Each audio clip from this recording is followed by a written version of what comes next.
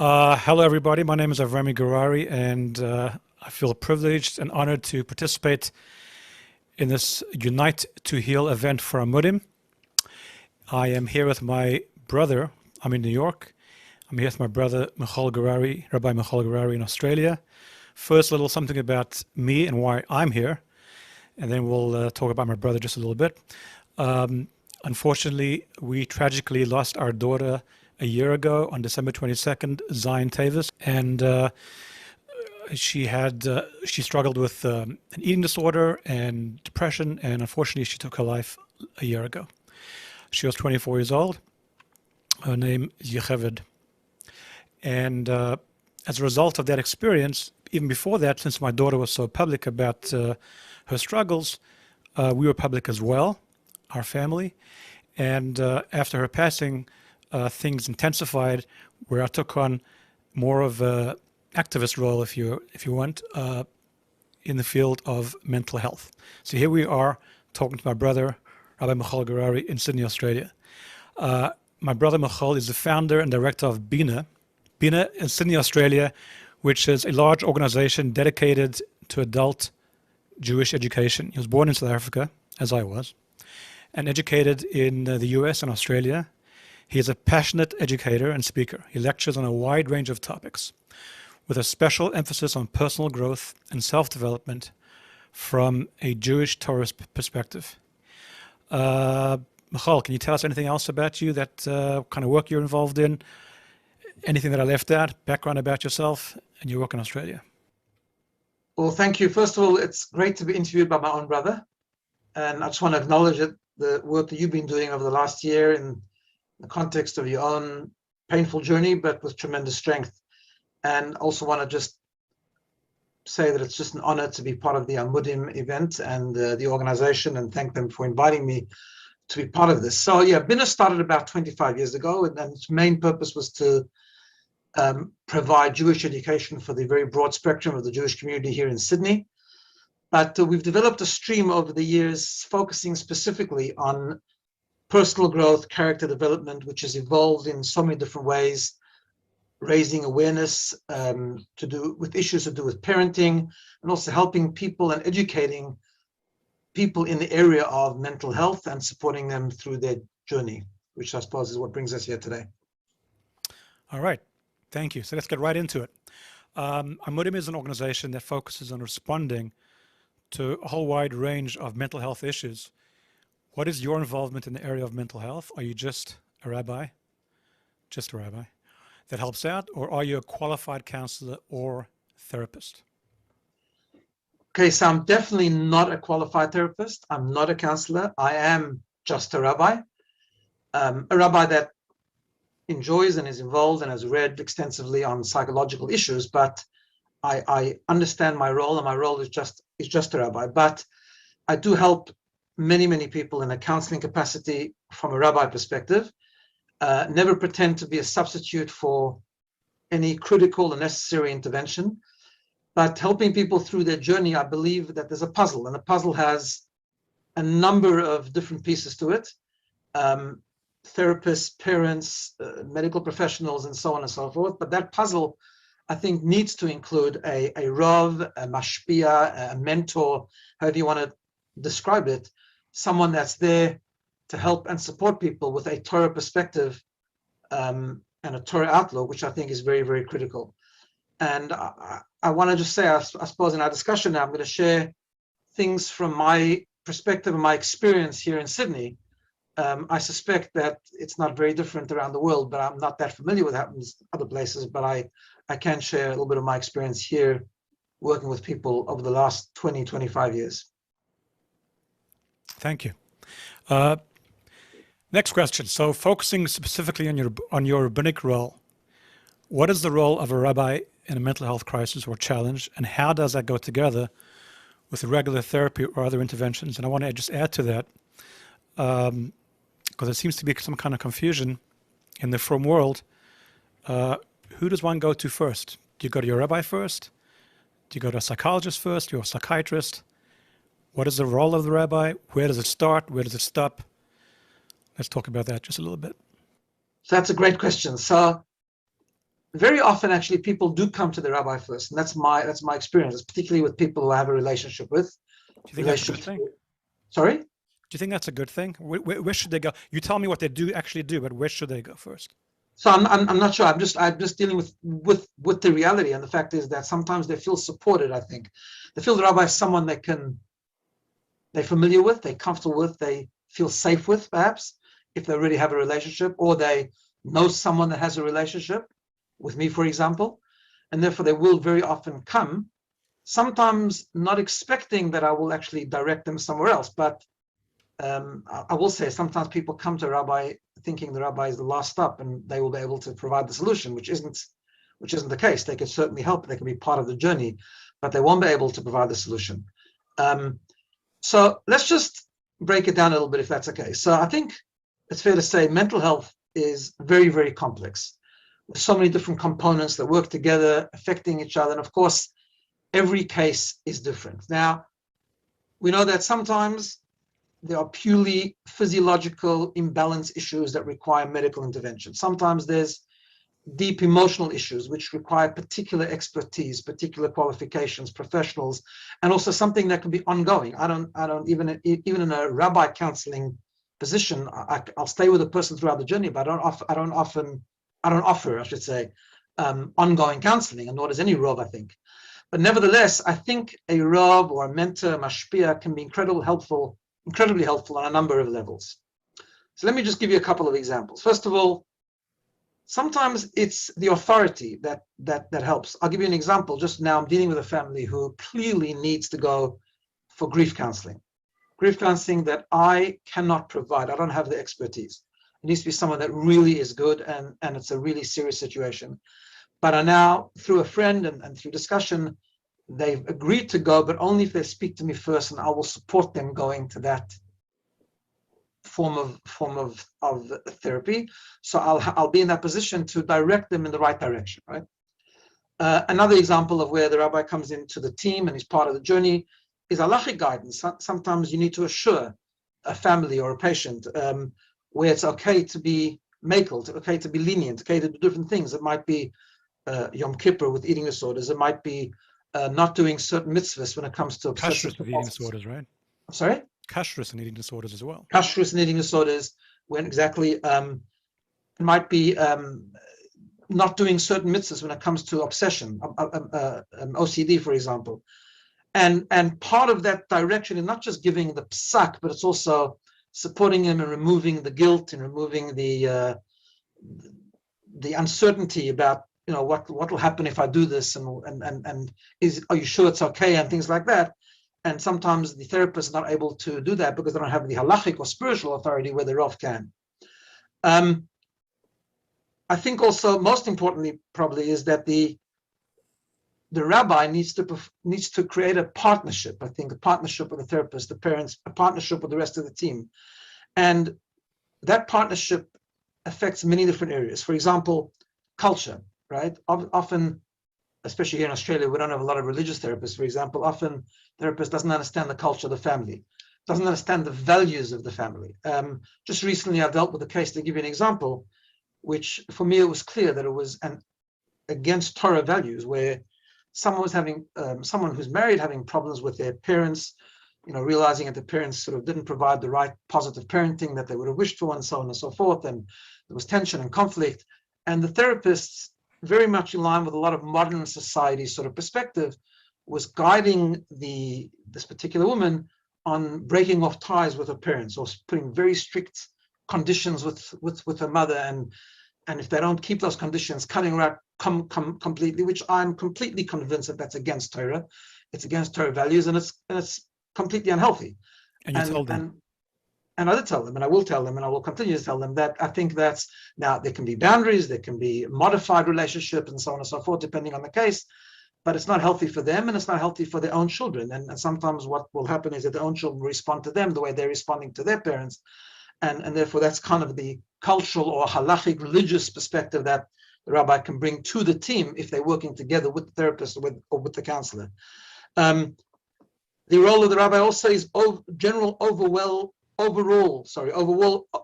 well-being, including just bringing in a ruchnistic, a spiritual component to the whole journey. You seem to be describing a utopian process, the way it should be, what the contribution of the rabbi is, and the contribution of the therapist. What if there's resistance? What if the patient decides either you're right and they're wrong? Both of these scenarios are not good scenarios. So, for example, they'll only take your advice as opposed to the therapist, or they'll say to you, the therapist is right and you're wrong. Is there a point where you kind of get off the bus and you say, I no longer take responsibility rabbinically in this case, and we have to part ways at this point? Yeah, sometimes. So what I will often do is, if I really feel that a person needs the assistance and the support of a professional, I will be very clear that my role is limited, and I'm not prepared. I mean, I'm always prepared to talk to a person. I'm always prepared to be nice to a person and support them, but I'll be very clear about the support that I can and cannot give. And if I think it's particularly in cases where it's physically or emotionally or psychologically dangerous, I'll be very clear either to the person or their family that my responsibility ends, because I'm not prepared to support through a process if the team isn't complete. And what I'll often encourage people to do is to actually give permission to a professional to talk to me so that it can actually create a team. And I've often had discussions with therapists on the phone about a particular case, with permission, of course, because that's the laws and so on. But where creating that team and respect, mutual respect for each other, becomes very beneficial. So just to give you like another example of a role, I think, sometimes it's very important for a role also to add, together with the journey of therapy or professional intervention, that sort of ruchnistic and meaningful aspect as a support, and to get advice. By the way, the relationship is mutual. It's not only I tell the therapist what the culture is, they tell me also what is beneficial and what isn't beneficial, right? So that I know the limitations of my role. But having said that, so just to share with you, Avoid, often what happens is people let go of toxic stuff, or they let go of stuff that they've been involved in. But then what? They create a vacuum, and that vacuum could attract other negative things. So there has to be that sort of synthesis. There has to be that combination. And often the role of the Rav is the role of the therapist is to help the person let go of toxicity. But what is it going to be filled with? What's that void going to be filled with? And maybe sometimes that's the role of the Rav. And that sort of combination is very important. In the writings of the Lubavitcher Rebbe, who wrote extensively in response to people who sought advice for emotional turmoil or anxiety or other mental health issues, and when it was mild, the Rebbe would give spiritual advice. But very often in letters, the Rebbe would advise people to seek advice and seek intervention. The Rebbe would always create this like combination between three things. One was seeking professional advice and following the doctor's orders and following the therapist's orders and so on and so forth. The other was purely spiritual support, like checking a mezuzah or increasing in kashrus or whatever the case was.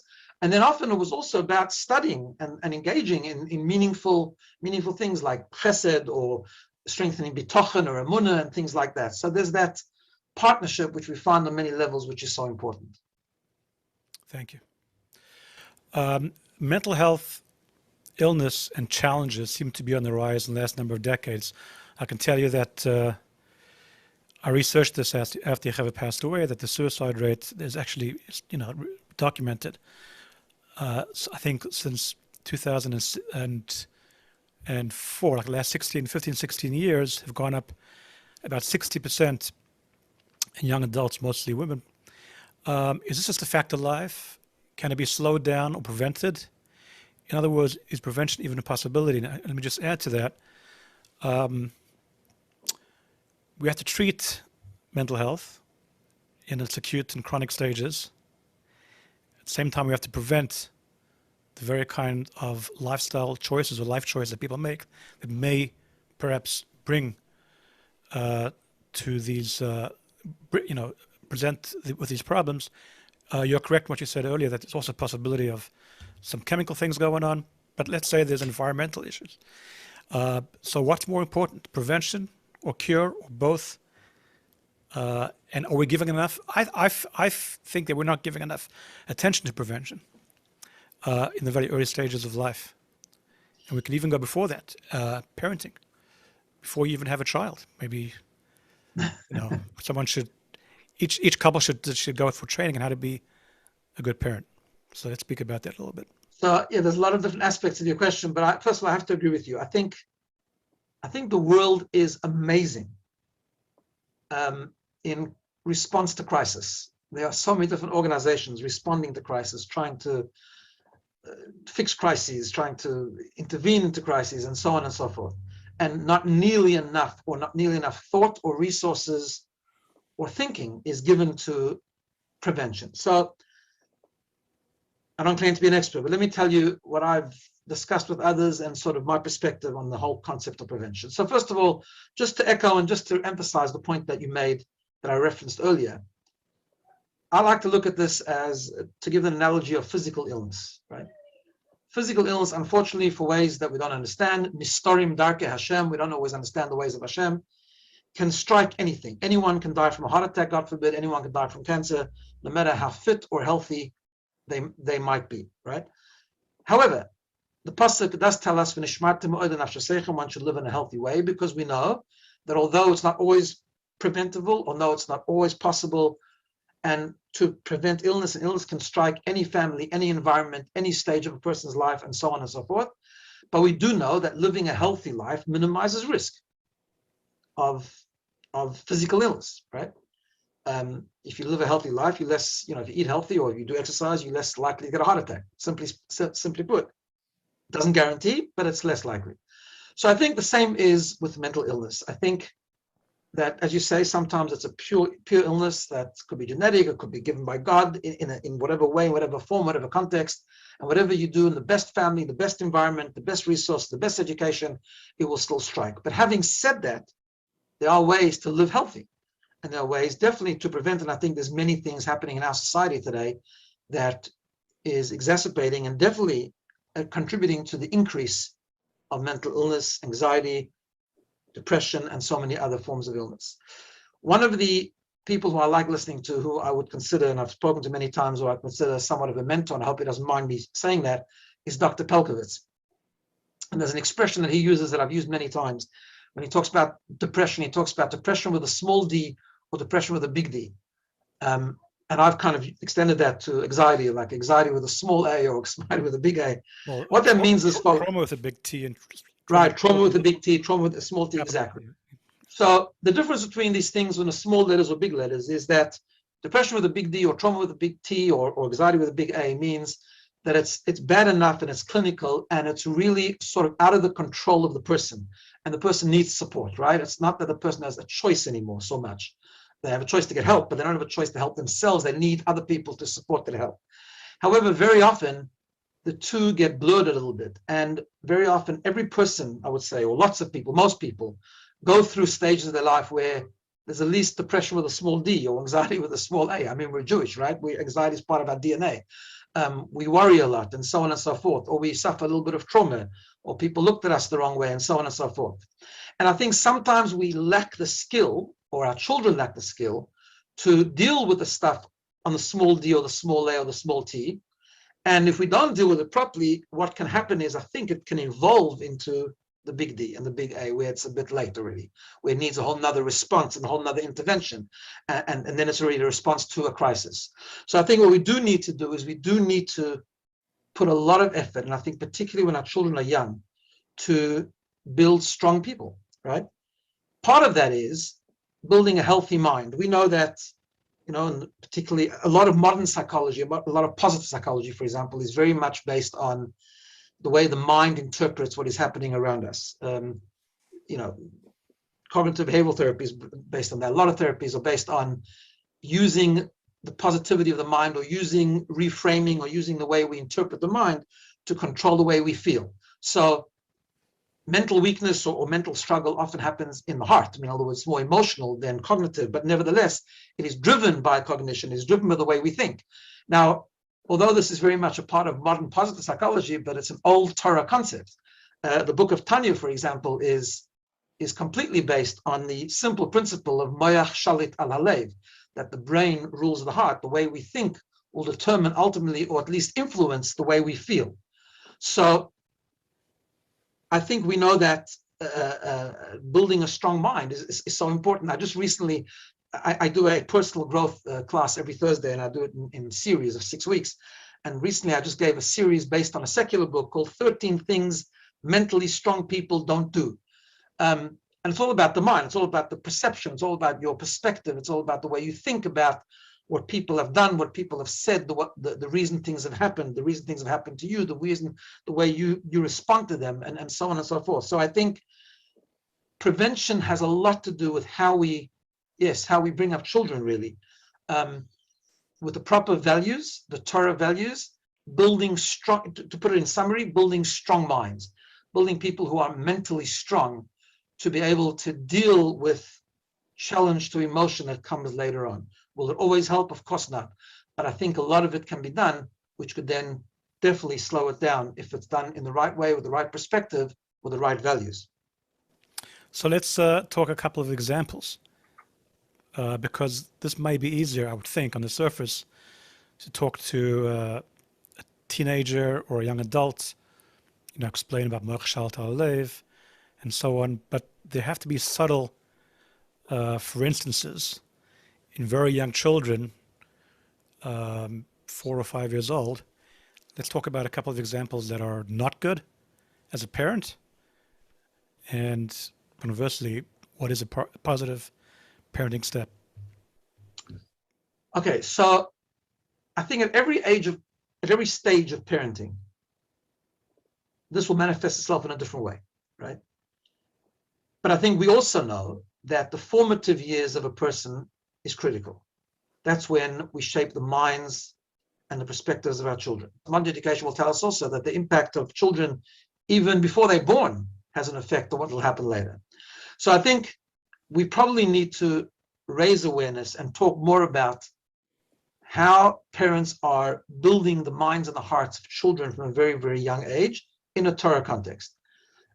To summarize it, I think we need to help people or raise awareness with people and give them the ability as parents and as educators, not just parents, but teachers as well, to build, let me just summarize this, I think to build strong, healthy, resilient children who will pursue meaning and purpose in their life, right? Now, let's just summarize how that happens, I think. I mean, there's not one answer for every question, but this is the way I like to look at it. There are two things that will do this as parents and as educators, right? And these two things, unfortunately, people often view as being two opposite concepts or mutually exclusive, and they're not. They're actually critically important to be and to work together. And I'm going to use a sort of a Kabbalistic formula, which talks about the primary emotions of a person. And I'm going to use two words which I need to clarify and explain. The two words are chesed and gevura, which are often mistranslated as kindness or which is chesed, and gevura, which is often translated as harshness or severity, which is not true. What I mean more by chesed and gevura is chesed is the whole concept of love and acceptance, where gevura is the concept of firmness or assertiveness, right? Accountability. So the truth, sorry? Or accountability. Or accountability, right? So the truth is, these two concepts are actually critical in all relationships, right? Even in marriage, for example, right? We know that love is the glue of relationships, but respect, which often actually is a gevura idea, which means it's holding back, giving the person space, creating boundaries, what is okay to say, what is not okay to say, which is much more of a gevura thing, is also important. That's a gevura concept, and that's important in all relationships. But when it comes to parenting, however, I always say that parenting, and it's important for parents to understand this, when you start parenting, it's actually not just about your children. It's about a new critical stage in your own personal growth. Because when you parent, you suddenly realize, or you should realize, or hopefully will realize, that parenting needs parents to have two opposite emotional approaches working at the same time, right? Which is difficult because most people have a disposition to one or the other. So what I mean by that in summary is the following. So first of all, there's got to be chesed and gevura working together. What I mean by that briefly is this. Chesed means if you want to build strong children, they need to grow up in a safe environment. They need to grow up in a loving environment. So there's got to be unconditional love. Unconditional love means that whatever your child is going to do or be or say, he or she remains your child. It is your child that you have to just accept and love whatever happens. You need to express that love. We need to create a positive environment of warmth, of calmness, of happiness, of fun even. We need to nurture the relationships with our children. We need to accept the individuality of our children, right? That will build each child in their own way. Every child is different. We get to decide the values, but they are each different from each other and will express those values a bit differently. We need to build communication. We need to build tolerance. It needs to be open communication.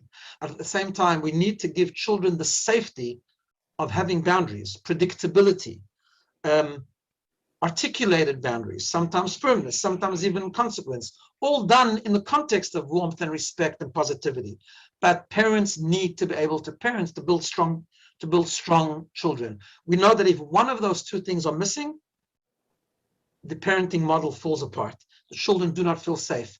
I often tell parents the children that find it, that challenge the discipline the most, are the ones that are actually craving for it. Children want structure. Children want direction. Children want values. They just don't know how to articulate it. They challenge it. They test it, but they do want that, right? So those two concepts has to be, that's as a foundation.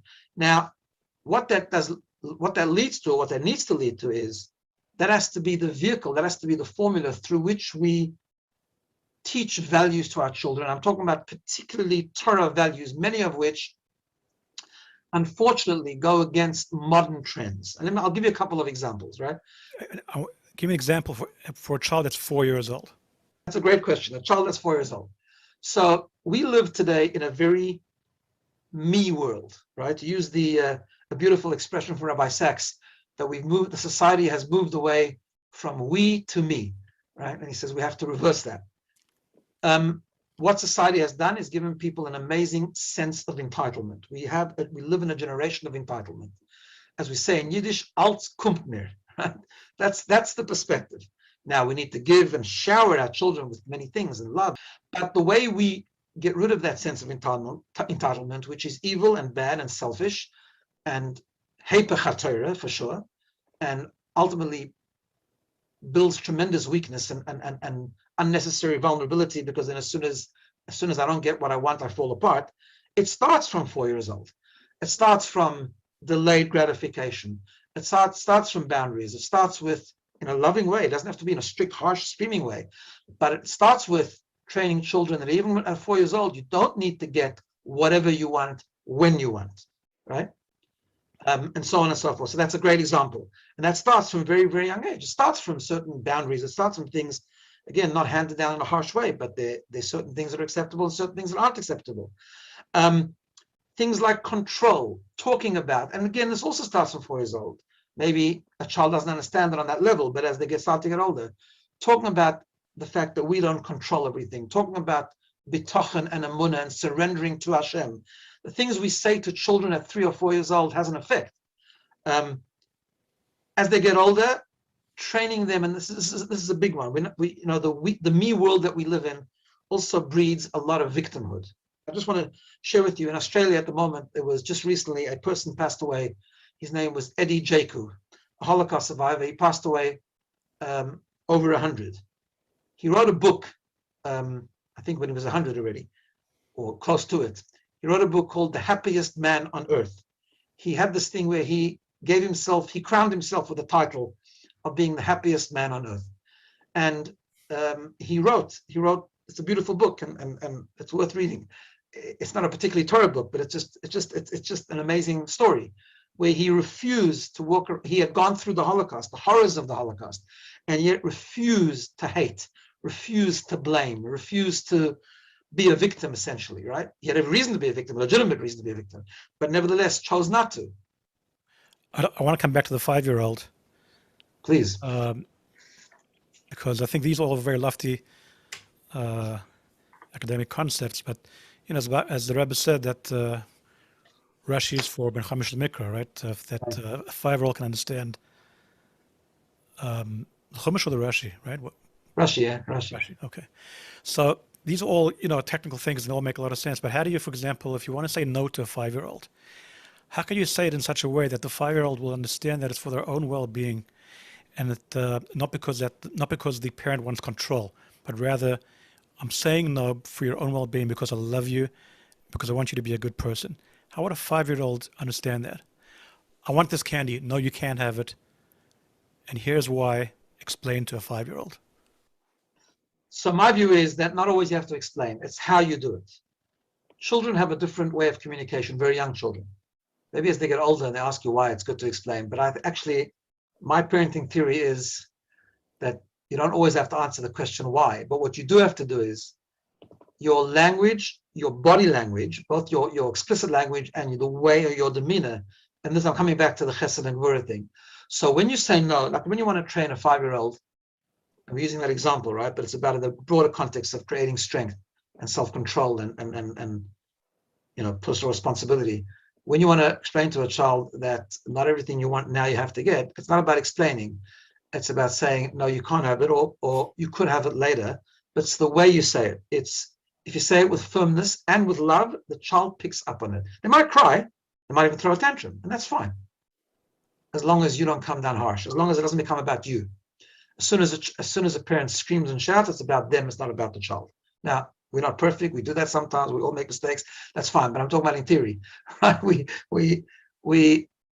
should say no, and we should be parents and not be scared, but we need to do it with love. It should be not about us, and not about what we want, and not about because it's good for us. It's about the well-being of the child, and children have amazing antennas. Even very young children who can't speak or can't understand long explanations, they can pick up where it's coming from. They might always not smile and say, yeah, you're fantastic. I know you mean my well-being. So of course I want to have the candy now. No, they might actually throw a tantrum, but it doesn't matter. It's a long-term effect. As long as it's coming from the right place, as long as it's coming from your love. I think this is the issue. You see, sometimes parents know that they have to love and love and love. And the way they understand that means I never say no. I can't say no. I can't be firm. That's what I'm talking about. In other words, that doesn't breed strong children. That breeds entitled children, right? So that's why that combination is so important, so critical. Thank you. That's well answered. Thank you very much. Let's move on to a hot button topic. And because it's a hot button topic, and I've read a lot about it, and I've spoken to a lot of people that struggle with it, and thought about it a lot. So you're going to forgive me if the question is a little bit long-winded. And this is the area of technology. So here's my rant. The Rebbe didn't like the concept of labels. When it comes to Jews, Reform, Orthodox, this, and that, and the other. For purposes of this discussion, I'm going to use labels, and I'm going to divide the Orthodox world into the ultra-Orthodox and the modern Orthodox. And it's my contention that the ultra-Orthodox world has done themselves, and more importantly, the modern Orthodox world, a disservice by the way they have presented the ills of the internet and electronic usage. There was a major gathering some years ago called the Internet Asifa, and the discussion was really about obscenities, obscene material, violence, and so on. The kind of material where a religious boy or girl should not have access to, and so on. And in truth, the more I think about it, the lost opportunity was that really has nothing to do with that, or less to do with being exposed to inappropriate material, but rather it has to do with emotional well-being. Especially with girls and body image, with the amount of time spent on the internet, on electronics, a lack of connection. I want to mention one of my favorite books, Lost Connections by Johan Hari. And the result was that they were kind of preaching to the choir, because within the ultra-Orthodox groups, so those that were doing it anyways, they kind of listened and they continued doing what they were supposed to do. The rebels didn't listen. On the modern Orthodox, on the flip side, I know that even from the best of educators in school, they said, "Oh, that's for the frummer. That's for the." But our students, our children, who are 13, 14 years old, everyone can handle a smartphone successfully. And in truth, it was not the case, as I've observed in the years since I've been observing this. Now, although I've read a lot about some studies about this, although there's not, we talk about causation and correlation, there's definitely a correlation between between the ills of the internet and electronic usage and mental health. I don't think the studies are conclusive about causation. In other words, it's not like a scientific study that has been done that is can definitively say we have mental health. This is the reason. Internet. I mean, there's obviously other reasons, but whether the internet causes it, we know there's correlation. That we do know. I'll just end off this question by telling you that I was interviewed for a documentary by a British psychotherapist by the name of Dr. Raj Prasad. He told me the following, and this is someone who's both a psychologist and a psychiatrist, who told me he used the word dismiss, that young people up until the age of 25, he told me, are unable to absorb that which is good from the internet and to dismiss that which is bad. So I think this is we're in the throes of this right now. We don't really kind of realize what the ills that it's doing to ourselves and to our young children as they grow up, both in terms of access to inappropriate material, the lack of human connection, and all the other things that go along with that. So I think psychologists talk about this ad nauseum, and we can go on and on about that. But let's talk about this from a Torah perspective / mental health. What role does it play, and what is the messaging about internet, electronic usage, social media, and so on? Okay, that's a huge question, and I'm happy you're bringing it up, and I'm happy we're talking about it. I've personally, in the last number of years particularly, started to talk about it a lot in my parenting sessions, and dealing with, again, from a prevention perspective, dealing with parents and the usage of their children with technology. And I think you're right. I'm not doing it so much from obviously it has a very big religious component to it, but it's not just a religious component. It's much deeper than that, much broader than that. We have everyone likes to talk about a pandemic today, but now there's a new strain of the virus. I'm in isolation now because I came from South Africa last week, but there's a much bigger pandemic, and that is the pandemic of, I won't say technology, but misuse of technology. Technology essentially is a good thing. I can't really comment on the communities in America, and each one has their own hashkafa and their own ways of doing things. But the way I see it, particularly dealing over here in Australia, I've talked about it here in Sydney and in Melbourne particularly, is the horse is bolted. I mean, 99.9% of families are all exposed to technology. It's not a matter of should we have technology or not. Everyone has it. Everyone's exposed to it. It's a matter now of managing it, right? Now, before I address this question, I want to just finish off on the last question because it's going to be relevant to this question as well. Anyone that really wants to take seriously the strategies that are used with their children is going to have to have a look at their own modeling as well, right? I know it's a cliche, but it's critical. You simply cannot teach values unless you're prepared to make changes in your own life, right? It's as simple as that. And there's a word that I once saw about the kruvim on the Aron HaKodesh. So the kruvim, we know, had faces of children, right? And the Aron was made miksha achas. It was made out of one piece of gold, which Moshe Rabbeinu had difficulty with, and HaKadosh Baruch Hu had to throw the Aron into fire and so on. But the Mefarshim explained that the kruvim itself also was miksha achas, also came from one piece of gold. And the lesson behind that is that it's all one formula, it's all one journey. Parents and children have to become one journey. And if parents want to take this seriously, the well-being of their child, the emotional well-being of the child, and the religious well-being of the child, and every other aspect of well-being of the child, we have to also look at our own consistency, our own authenticity, our own mixed messages or clarity of messages, and our own modeling and things, and our own behavior, right? Which is true in all the things we mentioned before, whether it's self-control or indulgence or materialism or pursuit of pleasure, whatever the case might be, but it's also particularly relevant to the area of technology and how it affects children.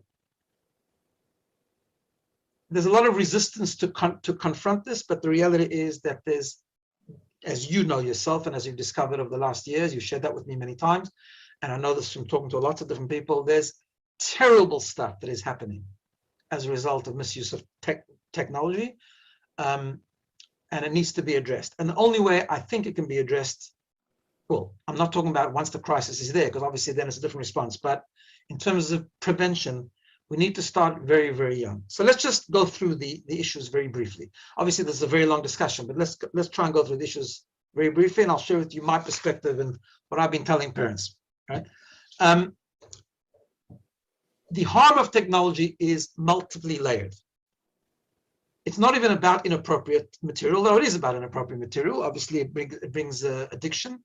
There's a lot of pornography, a much higher percentage. There should be a pornography addiction within the religious world. That's a fact. Some people don't like to notice it, but it's there.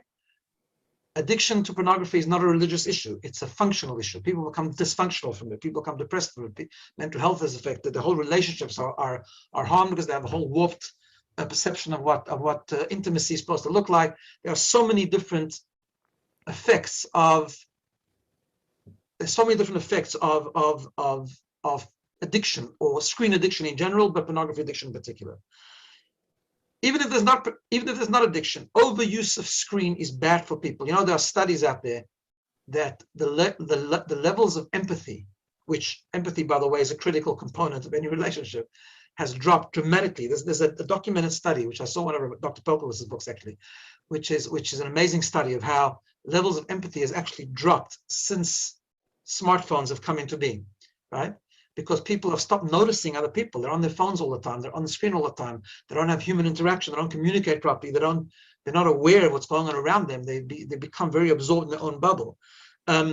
Warped realities of what things are supposed to look like social media, where you have distorted pictures and photoshopped images and very false images of what couples look like and what bliss looks like and what happiness looks like, where, you know, the couples that come into, I mean, it's an amazing thing. I mean, I use social media because I use it for my organization particularly, and I've seen people post things where I've counseled those people. I know what's going on behind closed doors, and they create this image of being the most amazingly happy people on screen, creating envy, creating insecurity, and it's just unbelievable. So there's so much harm, and we're very tempted, particularly from a very young age, to use technology as a babysitter. We put kids in front of a screen. Often it's about, because it's kosher, it's okay, it's Uncle Moshe videos, it's this music, it's that. Really, excessive screen time is bad for you. It's documented. It's a terrible thing. And then as they get older, then of course abuse becomes much more serious. So I think, and again, what I'm sharing with you is not a chiddush, but I just think it's not spoken about enough. That's why I'm passionately speaking about it. I think that the way to begin is with two things. Parents, number one, have to be parents. And it's very difficult sometimes because you're up against a lot of social pressure. Every parent will know that their fourth grader comes in and says, why can't I have a smartphone? Every child in my class has one. And that's where it begins. And from there it just evolves, and one thing leads to another. So we have to, number one, be parents and be strong, respectfully, nicely, positively, but be strong. But more importantly is, as children do become exposed to technology, which is inevitable in most societies, most privileged societies even, we need to begin to have conversations.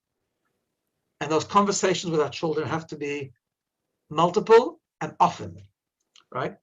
And the conversations have to... In other words, what you're saying is conceding that it's here to stay. It's here to How do we stay, deal with it?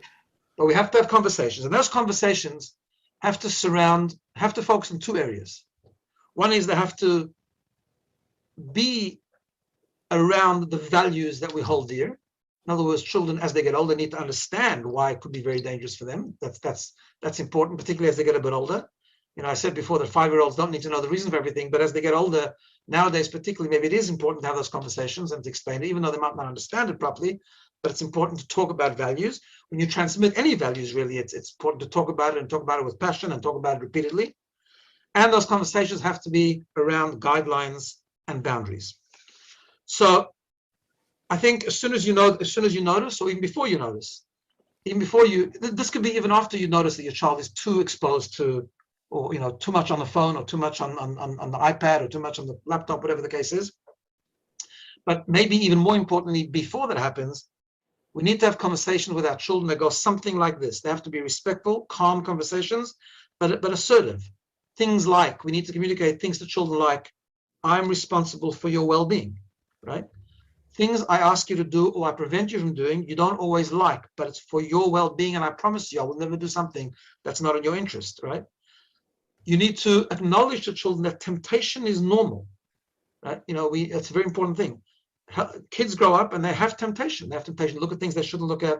They have temptation to engage in things they shouldn't engage in, and that needs to be acknowledged, and it's normal. But as a parent, my job is to guide you. My job is to ensure that you are engaging in safe behavior, right? That takes time. Temptation is normal, and the desire to engage is normal, and the skill to engage positively and responsibly is important. The analogy I always give is a car. I'm not going to give you my car to drive. Cars are very good things, and they can do amazing, and they can accomplish amazing things, but when you're too young, you don't have a license because you're not responsible enough to drive properly. Same thing with technology. Technology is not bad. It's a good thing. We know that today in the Torah world, the amount of Torah that is accessible, I mean, I use it in my own organization. The amount of learning that is done online and through technology is amazing, but you have to have the skill to do it. And that comes with age, and it comes with maturity. So therefore, you tell the child, this is the conversation we're going to have. And I want you to be part of the conversation. And I want you to share your feelings. But you need to know that I'm the parent, and I'm going to make some of the decisions, and we're going to make some changes. If it's already too, if it's already too much, we're going to make some changes, or we're going to set some guidelines. Now, part of that conversation has to be about some of the, some of the pitfalls, some of the weaknesses, or some of the dangers of technology. But then we have to have conversations around boundaries, and they have to be respectful, but they have to be assertive. We shouldn't be scared. We have to have conversations with empathy. We have to acknowledge the struggles, and we have to have interactive conversations. We have to listen to them as well. We have to listen to why they want, I want to tell you something, like, for example, over here, and there's a big problem where some parents want to limit the use of technology for their children in a positive way. And then their fifth grader will come and say, well, I don't know anything that's going on in my class. And sometimes legitimate, by the way, because there's a WhatsApp group in the class and they get left out. They get completely left out because they don't know what's going on, because that parent doesn't want them to have WhatsApp, which I think is legitimate, right? So we'll talk about how to deal with that, but this is all in the context of how we began this discussion. This is critical because this will have a direct input on the emotional, psychological, and mental health, and religious and spiritual well-being of a child as they grow older. So let's just, again, this is a conversation in its own right about the type of boundaries, but things like, you say to the child, right, I'm the parent. So when the time comes, I am going to get you a smartphone if you need, but there's going to be guidelines. You can't have it all day and all night. Parents, I know parents that that at night, the child goes to sleep with a smartphone, has unfettered access to everything.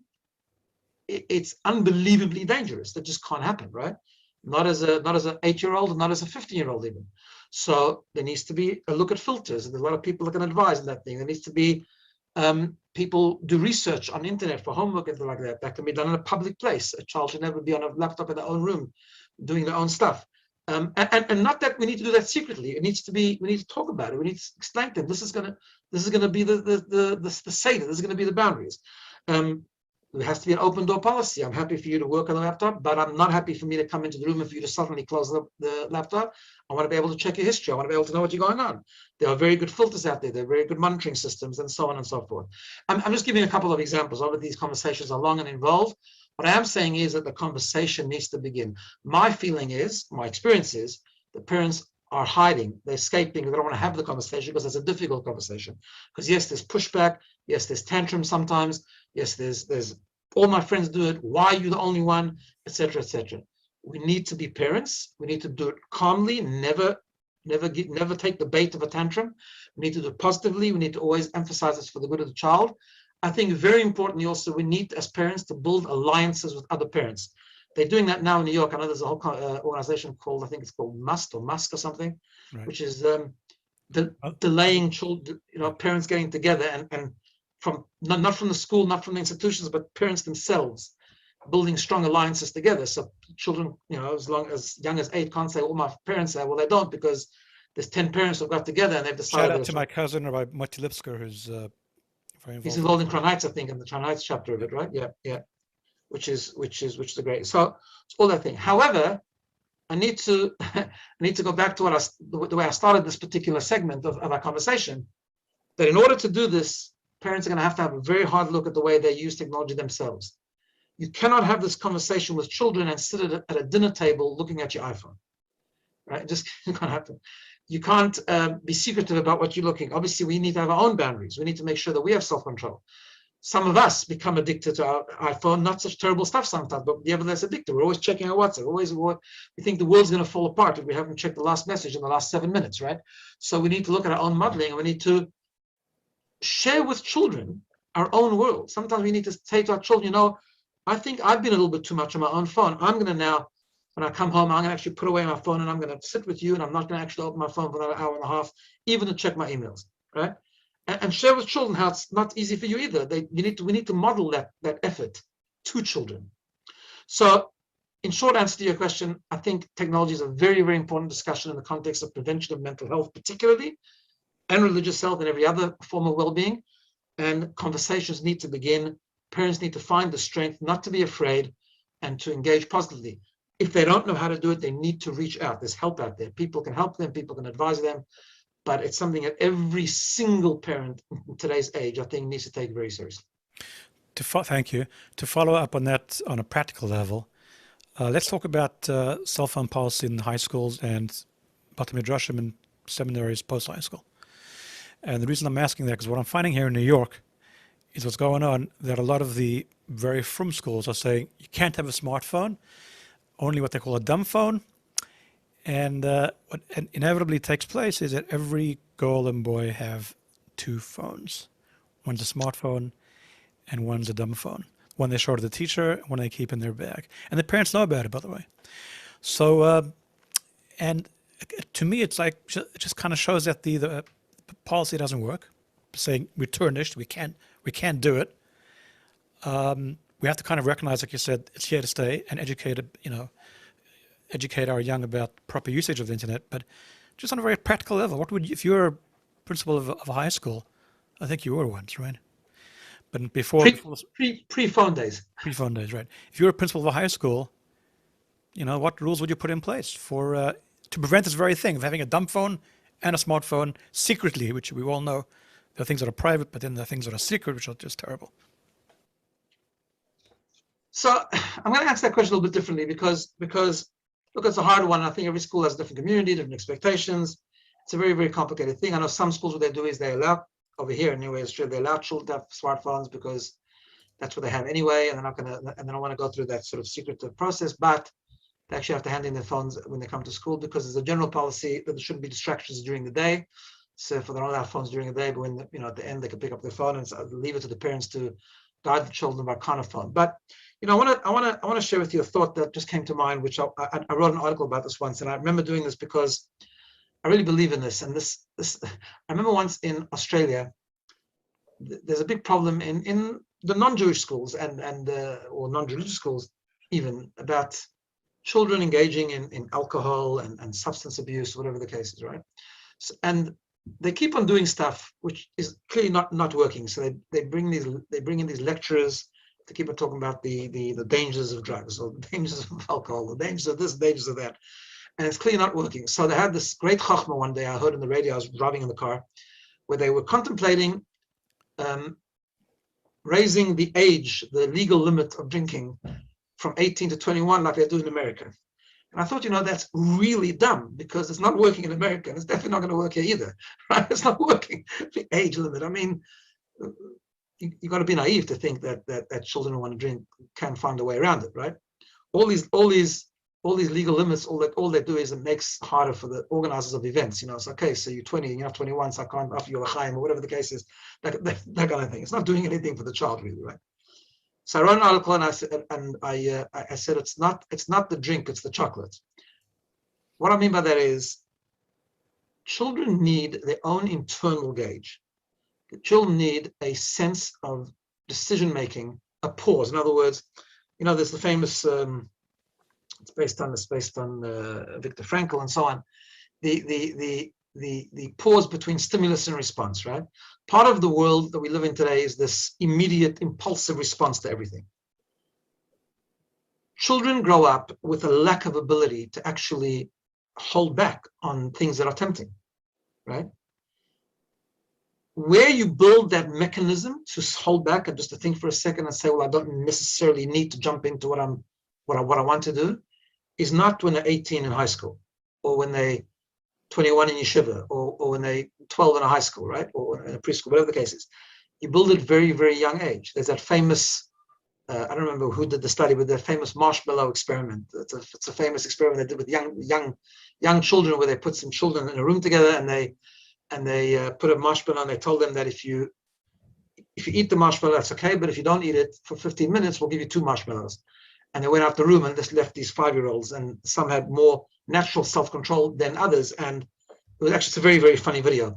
And some just sort of looked at it, and they tracked these children throughout their life, and they saw the ones that have an eternal ability for self-control are the ones that were much more effective and successful and well-rounded and so on. But we need to build that self-control. It doesn't start when they're in yeshiva. I mean, look, sometimes rules have to be made for whatever reason have to be made, and I'm not going to comment on that. But if you want it to be successful, it's the 5-year-old you got to start with. It's building that strength, that inner sense of decision-making, self-control, Kabbalah's oil, as we call it in the typical literature, from when they're very, very young, in a strong, beautiful, and nurturing way, but yet in a firm way. Thank you. I have a final question before we wrap this up, and that is, are you optimistic about the future of, I hate this term mental health awareness. I mean, we're all aware. Question is, we're doing anything about it? Are you optimistic for for future? I'm optimistic because near term and the far term. Yeah, I'm concerned. I think we need to react. I think we need to do a lot more in the area of prevention. But I'm optimistic because we also believe, right? We're Torah Jews, or we believe in what Torah tells us, or we believe in Ma'at Oyer Doicha Harba Min HaChoshech. We're recording this on Hanukkah, so we know that Hanukkah is about one small flame, not a big flame, one small flame, one little candle each night. As long as there's one more candle each night, that's the idea. And I think we shouldn't overwhelm ourselves. I think every person that's listening to this, or every person that is involved in thinking about these concepts, just needs to do the little bit.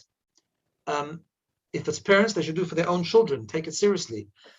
It might be, as a response, it might be just being more aware of people around us, reaching out to people, finding out how they are. We know there's so many stories of people just that not every story works, but we know that lots of stories about people who were helped just by someone caring about them, just someone looking out for them, someone telephoning them and just saying, how you doing? I haven't seen you for a while. In terms of prevention, just little steps. I'm saying with parents, when I said about technology, for example, starting the conversation, you're not going to get it right overnight. You're not going to get it right away, but just keep doing it. It said in the name of the Rebbe Rashab, and I read once that the Chafetz Chaim said a very similar thing, and that is that parents need to spend half an hour each day about the chinuch of their children, right? Before I had kids, I didn't understand. I thought it was an exaggeration, half an hour each day. Sometimes I think maybe half an hour isn't enough. The concept here is just spend time thinking about it. Go to another parenting lecture. I know when I was a parent of young children, I'm a bit beyond that now, but I used to love to go to parenting lectures, even if I learned nothing new, because every time I went, there was just an energy again. I would think about it again and try maybe something new, or try revisit something that I've forgotten about. We just need to keep thinking about it and keep doing little bits, keep adding one Hanukkah candle, and we have to believe that Ma'at Oyer Doicha Harba Min HaChoshech, and we'll push away lots of darkness with the little bits of light.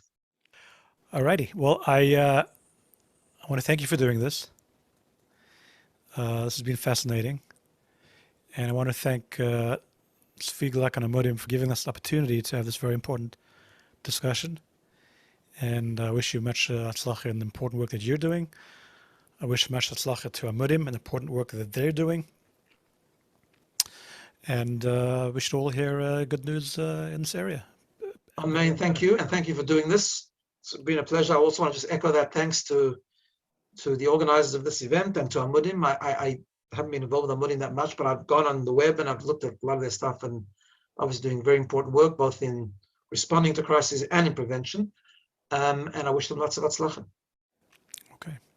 Thank you.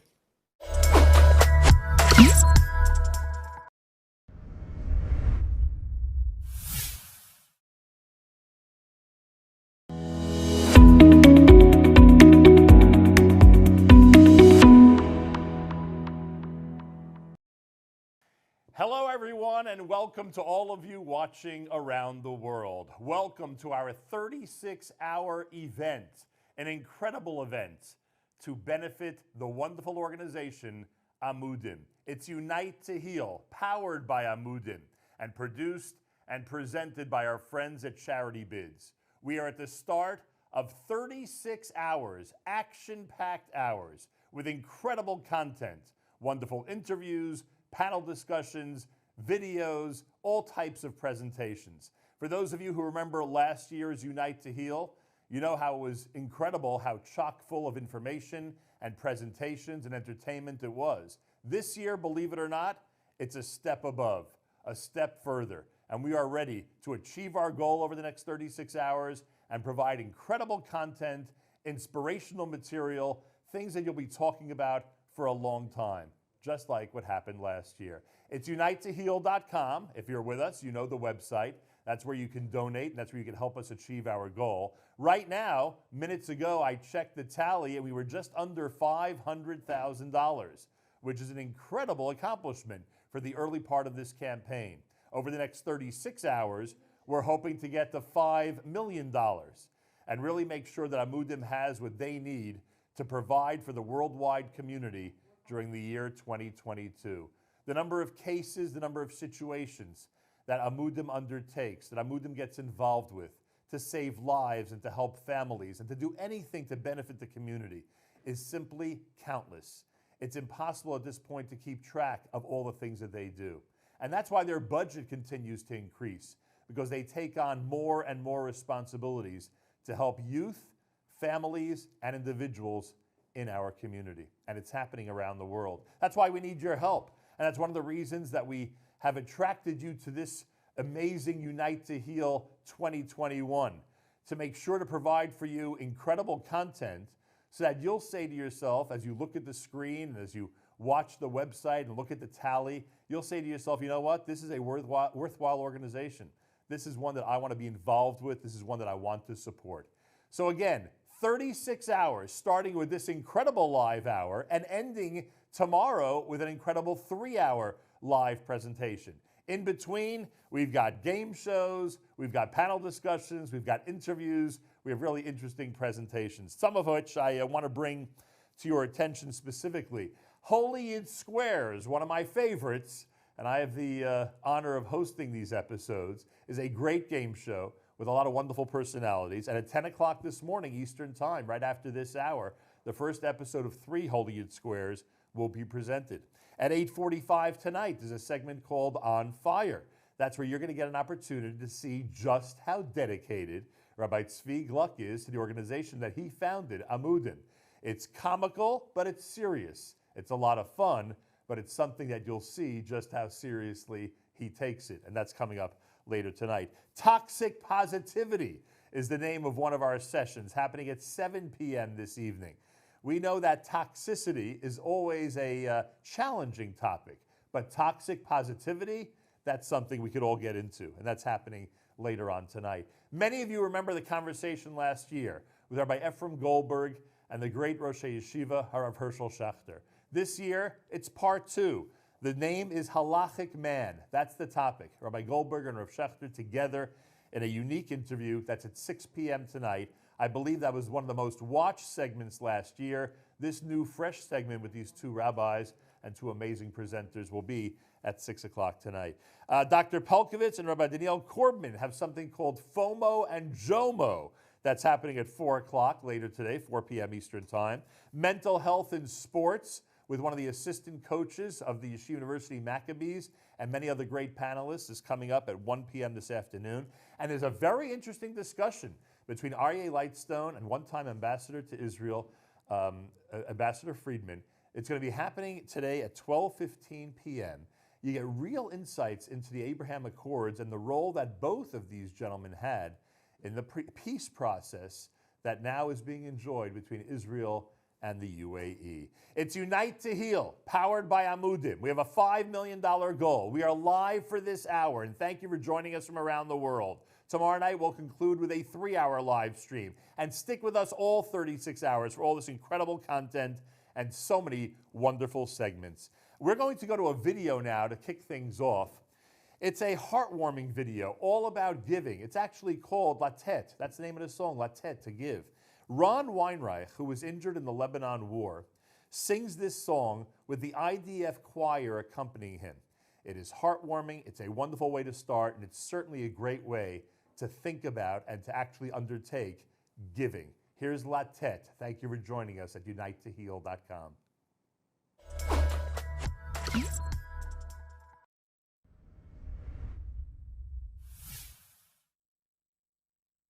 Hi to all my friends around the world. My name is Ron Weinreich. I am a former tank commander in the Israeli Defense Forces, and I was injured pretty severely during the Second Lebanon War, where I suffered a spinal cord injury.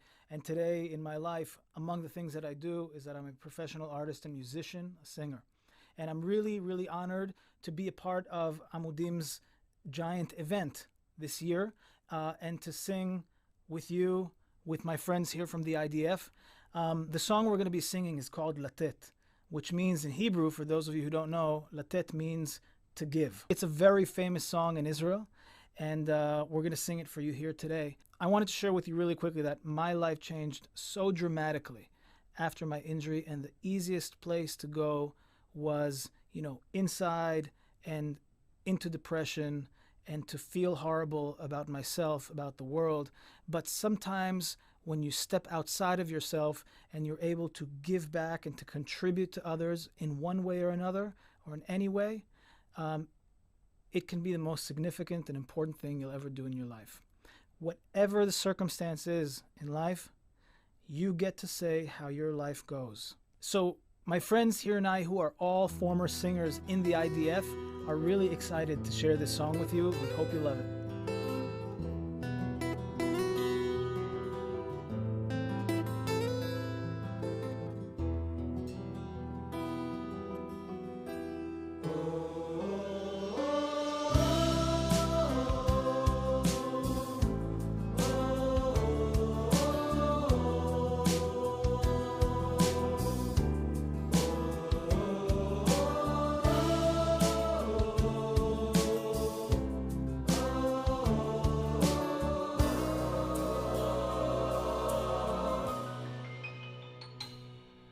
לתת את הנשמה ואת הלב,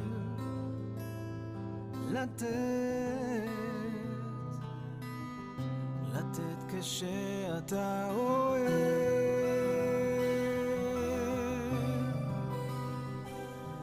ואיך מוצאים את ההבדל שבין לקחת ולקבל. עוד תלמד לתת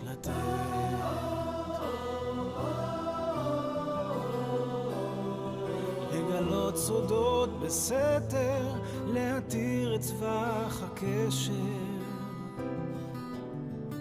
כשהלב בך נצבע מכל חיוך, מכל מבט. אתה נזהר, אתה יודע, וחוץ ממך איש לא שומע. פוסע בין הדקויות וממלא שעות פנויות.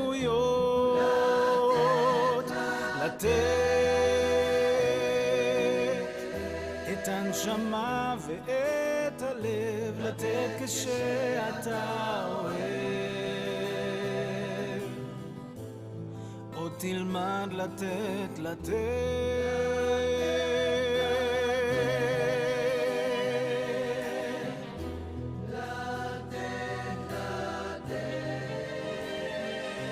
אתה לומד עם השנים לבנות ביחד בניינים, לחיות עם כל השינויים, לרקוד איתה סיפור חיים, ולעבור ימים קשים במצוקות וריגושים.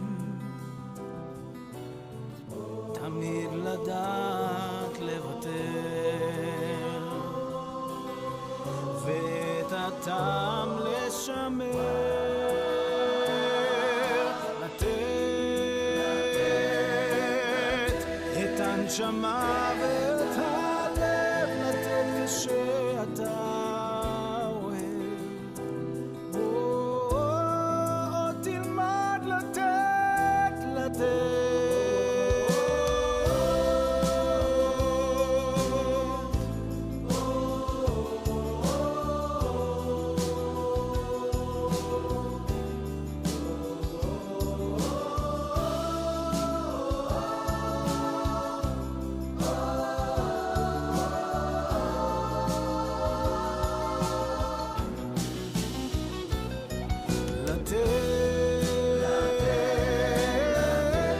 הנשמה ואת הלב, לתת כשאתה אוהב. עוד תלמד לתת, לראות בתוך הנפילה שיש מקום למחילה. תמיד עכשיו שוב להתחיל, כמו יום חדש, כמו כרגיל, לתת את הנשמה ואת הלב, לתת כשאתה אוהב. עוד תלמד לתת, עוד תלמד לתת.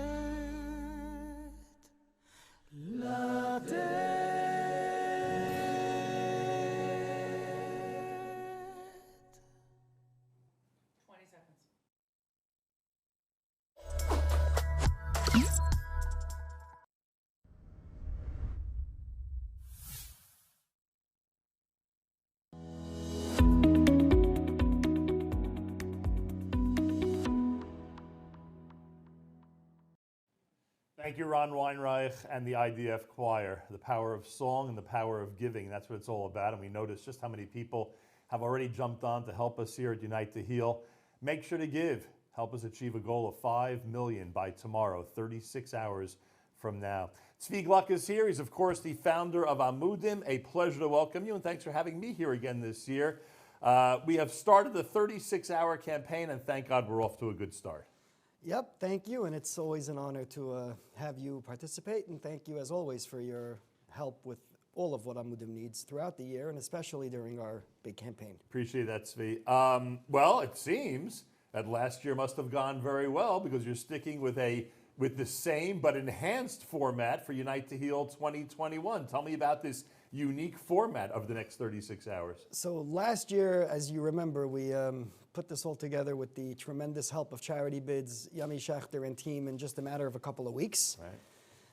And, you know, if it ain't broke, don't fix it. And people really liked it. We had over about 900,000 live views and then about 1.5 million views throughout the year of the various segments. So why look for something new? It worked, and it helped us raise money. So let's give people what they want. And the segments are fresh, and the music videos are fresh, and there's and all the panel discussions, a lot of great material coming up. People can find all the information on the website. So some people might be curious why the goal for Amudim continues to increase and why its budget in general continues to increase. What can you tell us just about the last year, the caseload and the work that staff and volunteers of Amudim have undertaken? So far in 2021, Amudim has serviced over 4,700 clients, whether it's matters of abuse, sexual abuse, addiction, mental health matters, domestic violence related issues, you know, child abuse, neglect, suicidality, eating disorders, and so much more.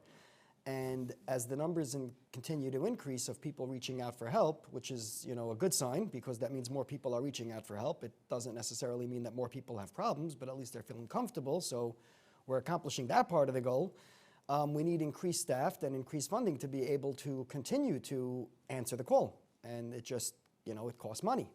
That's what it is. And one has to assume that in the upcoming year, the caseload is just going to get larger and larger. Yep, so it's, I made this comment to the board a few months ago where I said, if we would be an investment firm, people would look at our numbers year over year and be very impressed. And the response was, we are an investment firm. We're just investing in lives and in people's health and well-being. So, yep, absolutely.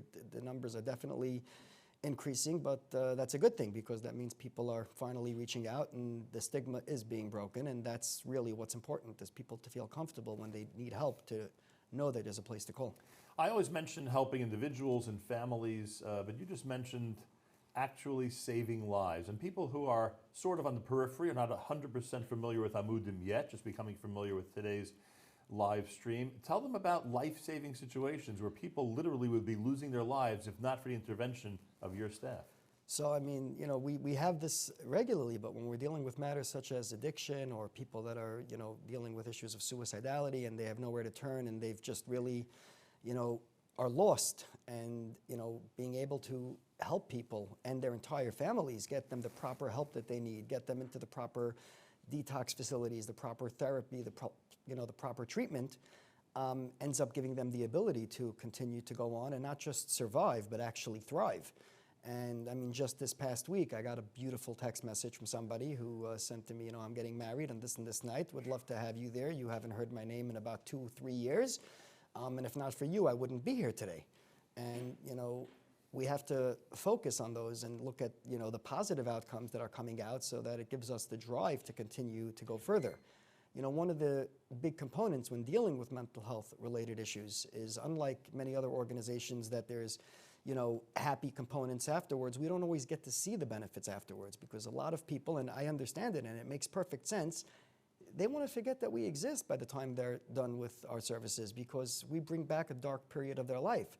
So it makes it, there's very minimal of alumni association, that others would have. So we really rely on those who believe in what we do to help us help others.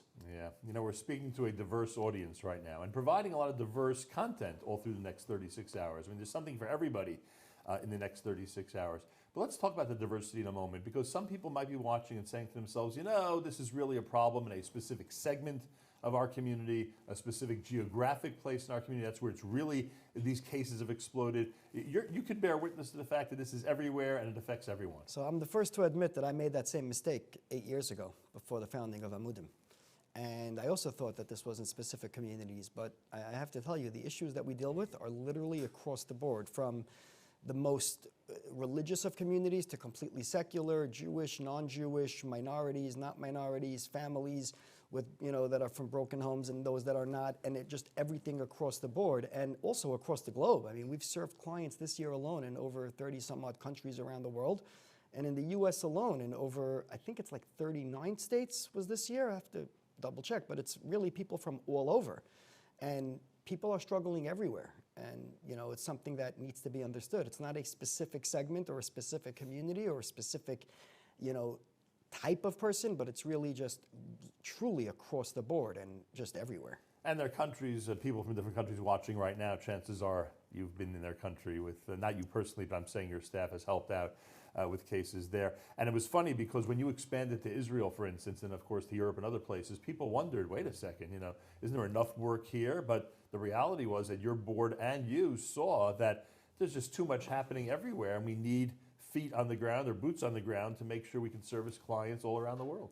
Absolutely. And, it is one of those things where when people reach out to us from a specific community, and, our system and our database, and I show this to you so you know that I'm a little bit of a data freak when it comes to tracking everything, has an AI component to it, an artificial intelligence, so we can actually realize when there's an increase in specific countries, areas, segments, and types, so that we can try to attempt to get prevention in there as well. So it's not just about putting out the fires, but it's about recognizing which areas are struggling with what issues more than others, so that we can actually try to help before the problem becomes too large. I hope those preventative measures are on the increase. That I assume seminars and one-to-one encounters, things like that are on the increase. So now they started increasing again, because we can finally get back out there, and let's see what happens over the next few months.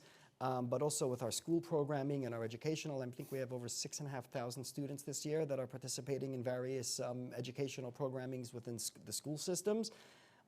awareness, whether it's the Narcan trainings or whether it's general communal awareness or putting out, additional PSA videos, we started increasing again. I mean, it was a little bit difficult for the last almost 2 years, but now we're starting to re-kickstart again. And your most recent PSA video is a powerful one.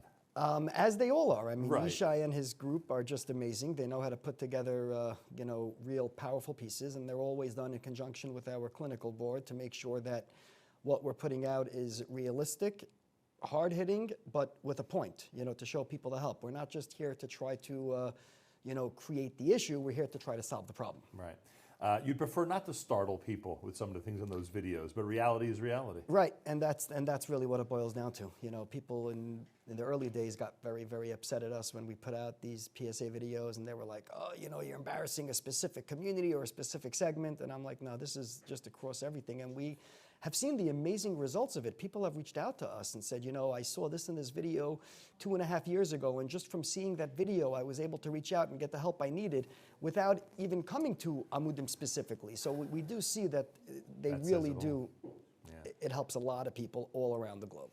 Rabbi Tzvi Gluck, of course, the founder of Amudim. A great kickoff, a wonderful start. The content of the next 36 hours, remarkable. People are looking forward to so many different segments. And I'm looking forward to the segment where you're going to be really demonstrating your love for Amudim by tasting certain things. I won't give any more details, but people should make sure to tune in later today at 8:45 p.m. They can see that video when it drops. And tomorrow we'll have a live stream for 3 hours toward the end of this, and hopefully by then we will have surpassed our $5 million goal. Absolutely. Thank you again, Nachum, for your Thank you amazing so much. dedication. Zvi. It's a $5 million goal, and those of you watching from around the world, it's time for you to respond, and respond right now. Please, unitetoheal.com. You'll see it all over social media. Encourage your friends and family to give. We're literally saving lives. Just like you would fund a firefighter to go into a burning building and save those lives, that's what's happening at Amudim. They are literally firefighters. They are people who are putting out fires, who are saving lives, who are helping people on a daily basis, and they need your help, and they need it now. Please help us, everybody, and spread the word. It's a $5 million goal. It's certainly attainable. Plenty of great entertainment and inspiration and so many wonderful things over the next 36 hours. UniteToHeal.com. The website describes so many of the things that are going to be happening, plus the times are listed so you know exactly when to tune in for the specific segment that you're anticipating. But these 36 hours, the most important thing is that they benefit Amudim to the point that we achieve our goal. When I got on the air at 9 a.m. Eastern Time minutes ago, we were hovering at around 500,000, 500,000. So we're off to a great start, but we need your help. Give and give generously. Also, one other very important thing before our next guest. Every single dollar that is given today and tomorrow at Unite to Heal is quadrupled. You give $1, it's worth $4. You give 25, it's 100. You give 180, it's 540. We're talking, or is it 720? Whichever one it is, everything is quadrupled. They'll do the math, but every one of them is quadrupled. So a $250 donation is really $1,000. Makes such a difference. Give now at UniteToHeal.com. Rabbi Mendley Kotlarski is Executive Director of Merkaz Suite 302, Innovation Center for the Global Network of Shluchim for Chabad. I am assuming that you are a member of the legendary Kotlarski family, and for that alone, it's a pleasure to welcome you to this broadcast. Thanks so much for joining us today. Good morning. To meet the legendary Nachum Segal at such a special occasion. I appreciate that. You know, nice to be. I would say nice to be here. Thank you very much. Our two families go way back, and it's great to reunite. So the briefing that I got about your role, which literally has a hand in every one of the Chabad houses around the world. In some way, you are interacting with all the shluchim and providing services and whatever type of help is needed. I was told that if an emergency situation that would fit under the Amudim rubric comes up, you immediately will call Tzvi Gluck and his staff, and no matter where that situation is around the world, they will respond. Tell me about the situation. Tell me about the relationship between your organization and Amudim. So again, the Kotlarski family and the Gluck family also go back generations to Rabbi Gluck Sr. as well as to Tzvi before pre-Amudim, and at any given time in the middle of the night, I think it's actually a two-way street where I would get a phone call Mendy, who's the shliach in middle of nowhere? You know, what happened? There was a car crash, there was a plane crash, there was a this, there was a that, somebody's in trouble, somebody needs help, and we would work together, and vice versa in areas when we need help in any of the services, which later became formatted within the organization that became Amudim and the support that it offers the Jewish community. We obviously have a tremendous amount of back and forth. Unfortunately, the areas that Amudim really trailblazed and shined the light on and promoted and created an awareness around was not something that was fun to talk about. And it was something that I think anybody within the Jewish community saw bubbling across the board. And it was very, very hard because you had really good families that never really, parents that educated their kids properly, sent them to the right schools, did the right thing all along, and for no fault of their own really, their children started dealing with issues that, you know, God gifted them with that was very, very hard for them to deal with. And Amudim was really one of the first organizations that, you know, brought it all to light, that brought it all together and, you know, created an awareness and brought the support and became a desk where people can call for these issues and for all the other supports that, you know, Tzvi Gluck and his team really offered, you know, from the visas to the, you know, to entering Eretz Yisrael and all the other areas. Touch on that We're yet not even today. talking about that whole other space, Correct. which can be extremely frustrating for people that Right. you know that don't have a passport or lost their passport or Right. don't have access, especially in the last. I'm not even talking about the last 2 years. Right. I'm talking about the past Correct. 2 years. It's such an important point. I want people to realize that passport situations and emergency travel situations before COVID, Amudim was always there. But in the last couple of years, if you made it to Israel, or if you have a student, a son or daughter who's made it to Israel to be in yeshiva or seminary, there's a good chance that Amudim had a hand in that. Yet another reason to give and support the organization. I mean, it's no joke, and we sometimes like to laugh about the obscure places that your network goes to, and you know, cities around the world that we probably never heard of, where there's Chabad shliach. No matter what the geographic problem might be or the geographic situation might be, Amudim doesn't say no to you, right? It could be any, you could probably name a city or two where they've actually helped out, which we've never heard of. So first of all, we're very sensitive. It's not my network. It's the Rebbe's network, and it's Correct. the Rebbe's shluchim. And really, you know, this is also an opportunity when we're shining the spotlight on Amudim, and I was speaking to Tzvi about this quite often. There are a lot of shluchim that are living in these places that have homes where Amudim recommends people to go to, and shluchim that are on the forefront and the front lines, where, you know, I got a call last week from a CEO of a real special Jewish organization. Someone from Israel's coming. His son is in middle of Utah somewhere. Is there anybody that can go just visit him, put on tefillin with him, bring kosher food to him? So there is a, you know, like I said, the relationship between Amudim and Chabad is a lot deeper than just a phone call and help. It's really a two-way. It's a two-way street where we both do things for each other and we complement each other. On the, you know, at the end of the day, the Avas Yisrael, being there for every Jew, everywhere, is something that we both share in common. And this is such an important point because you're alluding to it, but I'm going to say it. There are hospitals and detox centers and other retreats and other places that are in remote areas of the U.S. and otherwise that need a visit from a rabbi, and the Chabad Shluchim obviously are there to help out in a situation like that. I never even considered that, as you said. And a lot of times that actually comes from Amudim. Right, you know, we have of someone, course. and today the types of treatments, the outdoor treatments and the camping treatments, and Right. there's so many different types and so many different special neshamas in so many different places.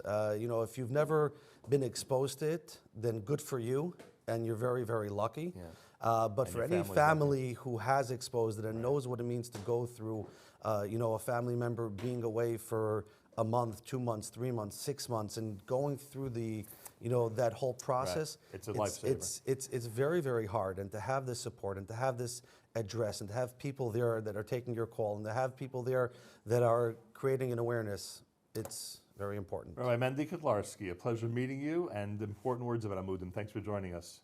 All the reasons you just heard are great reasons to give and give right now. UniteToHeal.com, of course.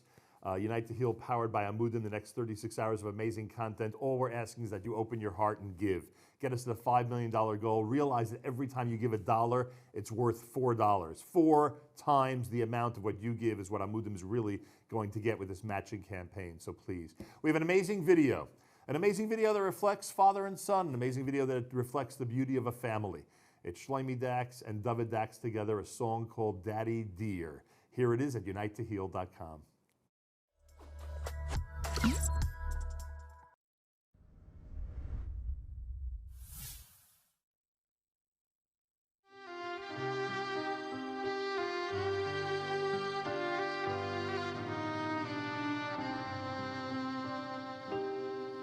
Daddy dear, tell me please, is it true what they said?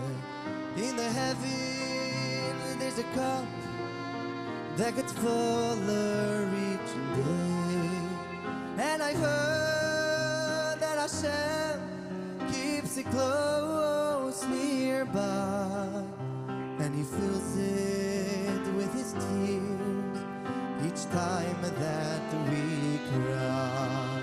Zadie told me, Daddy dear, did he tell you the same?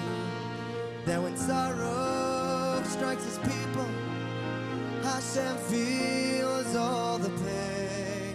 Tell me, why does he cry far away in the sky? Tell me why, Daddy dear, all the tears in your eyes. Little one, yes it's true, yes it's true. Zadie told me years ago, and his dad told him it too. Fathers cry for their children, and Hashem does the same, and we hurt, so yes he feels our pain. Tears of pity from his eyes, and his cup sadly flow. One day when it's full, all our troubles will go. We will dance, we will fly in the sky like the birds. And I cry, little one, 'cause I'm touched by your words.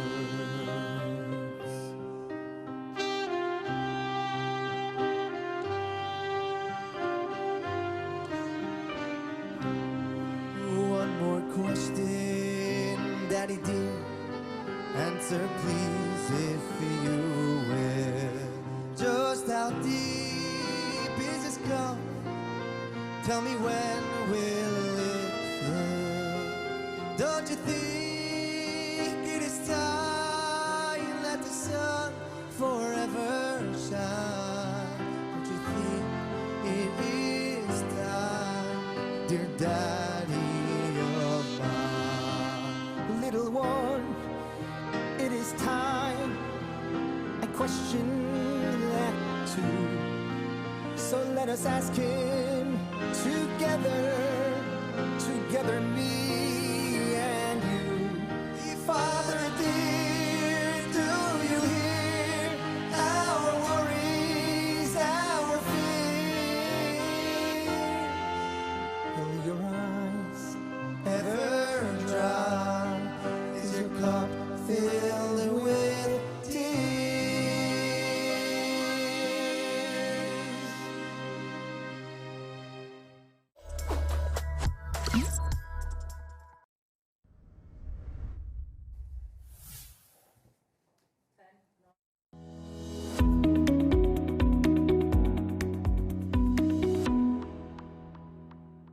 UniteToHeal.com, powered by Amudim. Everybody out there, you are in for an amazing treat over the next 36 hours. We have so much great content, so many wonderful things to watch, interviews, panel discussions, game shows, including Holy Yid Squares, and many wonderful conversations.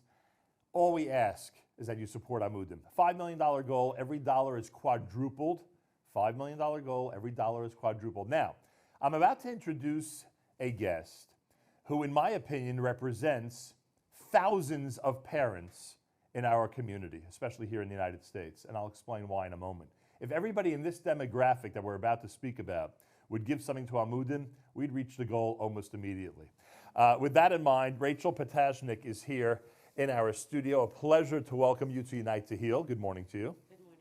And Rachel is here to thank Amudim. And as I said, I think you're representing thousands and thousands of parents because Amudim secured a visa for your daughter to be able to get to seminary in Israel. And I am sure you know that there are many, you have many, many colleagues, many parents out there who are hoping that their children get to yeshiva and seminary, and Amudim helped them do so. What happened in your case? How did it work that she eventually got in?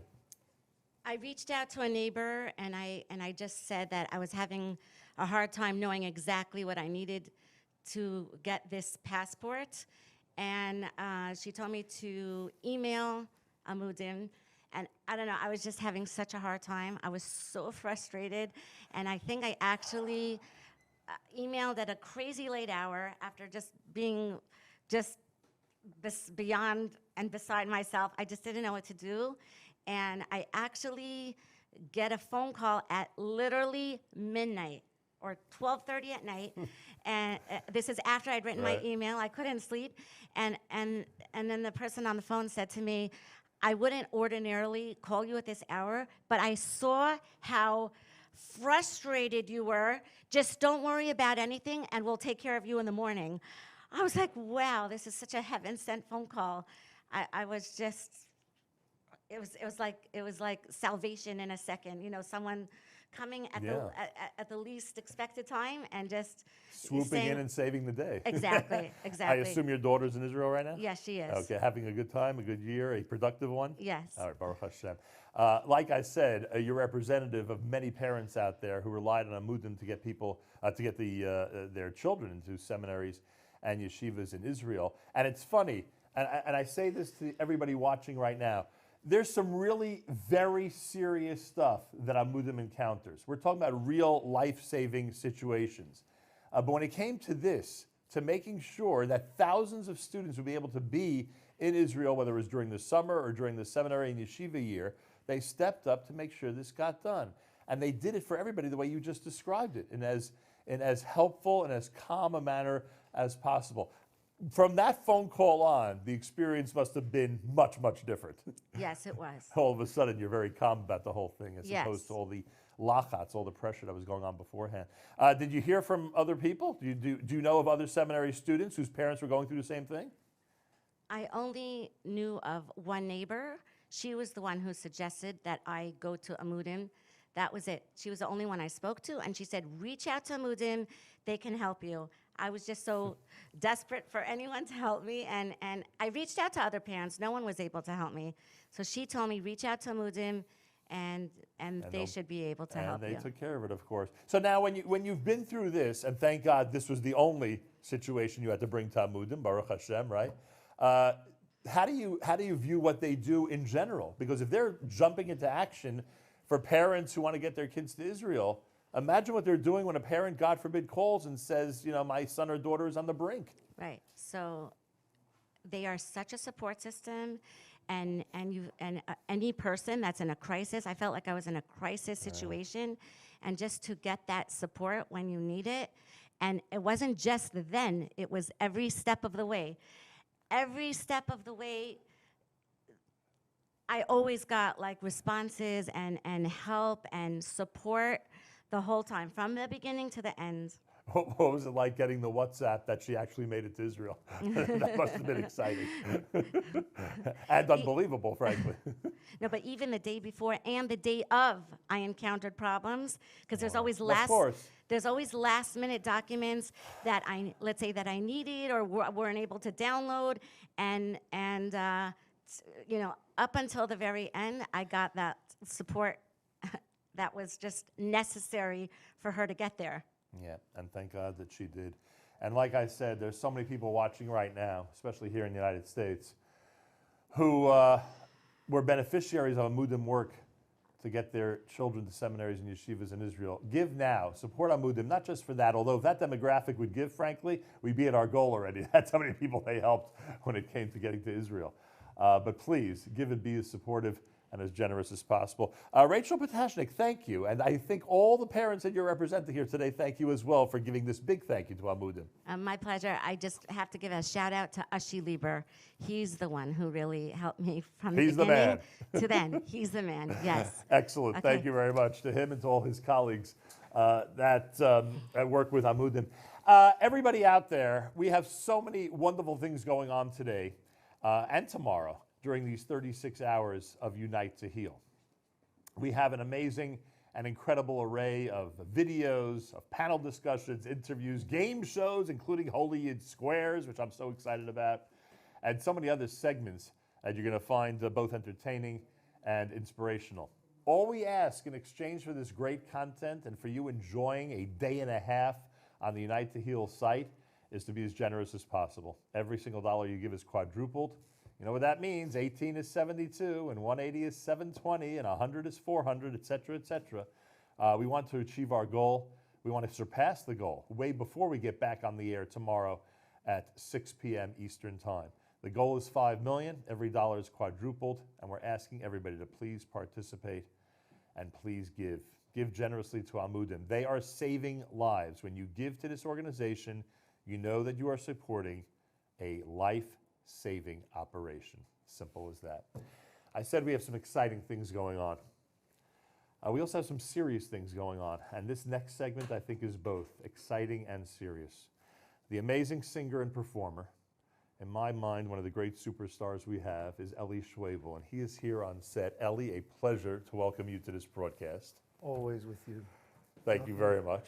I love speaking with you every time. It's Thank just you very true much. pleasure. We always have a good time, don't That's we? right. That's right. Today it's a good time and it's serious. You have created, and I got a sneak peek, a little sneak peek. You have created a song and a video that has been described to me by the people at Charity Bids as a song and video that will save lives. We're going to watch it in a minute, but as an introductory word, is that a statement you agree with? We'll see. But my creative partner and the producer of this entire event and the CEO of Charity Bids, Yami Schechter, who we've been working on this for the past 4 months together, developing this, would say he's not in entertainment, he's in edutainment. Yeah. And what this song is about trying to give over the message of what the experience is of the people going through these horrible, horrible experiences, and to educate, our klal on these subjects, because it's a very, very hard thing to wrap your head around and to even engage with. And I really tried to walk the line of giving over these experiences, getting in touch with myself for this, and with someone close to me who went through these things as well. Wow. Yes. You feel your soul in this song, I'm telling you. Well, I have to being straight, I have this experience myself. I went through, on different levels, different things throughout the song, and every lyric that I turned over, I really felt within myself. Well, it certainly comes out that way. And it was, of course, Yami who said to me, this song is literally going to save lives. I'm asking everybody around the world to stop for a moment. I'm asking everybody watching to stop for a moment. And if you know of people who are not watching right now, recommend that they watch this video later on. But stop for a moment, you, your children, all the different generations that are in your home right now, and just watch this video. Listen to the words, listen to the music, listen to the heartfelt soul of Eli Schwebel that's in this selection. It's called I Will Stand For You. I Will Stand For You. And this is an opportunity for everybody. This is an opportunity for everybody to watch this video and to see just what the work of Amudim is all about. We'll have more with Eli Schwebel coming up. This is I Will Stand For You, presented by Amudim.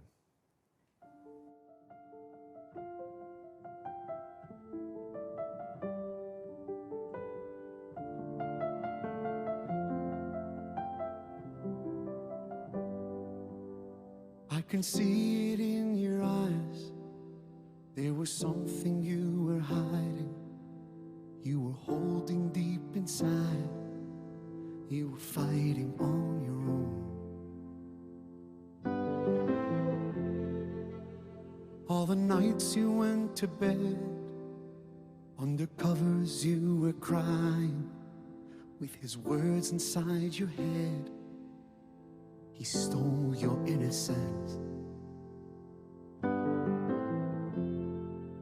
So when you feel like hope is lost and you don't know where to go or who to call, I will stand for you. We can face the world together if we raise our voice and make the choice to learn to live again. I will stand for you when you need me more than ever. We will face the truth and find a new way through. I will stand for you.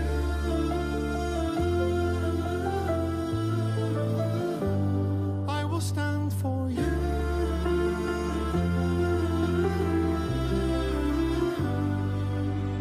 For as long as you remember, you had troubles on your mind. At the bottom of the bottle, you left them all behind. You said you would surrender. All you needed was more time. But the days turned to years, and your promise turned to lies. So when you feel like hope is lost and you don't know where to go or who to call, I will stand for you. We can face the world together if we raise our voice and make the choice to learn to live again. I will stand for you when you need me more than ever. We will face the truth and find a new way through. I will stand for you.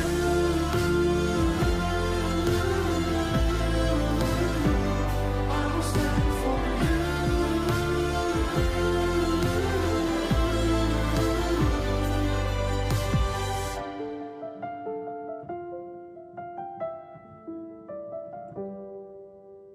And I love you enough for you to hate me for this.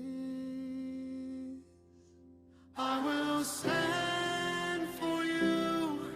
We can face the world together if we raise our voice and make the choice to learn to live again.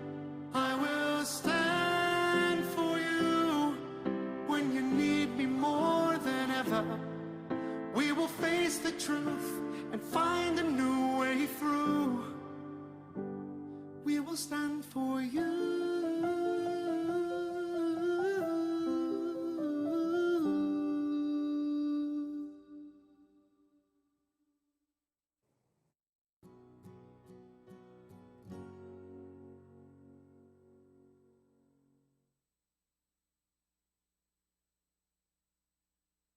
Ellie Schwabel's responsible for the lyrics and music for I Will Stand For You, and he's here, of course, in the Unite to Heal studios. The song is amazing. I hope it touched hearts around the world like I feel it did. There are a couple of things you have here, and the lyrics are in front of me. There are a couple of things you have here that really took guts to say and, of course, to sing about. It's clear in the opening to this song, the first situation you describe is one of abuse, and one that years ago would never have been addressed, and if it was addressed, it was only addressed in very private situations in our community. You decided, you know what, this is a song that has to save lives. Let's talk about the situations that people are going through. Yes, someone close to me went through this. It's hard to talk about, but to write about that as well. to give it the dignity and to give it the power and the dignity mixed, it was very hard for me. But it must be said, and it must be spoken about. And it's taken all the people that have been coming out about their situations that have allowed this song to be born. Because that's true. without all the people coming out and saying their stories, I wouldn't be able to write about this. This wouldn't be able to be received, you know? And then toward the end of the song, you have a line, which ironically you pointed out to me in the video, and Yes. I said to you, I have it circled on my lyrics, and I love you enough for you to hate me for this. Those are love and hate. Those are strong extremes. But we care so much about you, and you're going to hate the fact that we're intervening. You're going to hate the fact that we're trying to seek help for you. You're going to hate all of it, but that's how much we love you. You know, I think the biggest thing that we're dealing with as from Yidden, as Yidden, is that the idea of Bechira. Choice. Because here's the question, like, where do you draw the line where this person has a choice, they don't have the power to do this, we're trying to take care of them, but do they really have the choice? Can they choose? Or have they lost the choice? Right. And then they're in you a say, desperate listen, situation. and they can't see that for themselves. And you also don't want to overstep. So this line was about a friend of mine that I had to intervene on, and I had to break the trust that I had with this person for my whole life because I felt that they were in danger, and I had to do that, and I risked the relationship, and they hated me for it. It happened to me. This is a line I wrote. You know, the best songs that I've written have been in response to a moment. You see, there's a moment that something happens, and I went home and I just wrote it. I wrote this out, and and it's a very, I hope it's well received, because to say this word in a song after all of this, it's just like, what? Yeah. And I love you enough for you to hate me for this. I hope this goes viral. I hope everybody recommends to everybody on their social media, WhatsApp groups, etc., to watch this video. It's powerful. It is going to be a life-saving video because at least one, if not hundreds, will make sure to seek help once they've seen this video. I will stand for you. And today we're telling the whole community that Amudim will stand for you. Today we're telling everybody out there that Amudim is going to be there. They just have to be supported and continue to exist at a strong level. And that's why we're asking you for your donations and asking you to support Amudim. By the way, I'm always fascinated, as you know, by songwriters in general and your songwriting technique. It had to be like this. The song had to be at this tempo, had to be in this spirit, with this type of musical background, right? I mean, from the moment you started writing it, it was always on that road, correct? yes, I mean, I had an idea, and this was Min Hashemayim. I went through something, I came home and I wrote. A piece I started with this, and then Yummy calls me 2 weeks later. I have the text messages. He goes, Eli, I need you to write a song. I came up with this idea. I want to talk about Amudim. I want you to write a song. I said, Yummy, I just started writing something. He goes, well, okay, that's crazy. Okay, let's get together. And he kind of decided how he wanted me to speak about things, what to speak about. And it turns out that everything just flowed, and we worked together to develop the video and the song, and yeah, it just was natural, and for me it was divine intervention that this all came together this way. I love the fact that you're the primary spokesman, that you are the center of attention, so to speak, in the video. Like, this is you saying to the world, you know, there are individuals and there are groups of people like Amudim who are ready to help. We are here for you. And the candles, when you see the candles in the video, what do they mean to you? So the candles, as you see that there are people holding candles, and there are candles spread out in the back where that are not moving. So those are representing the people that we unfortunately couldn't help. And the people that are moving with the candles, those are the people that are reaching out. And you know, to accept that reality and to to know that this is the reality and we need help. You know, there's nowhere to go. So where are we going to go? This is what Amudim is bringing. And that's the bottom line. We need help. And Amudim is bringing that. So there's nowhere else to go. We need to help these people, and Amudim is bringing that. And it's I interesting. very, very much I'm right behind Well, that. I stand for Amudim. You certainly do. And by the way, La'amud is to stand. Correct. And it's also a pillar, but it's to stand. Right. And it's working. Right. You're ready to stand up and scream to the hilltops that you're ready to help people who are in need. And we know that candles, in general, flames represent neshama, and there are a lot of precious neshamas, some of whom, as you indicated, are representing the ones who are lost, and others, of course, who are progressing, thank God, and hopefully getting the help they need. Tzvi mentioned to me on the air the other day that he tries very hard, and I get this, to not focus that much on those who've been lost, and unfortunately there are too many, but there's so many positive things going on, so many lives that are being saved, so many people that are being touched, it's important to emphasize the positivity. Always. And, for a guy like Tzvi, who's been busy nonstop, I grew up with Tzvi, so I see So you know the routine. I know him. He is just on fire all day, just helping people, and he's got a positive attitude about everything, and you need that, and you need somebody focused on that in order to really keep things flowing. And thank God they have an entire team of people that help people through all these situations, and that's really what this is all about, helping all these people be there for everyone. Yeah. Thank you, Eli, and Mazel Tov on what has been certainly received already, I'm sure, as a wonderful production. The song is just incredible. Amen. And if Yummy's words are prophetic, and I think they are, that it's going to save lives, then you've done an amazing thing. So thank you. From your mouth to God's ears. Amen to that. UniteToHeal.com, to wrap up this opening hour with a segment like that has been exhilarating. If you haven't seen the video yet, if you tuned in a few minutes too late, or if you know people who would appreciate the video that Eli Schwebel is responsible for, I will stand for you. Please make sure they see it. It's inspiring. It'll inspire them to give. It'll inspire them to think. And it might inspire them to recommend Amudim to a family that's in need, to people out there, young and old, that are seeking help for a specific situation. So please make sure that video goes viral, as we like to say, and that people all around the world watch it. We have a full lineup today that goes all the way until 9 o'clock Eastern Time tomorrow night. And I'll join you with many wonderful guests toward the end of our fundraiser between 6 and 9 Eastern Time tomorrow evening. I hope you'll join us for that live stream. Meanwhile, we have a goal. The goal is $5 million. I want to get back on the air tomorrow night with that goal having already been achieved. And let's get into bonus time and raise even more.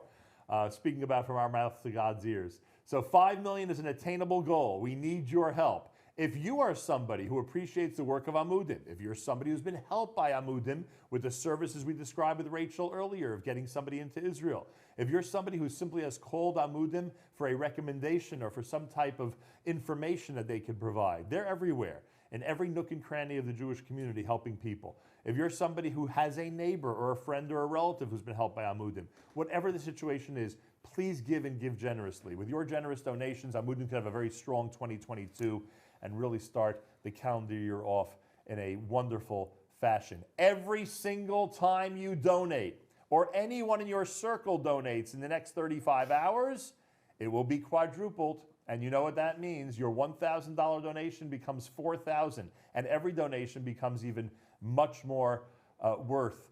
It becomes much more. So please give to Amudim, give generously, and make sure that you spread the word, because when your contributions are being quadrupled by wonderful matchers, your contribution goes a long way. UniteToHeal.com. The content we have for the rest of the day is amazing.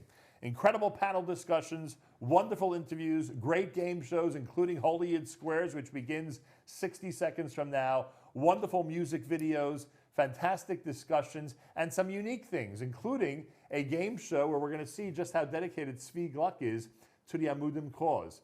It's half serious and half comical. It's a lot of fun, and it's going to be on later tonight. Also, there are many wonderful features that are being presented, including Aryeh Lightstone and Ambassador Friedman about the Abraham Accords, including Rabbi Ephraim Goldberg and Rav Herschel Schlechter Shlita. I would call it the second part of their very well-received conversation, which began last year. This time the topic is Halachic Man. It was one of the most watched segments last year, their encounter, and I'm sure this year will be the same. That's coming up later today. Thank you for joining us. UniteToHeal.com. Give and give generously and tell everybody in your circles to do the same. Support Amudim. I will speak to you tomorrow. My name is Nachum Siegel. It's been a pleasure opening up this campaign. Let's get it done, everybody. UniteToHeal.com, powered by Amudim and presented by our friends at Charity Bids.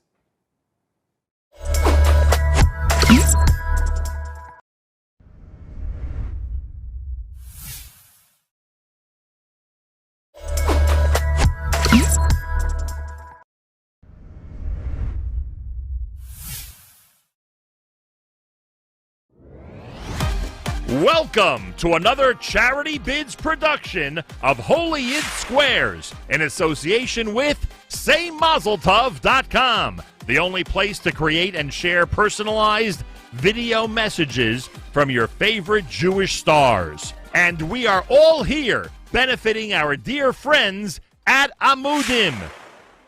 Tonight's Holy Yids: Charlene Aminoff, Benny Friedman, Mayor K, Ellie Leibowitz, Elon Kornblum, Mendy Pellin, Chanala Felig Harel, Ellie Schwabel, and Nisim Black. Our two contestants tonight on the X podium, we have Rabbi Tzvi Gluck, who's the director of Amudim. Rabbi Gluck, thanks for being here. Thank you for having me, Nachum. And representing the O podium, we have Yael Wialgis, who is the clinical case manager at Amudim. Thanks for being here tonight. Thanks so much for having me. And we are ready to kick off our game. Rabbi Gluck, you won the toss backstage, and you get to choose our first celebrity. Oh, no. Oh. I'm going to get into trouble no matter who I pick first. So I got to go with, we'll start with Charlene. All right, Charlene, you're all set. Here's your question. Which of these childhood series had an ongoing Jewish character? Is it A, the Hardy Boys, B, the Tom Swift series, C, Encyclopedia Brown, or D, Henry Huggins' Ramona series? Regis, I'm gonna call a friend. I'm gonna phone a friend. I think that might be a different game. I'm just joking. Okay, so I know this because this is a very, very, very easy one. And we may or may not have been told to lie very confidently to mess with you, Rabbi Gluck. So you may or may not know that I'm absolutely fibbing or telling you the truth. But I'm very, very confident in the answer, and the answer is D. All right, she says Henry Huggins' Ramona series. Rabbi Gluck, do you agree or disagree? I will respectfully disagree. And the answer is the Hardy Boys, whose cover included Phil Cohen, who appeared in the first Hardy Boys and then some other series as well. X gets the square. We move on to our next question. Yael, who do you have for us? I'm going to go with Mayor K. Mayor K, center square. He won't be a K for long. He'll likely be an X or an O in just a couple of seconds here. A few months ago, as we know, Rabbi Twersky passed away, and he was best known for the way he fused Torah principles with his understanding of psychiatry. He was also a best-selling author of self-help books, and had a groundbreaking collaboration with which syndicated newspaper comic strip artist? Is it A, Gary Trudeau of Doonesbury, B, Gary Larson of The Far Side, Charles Schultz of Peanuts, or D, Bill Watterson of Calvin and Hobbes? Wow, fantastic question. As you all know, I'm so deep in the self-development, self-help space. I love going about motivating people throughout the world through videos and the content that I create. So this is something right up my line. Rabbi Twersky is a legend, a giant of a man. I love his work. And so it goes without a doubt that I know of all his work and his collaborations throughout his years. And number C is definitely the answer. Charles from the Peanuts, yeah. Do you agree or disagree, Al? I'm going to agree. And in fact, O gets the center square. It is Charles Schultz. And we move on to Rabbi Gluck. Who's our next celebrity? We're going to go with, I guess, I got to try to figure out how to win this one. Ellie Schwabel. All right, Ellie. Here's your question. We're going to stay with the superhero theme. Everybody knows that Superman's founding fathers were two nice Jewish boys named Siegel and Schuster, and that Batman's creator was Bob Kane, who was originally Robert Kahn. Name the comic book character that was, in fact, a nice Jewish boy. Is it A, Matt Murdock, the blind superhero named Daredevil? Was it B, Dick Grayson, Batman's teenage sidekick Robin? Was it C, Steve Rogers, known as Captain America? Or D, Ben Grimm, known as The Thing? Wow. So first of all, I'm a huge fan. I just saw Justice League, the DC Universe Justice League Snyder cut, and huge fan of Batman and Superman. And I know for sure that if it was Batman and Superman, there's no way they would have two Yidden fighting against each other. So it's definitely not going to be Batman and Superman. And, you know, maybe I'm between the two of them. Matt Murdock, big fan of Matt Murdock also. I don't think he was a Yid. So I'm going to say Grimm, you know, because we're very, very, you know, we daven a lot, we suffer. So Ben Grimm sounds like a Yiddish guy. So I'm going to go with Ben Grimm. Rabbi Glock, agree or disagree with Eli Schwebel? So, I mean, I would normally always agree with everything Eli says, but, you know, considering what we do at Amudim, Grimm is the opposite of what we try to represent. We want to make sure that people are happy and healthy and doing much better. So based on that, I'm going to choose to say that I disagree because I can't have somebody Grimm being affiliated or associated. I love it. I love it. Well, looks like you may have a choice there, Rabbi Gluck, because The Thing, Ben Grimm, was so Jewish that apparently Marvel established for him a special belated bar mitzvah issue in 2002. Circle gets the square, and now Yael's in a position where she could actually win this thing. Yael, who's your choice? Benny Friedman, please. Benny Friedman, who... Benny, just remember, okay? Benny Friedman, who in a previous episode, you might recall, was here as a contestant, and now he's become one of the celebrities on our board. Benny, here's your question. What was not the name of a kosher restaurant? A, Rosenblum and Rossetti. B, Boychik's. C, Cheers. D, Mamish Chow Chinese. Or E, Pelham Kosher. Which was not the name? Can I go like this? Elon, be careful. Well, as you know, I'm a big foodie. I'm famous for that. So it's one of the things you're famous for. It's one of the many things I'm famous for. So I will say with a lot of confidence that it is the option A. All right. Whatever that was. Benny Friedman says that Rosenblum and Rossetti was not a real kosher restaurant. What does Yael say? Agree or disagree? All right, I'm going to have to agree with Benny. The answer is Mamish Chow Chinese, and X gets the square, and we continue the game. Rabbi Gluck, who's next? Mendy Pellin. Mendy Pellin, who also during our last production here at Flow Motion Studios was on this side of the action. Now he's a celebrity in one of our boxes, and your question's as follows. Today, the OU symbol, Mendy, the OU symbol of kashrus, can be found in over 1 million products. The first mainstream product in 1923 to feature the OU and the OU logo that we still see today was A, Entenmann's Cakes, B, Heinz Baked Beans, C, Coca-Cola, or D, Nabisco Saltines? That is interesting you mention it because my grandmother was born in 1923, and she always said that she was able to buy a kosher Coke. A kosher Coke. She always said this. I could buy a kosher Coke, and she said the Coke did things to her that Amudim needed to help you get over. So back then it had different ingredients. So I'm gonna go definitely, confidently with Coke, and I'm not just saying that because they told me you gotta be confident, but I know this. Rabbi Gluck, you could set yourself up in a really big way here on the board. Do you disagree or agree with Mendy Pellin? So first of all, Mendy, thank you so much, and it's great that your grandmother back in 1923 was talking about Coca-Cola. But and Amudim. And Amudim, obviously, you know, which I guess has been around a lot longer, so that's great, so thank you. But I am actually going to respectfully disagree. Rabbi Gluck has set himself up really nicely. The answer is Heinz, who in fact... Heinz Baked Beans, who in fact took their relationship with kosher consumers so seriously. Listen to this.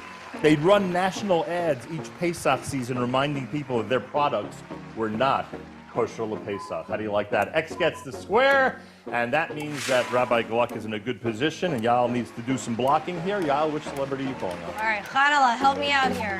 Chanala, it's time for your question, and here we go. Prior to COVID, there were over 300 Pesach programs available worldwide. That number dropped last year. Most experts think that we're going to get back to that figure in the very near future, hopefully in 2022. Which of these places has never hosted a bona fide Pesach program? A, the Queen Elizabeth II. B, Shelley Adelson's Palazzo Casino Resort. C, the Park Hyatt Dubai. And D, the Ricus Premium in Croatia. Which of the four has never had a real Pesach program? All right, I'm a very traditional girl. I've never gone to a Pesach program. I also don't cook, so we generally go to my mother-in-law. Plus we're Sephardi, so we eat rice. Who needs a hotel? I'm gonna ask the magic 8 ball, because when in doubt, ask the 8 ball. That's our usual policy. Yeah, the answer is not what the 8 ball suggested.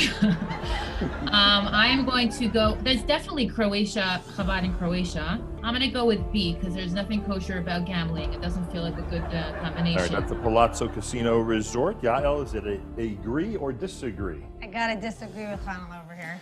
The answer is the Palazzo Casino Resort. We cannot put the X in that square in order to win, as we know the rules. Just let's stop for a moment. Although I do need to agree with Chanala regarding the gambling, so thank you. That's something that we are seeing a huge increase of, especially with online gambling, throughout COVID. So thank you for mentioning that, and it's important that we understand that. An increase also because the gambling resorts are closer to Jewish neighborhoods? Or that No, has an not increase been because people were able to do it online much easier because they were home, stuck, and quarantined and had easier access. Understood. Rabbi Gluck, you have at least two that I see opportunities to actually win this thing, because you have to earn that final square. Which celebrity would you like to call on? Ellie, let's give you a chance. Ellie Leibowitz, are you ready for your question? I am ready. All right, here we go. The Catskills, the Borscht Belt, is known as the home of the Grossingers, the Concord Kutchers, and many others. The fact is that area was once home to over 500 resorts that attracted Jewish vacationers from all around the tri-state area.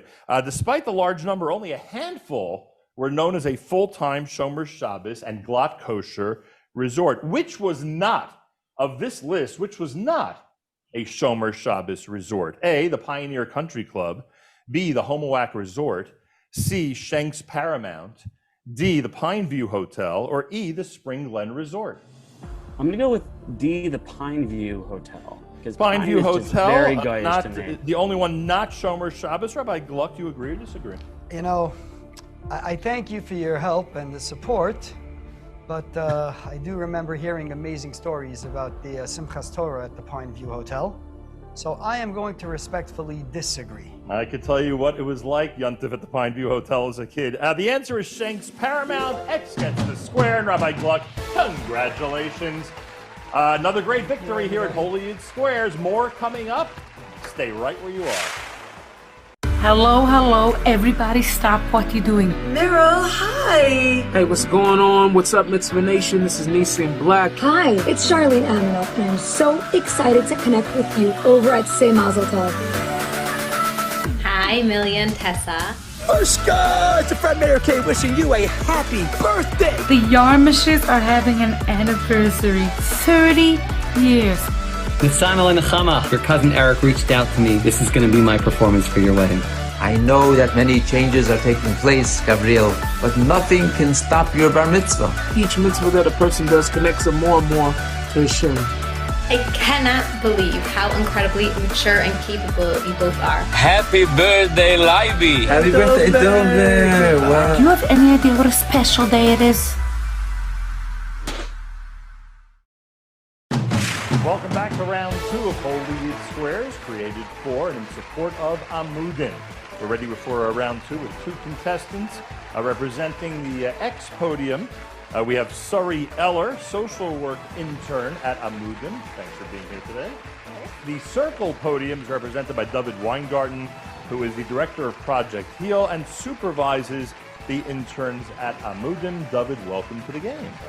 And we're ready to start. Sorry, you won the coin toss backstage. You get to choose our first celebrity. So exciting. I think I'll go with Neeson.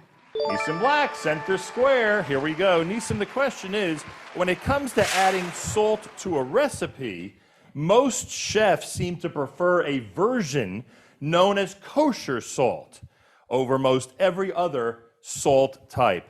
What is kosher salt? A coarser form of the table salt crystal that's used to kasher meat by drawing out blood. B, as kosher has become synonymous with clean and pure, kosher salt's a cleaner and purer salt free of additives to prevent clumping. C, salt that's been evaporated from Israeli bodies of water, like the Dead Sea. Or D, another name for low sodium salt. You know what? I actually don't use kosher salt. I use Himalayan salt. And that's because it's much better to keep all of your minerals, magnesium, potassium. So I really recommend Himalayan salt. But since that was not on the list, it's the same stuff that they sell you in the store. It's another name for low sodium salt. All right, so his answer is D. Sorry, do you agree or disagree? I disagree. And the answer is A. It's a coarser form of table salt crystal that koshers meat by drawing the blood out of it. And Neeson Black in the center square, that's where we put the X, and we move on to David Weingarten, and your choice is? It's a tough one. I mean, I want to pick Benny Friedman with one of his songs, but then Nissim is going to want me to rap, and I don't think anyone wants to hear that. But I'm going to go with Benny regardless. You're going shopping, and you call to ask if I need anything, and you say to please spare whatever, whatever the message is, you're asked to pick up vanilla ice cream. You get to your grocer's freezer section. They've got a whole bunch of different brands. Forget about Chalav Yisrael for a moment. Let's say the person's not that careful about Chalav Yisrael, but he's got the Breyers and the Klondike, the Good Humor, Klein's ice cream, etc. And then it says, well, since you asked for vanilla ice cream, you're limiting my options. Obviously, it would be Klein's, because if you only have one option, like you said, ice cream, it would be Klein's. David, what do you say? Agree or disagree with Benny? I'm actually going to disagree with Benny. He'll disagree with Benny, and X will get the square. The answer is Klein's. The other brands cut back on milk fat to save money. They are not regarded by the government as real ice cream. They are an iced milk dessert. But Klein's and Haagen-Dazs and Ben & Jerry's, they are real ice creams. Benny, what did I tell you? Complicated or what?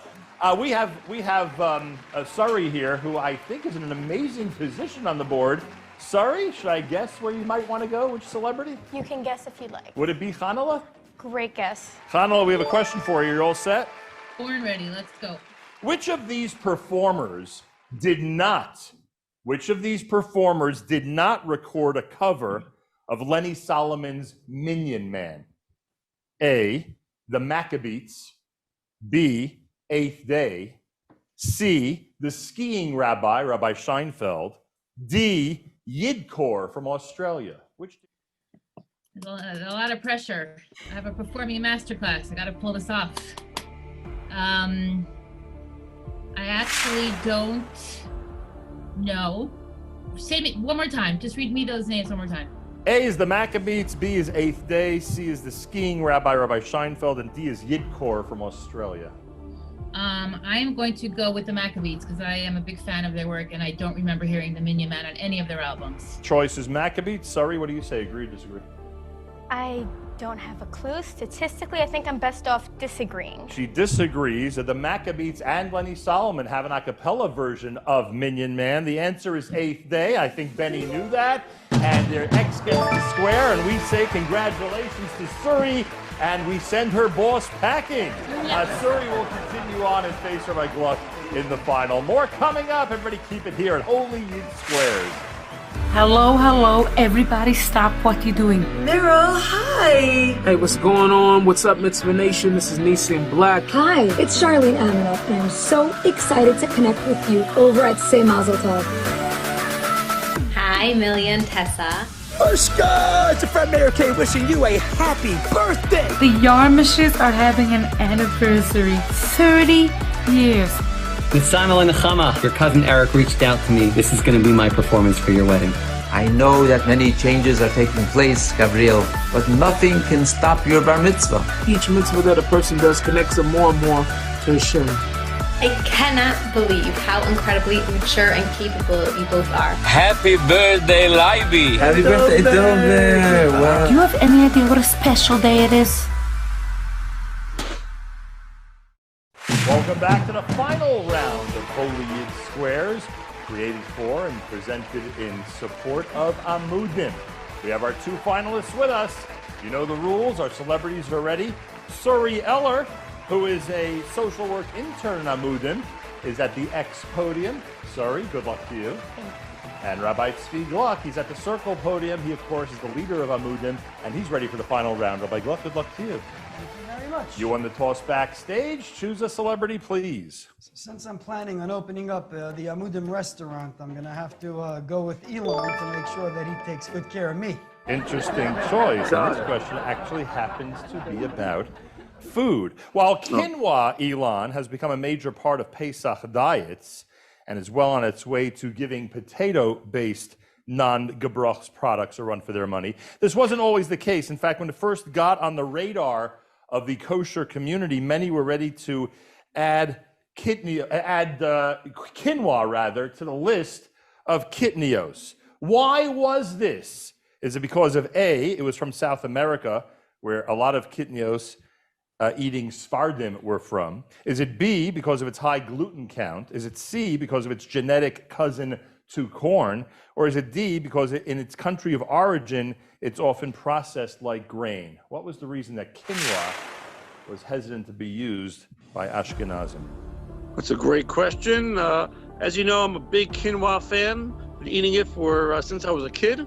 Quinoa sushi, by the way, on Pesach was fantastic.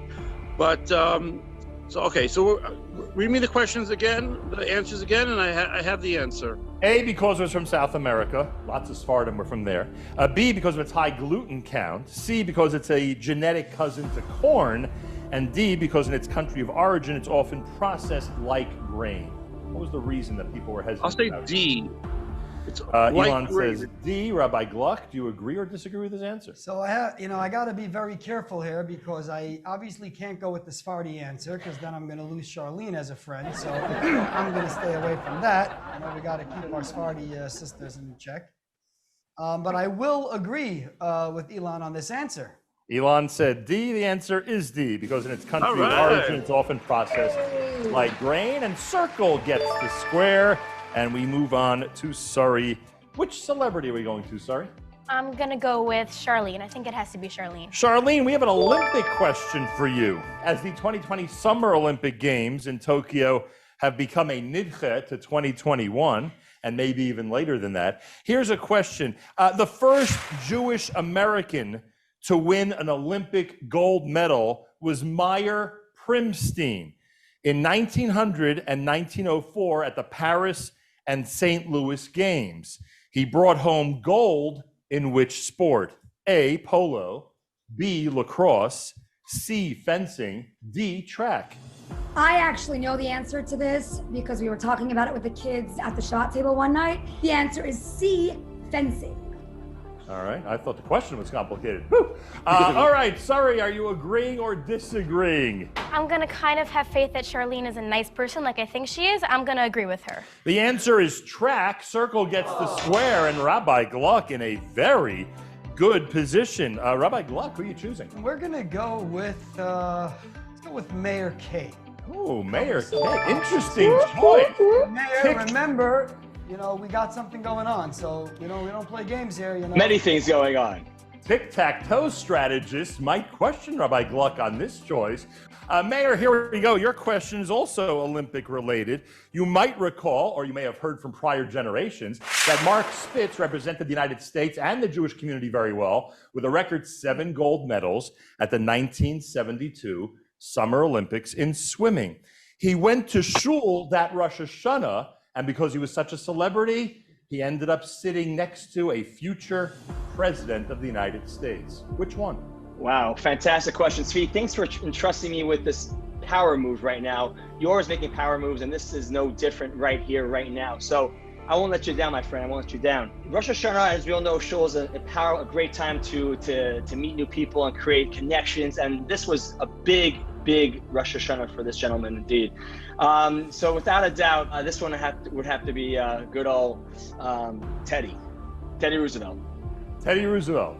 Now, one second. I thought you're supposed to give 4 options. No, we don't always. Sometimes we'll do a true or false question. We'll sometimes do. Mayor, it might be a good idea for me to just transmit to you the question one more time. In the 1972 summer. No, we're good. In the 19. Well, that's to go with that. In the 1972 Summer Olympics, Mark Spitz brought home to California 7 gold medals. He was such a celebrity when he got to shul that Rosh Hashanah. He was sitting next to a future president of the United States. Who was it, Mayor? Future president. That's a great question. A future president. So a president that wasn't before 1972, of course. Without a doubt, a friend to the Jews, someone who was flamboyant, charismatic. He always found his way. Though he wasn't Jewish himself, JFK was someone who would just pop into shul once in a while and try to like the Jewish vote. So.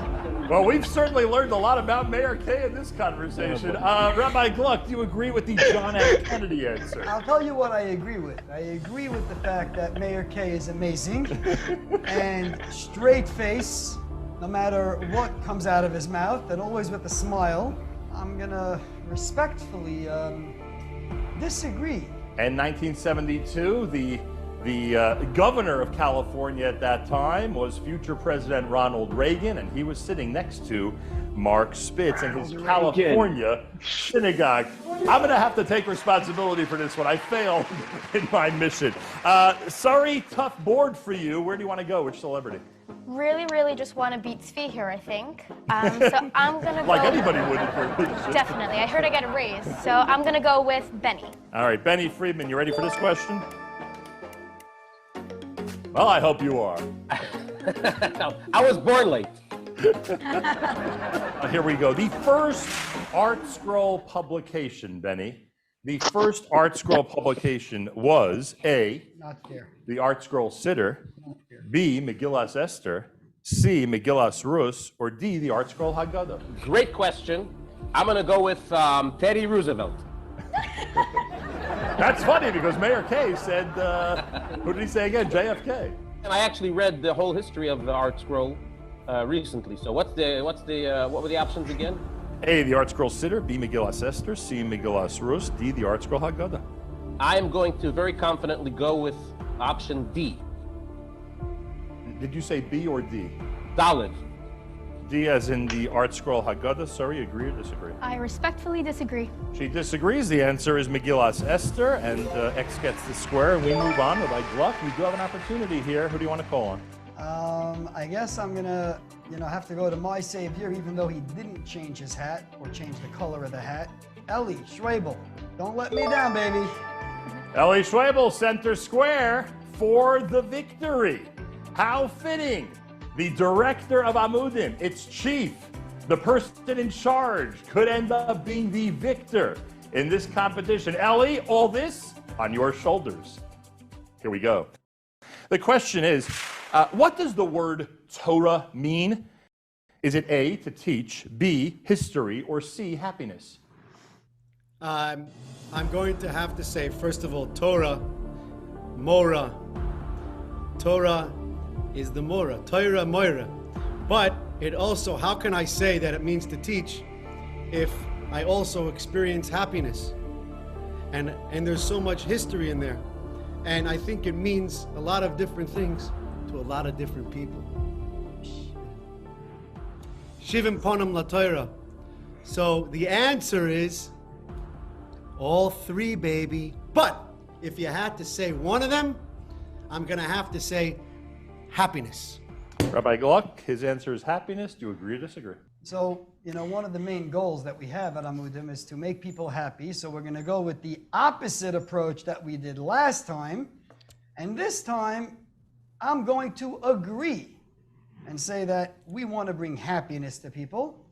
And if we do things correctly, we could bring them happiness.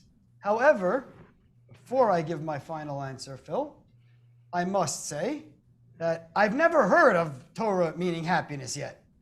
So I am actually agreeing in theory that we want to bring happiness to people, but I am going to disagree with the answer for the purpose of this question for the game. The word Torah means to teach. Hey, and Circle hey. gets the square. But I lied. Rabbi Gluck is the champion. Thanks so much for tuning into this edition of Holy in Squares.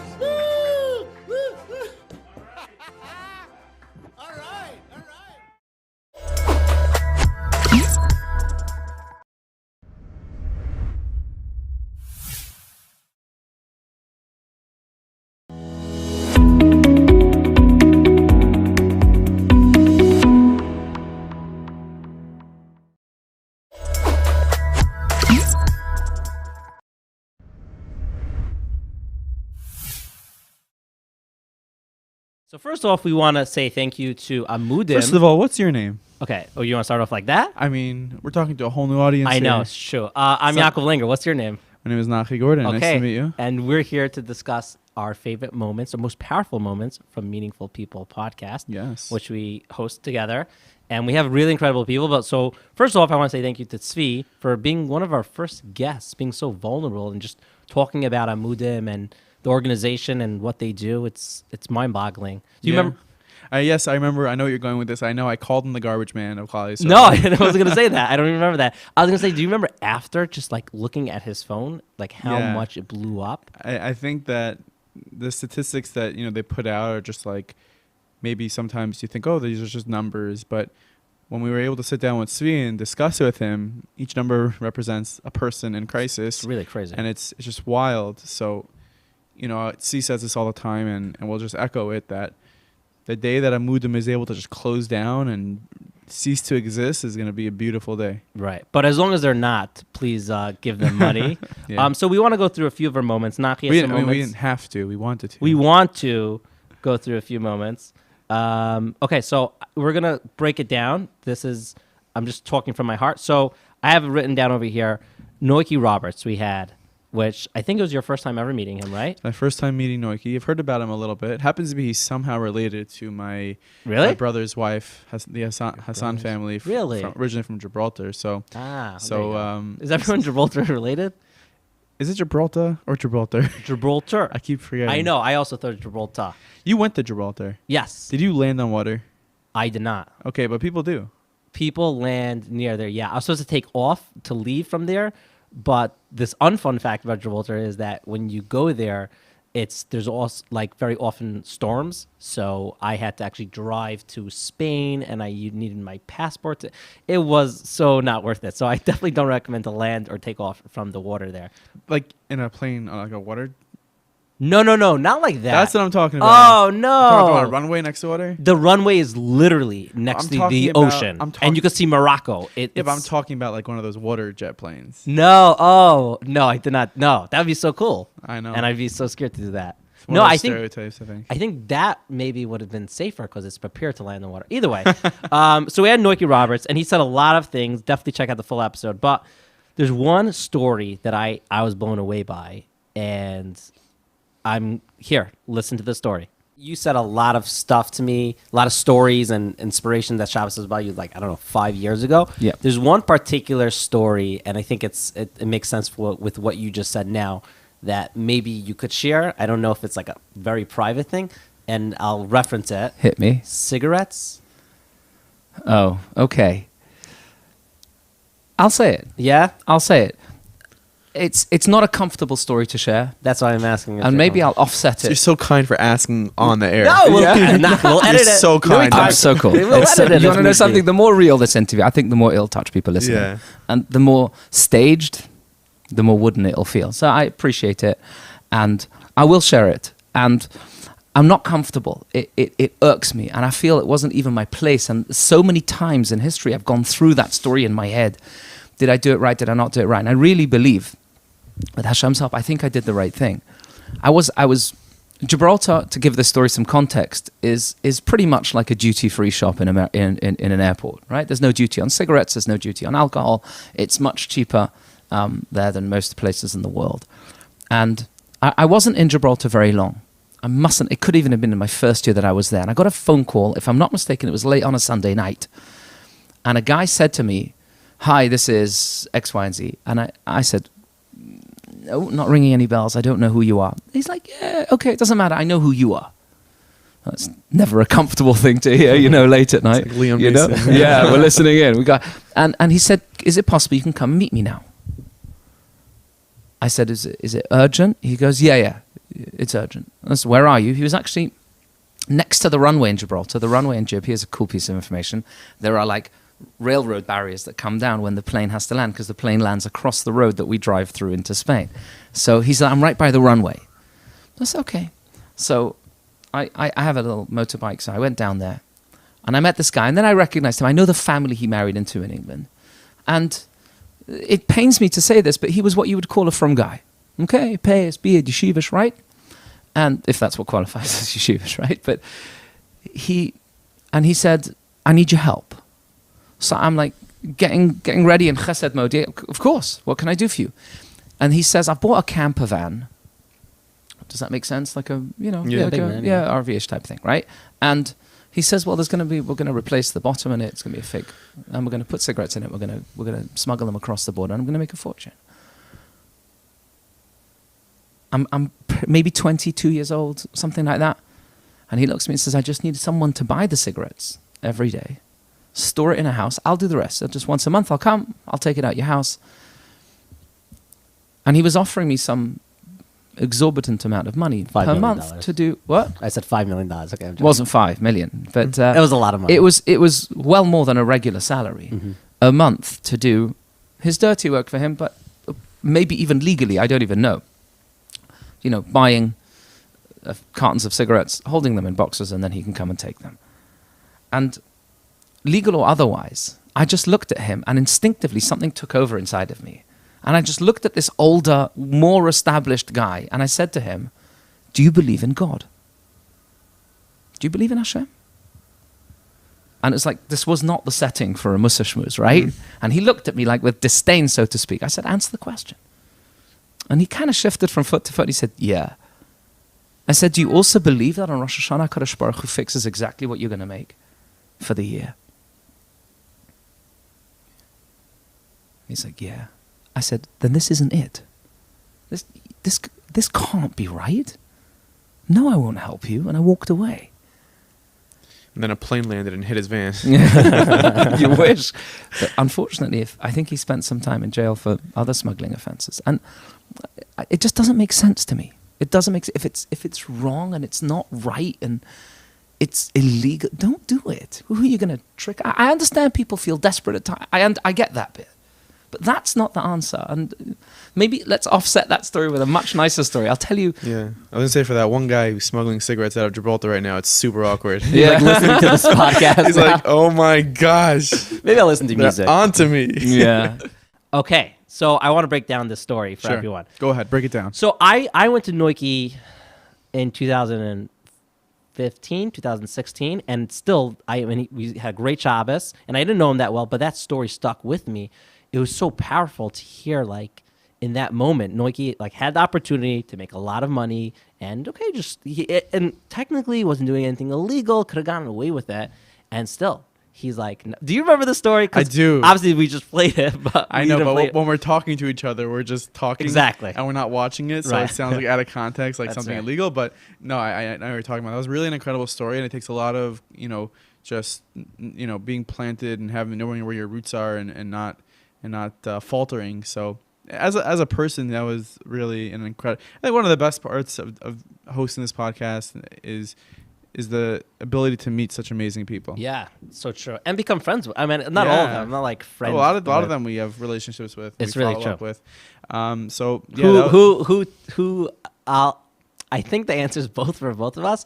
Who texts you the most or messages you the most of our guests? Yeah, like that. I've become friends with probably Benji Epstein. Yes, me too. Dr. Benji is the man. Yeah, he's probably awesome. Benji Epstein, but there are others as well. For sure. Something that we have is that we sometimes forget the episodes that we've put out and who we've done them with, because there've been so many at this point. Yeah. So I wouldn't even able to remember it. But you know what? Transitioning into a really incredible moment that I loved. We were, we had the honor of traveling one Sunday morning to Deal, New Jersey.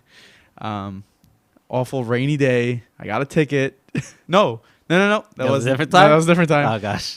This is why we don't like traveling for I know. episodes. And we went to Yaakov Shweki. Yes. It was an amazing episode. We went to his house. Yeah, we set up in his house in a living room over there. And he was telling us a story that I thought was so incredible. And this is it. We were doing a Kumsitz album, my first Kumsitz album. Not talking about those were the days that I did lately and brought back a lot of the older Jewish music that the youth actually should know what beautiful songs we had. The first Kumsitz album, my manager and producer back then, my dear friend Yochi Briskman, who have tremendous hakaras hatov to. I was with him for 15 years. And he tells me, Yaakov, I found out all the songs who composed what, because we want to give credit to the composer. You know, we're singing songs, some of them passed away, some of the older songs, you want to give credit, you want to write inside who composed what. There's one song that nobody knows. Nobody knows who composed the song. I said, I got to find out somehow. I cannot.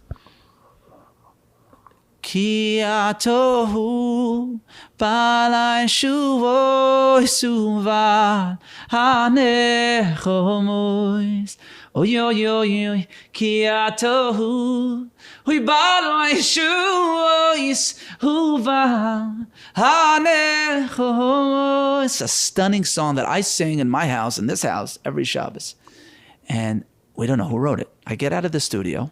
I get a phone call from my aunt Sarah Malka, who's at Tzaddikus, still living, Baruch Hashem. My father's sister. Her husband passed away, but she's still living and she's giving classes to so many people and helping so many people. She goes, I said, Auntie Sarah, why do I have this chus that you call me at 11 o'clock at night? She says, my friend is very, very sick with muscular dystrophy. I sleep by her a few times a week. And the one thing she appreciates is your songs and music. Are you able to come ever to visit her? I said, Auntie Sarah, actually I'm in Brooklyn right now. Is it too late? She goes, no, the whole family is here. I'm here actually now. The whole family, can you come? All right. I shoot right over. I start singing this sheet. I proceed to go there. There's a room and this woman unfortunately is laid out on this hospital bed and all the children around her, all her children. And she only can move her eyelids through the letters of the computer and say A, B, C, Aleph, Beis. And it's very hard for her to get one sentence out. But she tells me, I told her, I have plenty of time. I want you to tell me exactly the songs you want to hear, and I'll sing it. She proceeds to tell me how much she loves Mama Rachel and how much it means to her.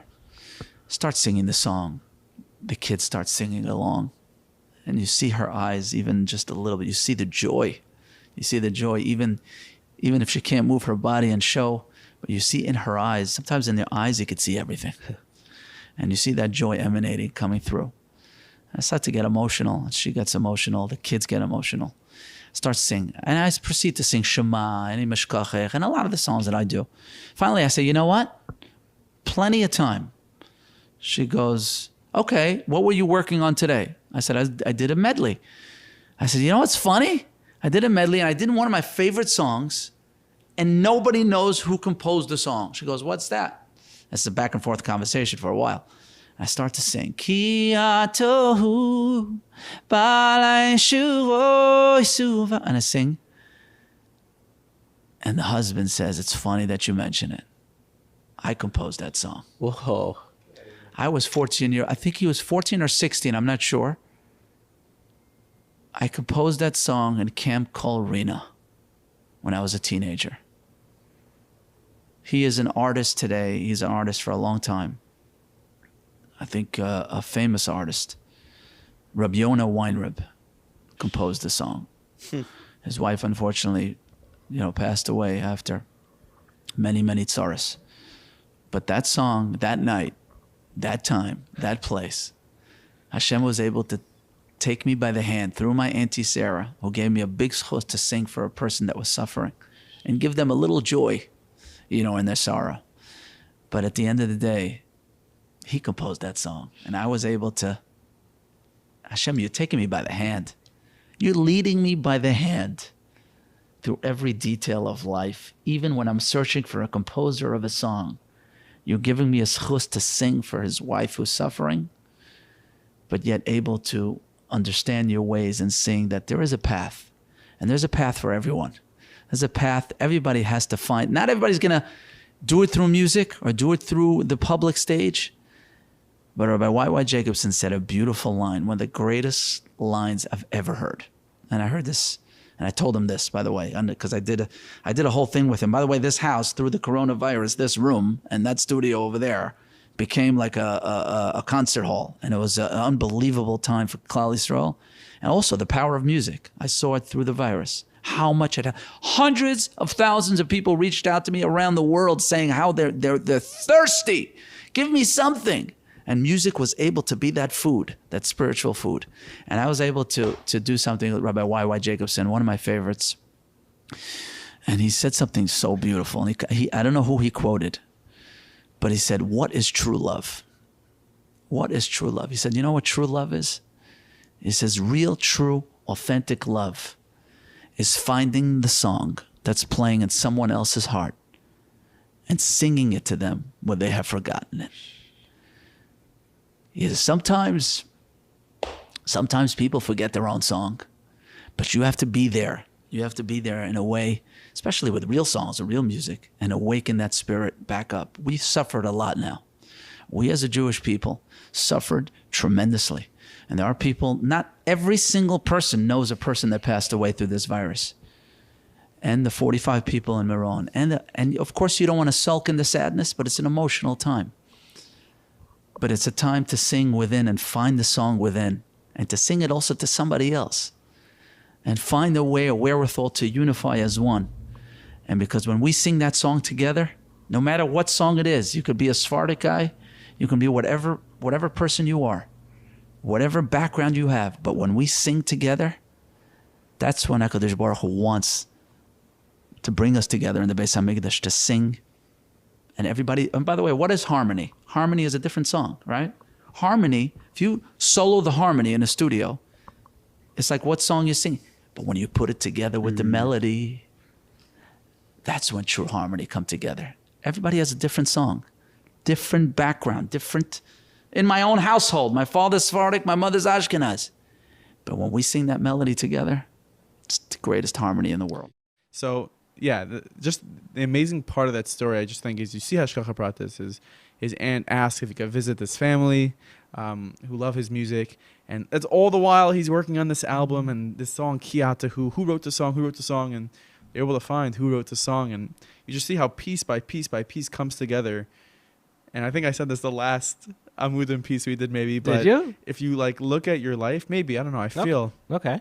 It's just so amazing. Khazar's Decker. Yeah, it's just so amazing how, especially when you say stories and you're like, well, that's crazy that happened. The Hashgacha Pratis, and that's just like, that's the life of a Yid who looks at their life and they're able to see like getting from A to B to C to D is not random. It's just like, there's so much divine presence in each moment. In the moment, it feels random, but like you're saying, you look back. And it's like, whoa. That's like, I don't know who said it, but someone wrote every single person could write a book on Amunah. Every single person. You just so true. Look at your life, you could write a book of Amunah. Because every moment, a lot of times in retrospect, and that might be the Yetzer Hara, like in the moment, you can't notice it. You can't be like, oh, well, this was. Right. You know? Because then it would be too easy if we knew it. That's a really beautiful moment. Okay, another moment. So you're talking about getting a ticket on our way. It wasn't with Yaakov Shraki. It was with Reb Ruven Feinstein. It was. So this is the next most powerful moment that I want to mention is this moment. This my mother told me years later, and I was not going to question my mother and father about the situation.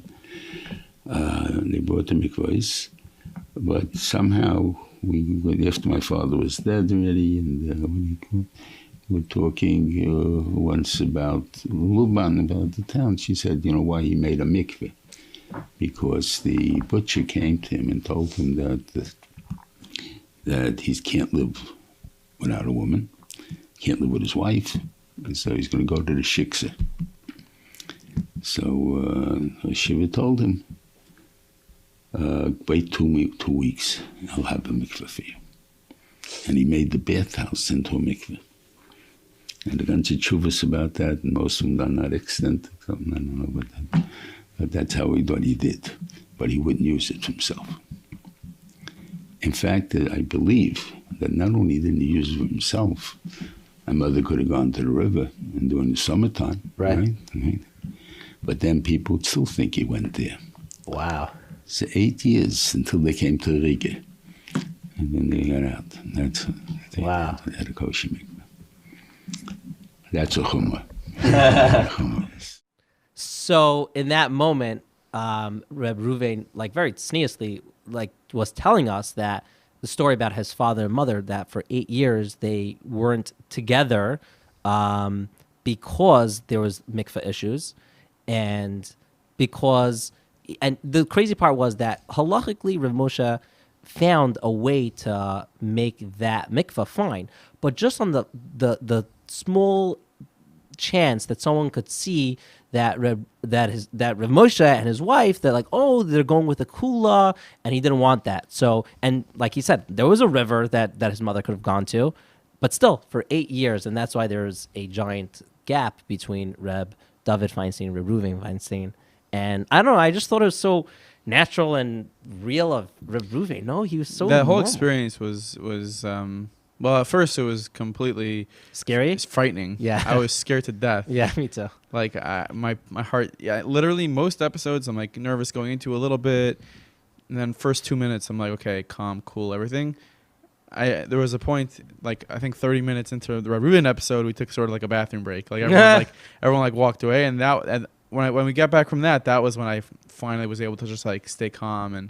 But I don't know, there was something about being in front of a gadol, and especially because he looks like his father. Yeah, he looks very much like him. Rav Moshe. He looks like Rav Moshe, but this his voice. I didn't anticipate his voice to sound like that. You know, I don't know why. I don't know what. So random. I know, but I don't know why. Like you see, like we have the opportunity to see pictures of Gedolim all day that are no longer with us. Rarely do you have video footage of them. Probably, you know, Mir Hashem and whatever in 50 years, 100 years, people have videos of Gedolim now. But like, I don't know, Lubavitcher Rebbe has a lot of videos of him, but like, I don't know, Rav Moshe Feinstein, if there are videos of him, like, I don't think they're of him talking. Right. Or even Shirim, like, we don't, Rebbe Victor Miller we have. So I just found it very interesting. I'm like, I wonder if Rav Moshe's voice sounds like Rav Ruvain's voice. It's interesting. There is footage online of Rav Moshe. I think MD Yarmish. I was gonna say, is he Yarmish? Because MD Yarmish is responsible. We have to get him for on that. Meaningful. I know, he's awesome. MD Yarmish is responsible for that, but there's some like incredible footage of Rav Moshe putting on tefillin, Rav Moshe learning, and it was a different world. You know, they lived in the Lower East Side of Manhattan, you know, and it's just like the total world was coming out of the Lower East Side. Like that's true. And today, what is the Lower East Side? There's still people there, but you know, it's interesting. I think that's one of the most popular answers that when we ask everyone who's one person from history that's no longer with us you want to sit with. Very often, I think it's the most common answer. People say Rav Moshe Feinstein. That is interesting. Right? I think you happen to be right. I think most people do say that. It's interesting. We at Amudim see all types of addictions, from gambling addiction, porn addiction, sex addiction, substance abuse, alcoholism. These are things that we sadly see a lot more than we would like to, but it's the unfortunate reality of the times that we're in, and therefore we need to be able to provide whatever help those that are suffering need. You know, first it was prescription opiates that he would buy from people, and then the summer of 2013 he started using heroin. Addiction is something that affects many people all across the board. In our high schools, for example, we know that there is alcoholism and drugs, both experimentation and addiction, going on all across the board. We need to do more prevention programs within our high schools. Everything from ultra yeshivish to modern Orthodox and everything in between. We need to be real and understand that addiction is real. Last year, just before Purim, he OD'd in our house in the bathroom. My wife found him laying on the floor. We also need to understand that nobody wakes up one day and decides to be an addict. And usually this is a process. And if we can catch it early enough, both by prevention through education and awareness programs, or by learning early detection when people start, we can actually curb this issue before it gets too far.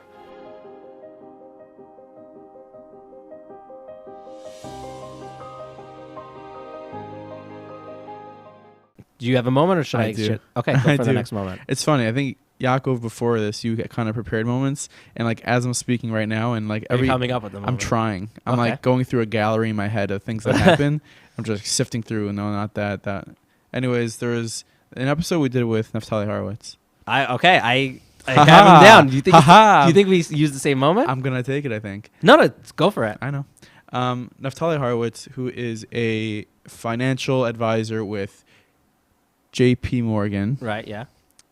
And an amazing episode. I think one of the most popular. He's just so much wisdom, and people just loved his story and what he had to say. And he has a great book, You Revealed. Yeah, You Plug his Revealed, book, an amazing, sure. amazing book.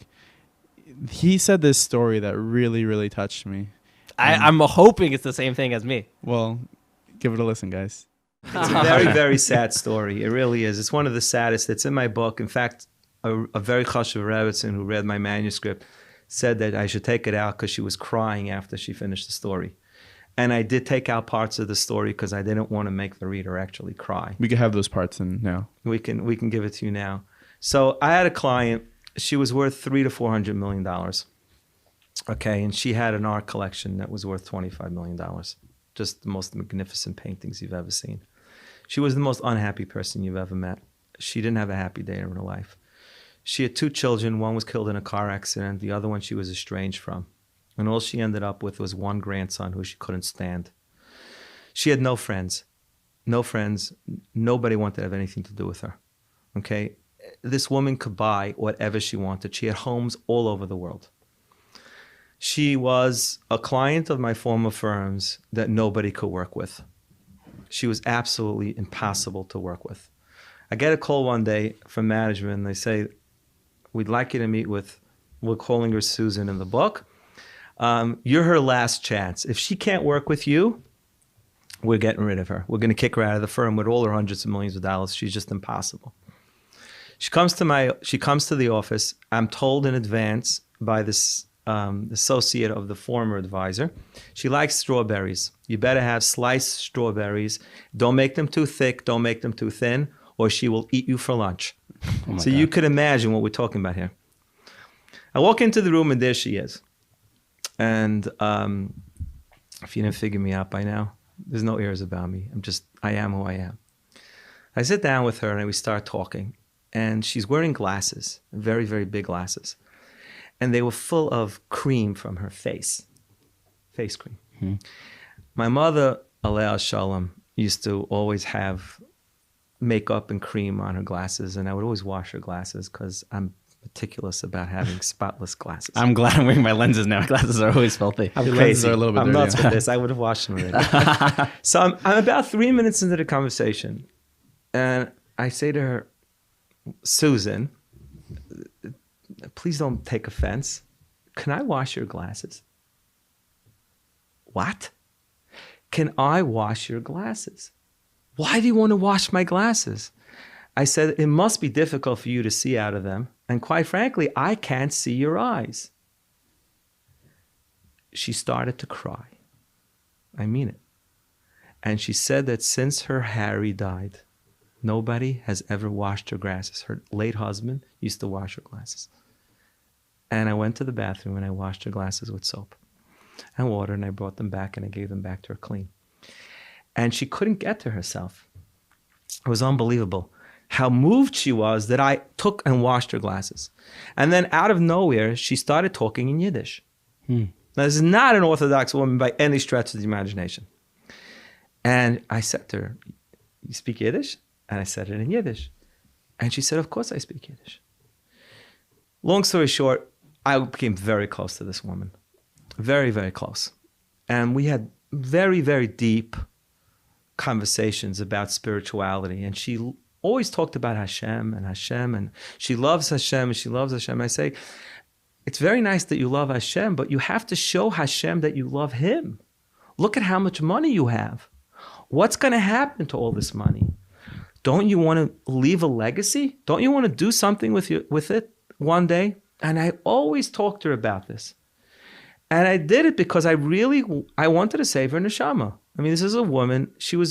I used to bring a lulav and esrog, and I used to bring her matzahs, and she became part of my family. Whenever we would bring my kids, I would tell her she has to cover her paintings because she had nude women all over her office. All her paintings were like, you couldn't even look at them. But she had a Yiddish neshama, but she could never give away $1 of her money. And the story in the book ends where I went to the hospital and she was dying. And I said to her, I said, you might see Hashem soon. I said, let's just take $1 million. $1 million, let's put it into a foundation and let's name a school after you when you're not here anymore. And she couldn't do it. And she died. And she had nobody at her funeral.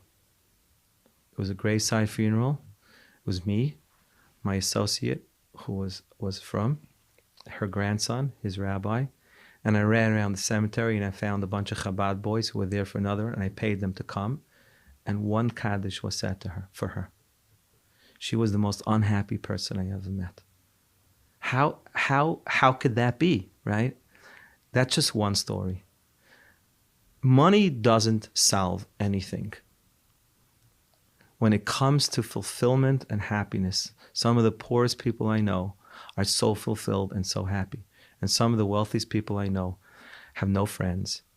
They don't get along with their family. They're divorced. Their kids don't talk to them. And everybody around them is just waiting for them to die so that they can inherit their money. How sad is that? On the other hand, I have clients that are extraordinarily wealthy that don't waste a minute. They're retired. They're sitting on the board of this. They're helping this one with that. They get calls all day. They are the happiest people. But it has nothing to do with the car they drive or the house they live in. This is what our Rebbeim told us. We didn't believe them. Take it from me. I'm surrounded by wealth. I see people inside of JP Morgan who earn $30 million a year, and nobody wants to go near them. So obviously this story was about one of his clients who had millions of dollars, and he towards the end of her life, he wanted the glasses story. The glasses story. I wrote that down. Yeah, well, guess what? I didn't. No, it's good. I mean, I think that's very special that we each went through all the past episodes and we both didn't plan this out. This is one of our most powerful moments. It was. First of all, the delivery. He's great. Yeah, he's so great. good. He's He's great so at good. speaking. He has just like these. First of all, the way he pauses and the way he says, Yeah. You guys just watched You're it. gonna tell me that Yeah. I shouldn't? Like, that's how he talks. Yeah, it's awesome. It's awesome. But that story is just like, wow. Yeah. Wow. It really goes to show. I mean, obviously there's so many lessons, but it really just goes to show, like, just doing little, if I could call it, little dumb acts of kindness. Like, he just, it's like, no, you have this lady, her glasses Put are very, that on a t-shirt. He has, like, the glasses are dirty. Like, that's, and it's the most stubborn lady in the world. And he's like, oh, could I clean it? And, like, just showing that extra care. Like, these things really do make a difference. I know it's cliche, but, like, you're by a supermarket and someone needs help with the bags. And you help, like, okay, it's a little dumb thing. And you help them. And because he did that, obviously, he got her business and was able to make a lot of money for her. But maybe even more importantly, as he mentioned, they were, gave her a Jewish burial and he was there and she had some people there, which maybe she wouldn't have had. It's definitely amazing, and he was zeicha to be able to have a breakthrough with her. And you just mentioned that there are so many opportunities that we have to do. Hashtag dumb little. What is it? I don't remember what I said. Well, I don't know. I don't remember either, but that's funny. Anyways, dumb little moments. No, I don't know. I used the word dumb. I know that. Yeah. Do something dumb today. How about that? Do something dumb. That. Yeah. But dumb kindness. Dumb kindness? I don't know. Exactly. We're going to turn that into a thing. Okay. Another moment that I wanted to share. This was a story, incredible story. We have a lot of people share stories. I think I had this one also. Who am I mentioning? Harry Rothenberg. No. Okay. He has great stories also. I know. No, it was with Hanoch Teller. Ah. And here it is. This is a very dramatic picture. I don't know which camera to hold it This up one's to. fine right here. Straight here. So this picture is a picture that was shot on the day that Auschwitz was liberated. It's a picture of many, many, many children. This is just a zoom in of several. And this is the actual picture. Was This picture. This was For picture those taken by listening, a Soviet soldier. It's a bunch of kids. It's in black and white. For those picture, listening, and you one, should go ahead and Google heroic children, untold stories. And That's you'll- true. And the I guess the focal point child has color to his. So what happened is that question. Now I'm going to put you guys in the hot seat, but it's not a hard question. Is it a history question? Don't worry. Okay, I'm very worried. You did well in history in high school. Oh gosh, yeah. What is the most famous story of the Holocaust? It's a fact or an opinion? It's a fact. Famous story picture. The most famous story. The most famous story. Gotcha. Anne Frank. Okay. Okay. I mean like That's that. a trick question. I thought you were saying like we all know the Panovich, right? Like I don't know, like something like within and like. Okay, Anne Frank. Yeah, that makes sense. Okay. Yes, Anne Now, Frank. Yeah. Anne's story is not a reflective story. She wasn't in the ghettos, wasn't in the camps. She had Right. a roof over her head, a modicum of food. But yet, it's the story. And that's, I think, why it became so famous. So my tour in Yad Vashem, the reason why it's so popular is because no one can deal with all the facts. It's amazing, there are hundreds of tours going on at one time in Yad Vashem. It's a large museum. And there's a very large staff of tour guides. And it fritzes my brain. There are tour guides that are unspooling data that no head can absorb. So what I always do is I tell personal stories, or I tell stories about individuals that connect. That way, that's how I convey the information. That's why people appreciate the tour. Okay, back to the book. We needed a cover. Now, so the copyright holder of this cover, when you publish a book, the cover, you need permission from the copyright holder. Right. The copyright holder is the United States Holocaust Memorial Museum in Washington. So I made a request for the picture, and you have to fill out an affidavit and saying that you'll make no changes or alterations. So I said, I'm going to make this change and this change and that change and this change and this change and that change. And the next day I had permission. Wow. And but they said it's low resolution. It'll take 3 weeks to get it in high resolution. 3 weeks. I don't know if I had 3 days. But you'll pardon me for being an Israeli. And I figured the connection, what has to be done here is protexia, having the right connections. And I have a friend, very powerful individual. Rumor has it that in his cell phone, he has the private phone number of every senator and congressman. He lives in Baltimore. And I figured Baltimore, Washington, he must have a connection to the United States Holocaust Memorial Museum. You just got to get a picture. Question. You're not asking him to switch a vote in the Senate or anything. Yeah. You just need a picture. And fortunately, his son learns in yeshiva right next door. I know who you're talking about. Okay. So I run to yeshiva and I said, Aryeh, again, I thought this is a rhetorical question. I said, Aryeh, your father's connected to the United States Holocaust Memorial Museum? He said, no. Disenchanted, crestfallen, melancholy, I'm walking out of the room. And as I'm about to cross the threshold, he says to me, but my mother is on the board. I'm about to wring his neck. It's very classic, Aryeh. His Great guy. His Great mother guy. is Judge Chaya Friedman. So I send her off an email. I say, Chaya, I say, that's why I need your help. And here's the picture. It's this lot number, this pick number, this thing. I need it yesterday, high res. Now you have to realize the United States Holocaust Memorial Museum is a large bureaucracy, 300 employees. They don't just turn the picture over overnight, but she's on the board. And the next day, I got the picture. Attachment, Gmail. There it is. Then it occurs to me, yeah. In sync with my methodology of teaching, I wanted, the picture is sepia. I wanted to color one child to highlight the individual. So I write her back. I said, Chaya, I'm sorry, one more thing. I need you to get me permission to do, to color one child. That's a significant change in the picture. And she wrote me back. She's very busy convening a murder trial, and she has no time. So I prevailed upon her, said, Chaya, I said, this is killing me. And she, I prevailed upon her, so she writes me back the next day, yay, nay. I made the request. I cannot tell you they'll agree to it, but I made the request. And I'm thinking to myself, come on, this is the Holocaust. This is apple pie. This is mom, the flag. No one's going to say no. And so I'm going to use the technical term. I'm almost done. The technical term is called a press queue. In the largest press in Israel, 10 o'clock at night, arguably the largest press in the Middle East.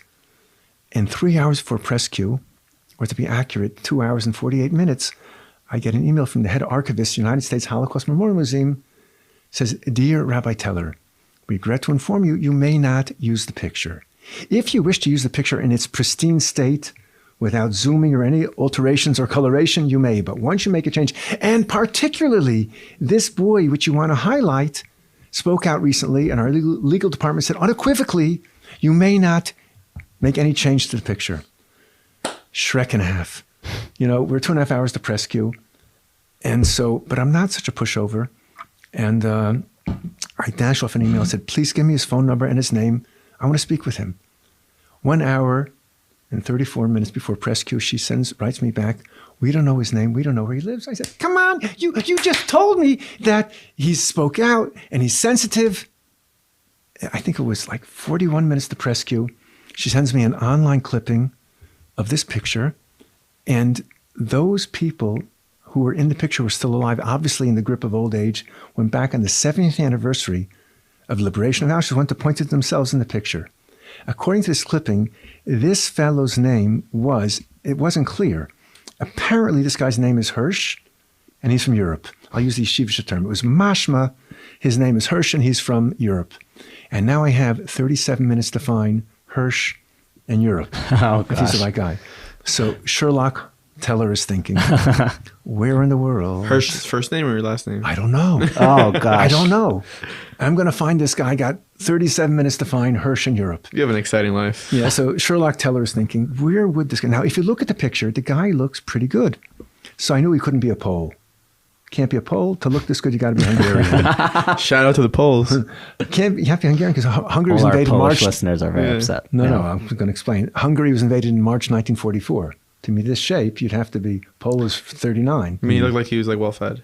Yeah, he was much better shape. Yeah. The other one's like, So he had to have been a Hungarian. So Sherlock Teller is thinking, where would Hungarian survivor of Auschwitz live in Europe today? So I discounted England, Russia, Eurasia, Israel. So I only have around 28 countries to go in about 24 minutes. And I concluded it's going to have to be Belgium or Switzerland. And I have a really good friend, Moshe Luzer, who lives in Zurich. I'm sure he's a good guy. And no, sorry. That's terrible joke. sorry. Is he Hasidish? He's Levantine. Why does that matter? No, because his name Loser. That's last name, no? No, Moshe Eliezer. Oh, okay. So I said Moshe Luzer, he lives in Zurich and he works for IBM. What a shidduch. This guy's going to find it for me. So I called, now we're 11 minutes to press queue. I said, Moshe Luzer, I need you to find me Hirsch in Switzerland. He said, would that be his first name or his last name? Because it could be either name. I said, I don't know. He said to me, is he religious? I don't know. He said, what does he do? I don't know. He said, Chanoch, what have you been drinking? I'm not drinking anything. I got 8 minutes. I got to find this guy, Moshe Luzer. So he said to me, you give me his name. I got IBM, my fingertips. I'll find him. I said, you know what? I'm sure he's Hungarian. Try Gavor or Tibor Hirsch. Gavor or Tibor is Hungarian for Mike or Steve. I hear him typing. He says, Gavor Hirsch, 84-year-old engineer. Here's his phone number. 6 minutes to press queue. I call him up. And my Hoiche Deutsch, I speak to him. I ask permission. He gives me permission. And I fire off an email to the United States Holocaust Memorial Museum. I have permission. Here's his phone number if you don't trust me. It's 9 o'clock at night in Switzerland. Now I wouldn't call him at this hour. He's an elderly gentleman. And I have at home a beautiful picture of Gavor holding the book. That's amazing. Gavor passed away this summer. Right. But I took that I just want you to know that it'd be harder for me to parallel park than to get this guy in one call. That's why you're late to this interview. Right, that's why I was late. Wow. So I didn't have a coin to park. So at the end of it, you got the book to him and you got him holding it. That's incredible. Up. So, yeah, we always have wild stories, but there's no story wild. I just want to say one thing, and I'll let you continue. Sure. You know how difficult it is right now for us to be recording this the way we're doing it? I know. We're just talking straight. I know. The people are watching are going to watch us talk and then watch a story and then talk and watch a story. I know. We're just talking straight as if we just watched it. But you know which story I'm referring to. Yeah. It's a great story, and just it's one of those things that the lesson I took out of it was if you really try hard enough, you could do it. I don't think you could do anything. I think that message is like crazy. Like, oh, I want to fly. You could, but like, no, he had a mission. He said, I really want to use this picture, and I think it's going to be good for the book. And he didn't give up. And literally to the last minute, he wasn't sure if he could get it or get permission, and he did. And it's a great cover. And by the way, shout out to all Jewish publications. I 100% judge a book by its cover before I buy it. Maybe that's just me. I think a lot of people are like that. So I definitely look at the covers of books. Yeah, covers do make a difference. Yeah, I think they do. I think it's dumb. It shouldn't, but add that to your dumb whatever. I just like it's our whole like brand, like dumb stuff. Do something dumb, yeah. So you were mentioning Harry Rothenberg. Harry Rothenberg. Yeah. He said this amazing story that really, I don't think I've been brought to tears at at all. Very very infrequently in these episodes. I don't even know if I was brought to tears in this one. I definitely felt emotional though after. You're like, I wasn't brought to tears many times. Even this time I wasn't. But it could have. But this potentially right. would have made me emotional. And this is the story. We see sometimes the differences between people who lose faith, even including people in our world who unfortunately are just not able to move forward, to people who have more faith in their pinky than you can imagine. And they're gedolim. They may not be gedolim b'Torah, but they're gedolim in bitachon and emunah. So, for example, I represented the estate of a young boy who was in an accident. I would tell you what it was, but I don't like to do that because I don't want to identify particular clients, A, and B, you'd have trouble sleeping tonight because that's how horrifying it was. Right. When I eventually read the report of the forensic pathologist that we hired to go through like the boy's suffering before he eventually succumbed to his injuries, I said to myself, I do this for a living and I got to make it through this. I think I made it onto the second page before I started crying. And I do this for a living. Like I've seen it all, but that's how bad it was. So he was in a coma for a day and a half, and eventually the doctors called in his mother and his father and said, you have to go say goodbye, we're losing him. Like you could see from his vitals, they're going, it's time to say goodbye. So it just happens to be happenstance that there was somebody there who was close to the family with whom I happened to be close. So he watched this happen. Otherwise I wouldn't believe it. So his mother went into the room and starts screaming at her son. This is the last minutes that he has alive. She says, the Torah says, Kabedes avicha ve'esimecha. You have to honor your father and your mother. I'm your mother, so you have to listen to me. When you go up to Shemayim, when you go up to heaven, you have to pray for all of us.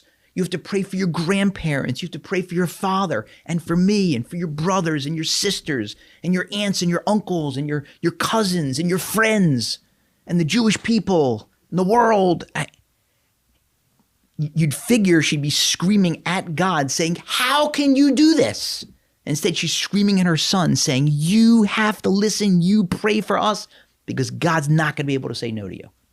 Where do you see faith like that? I mean, it's like the only places you see stories like that are out of books about the Holocaust, and that's what it's like. Like some of these stories are not to diminish, but it's a mini.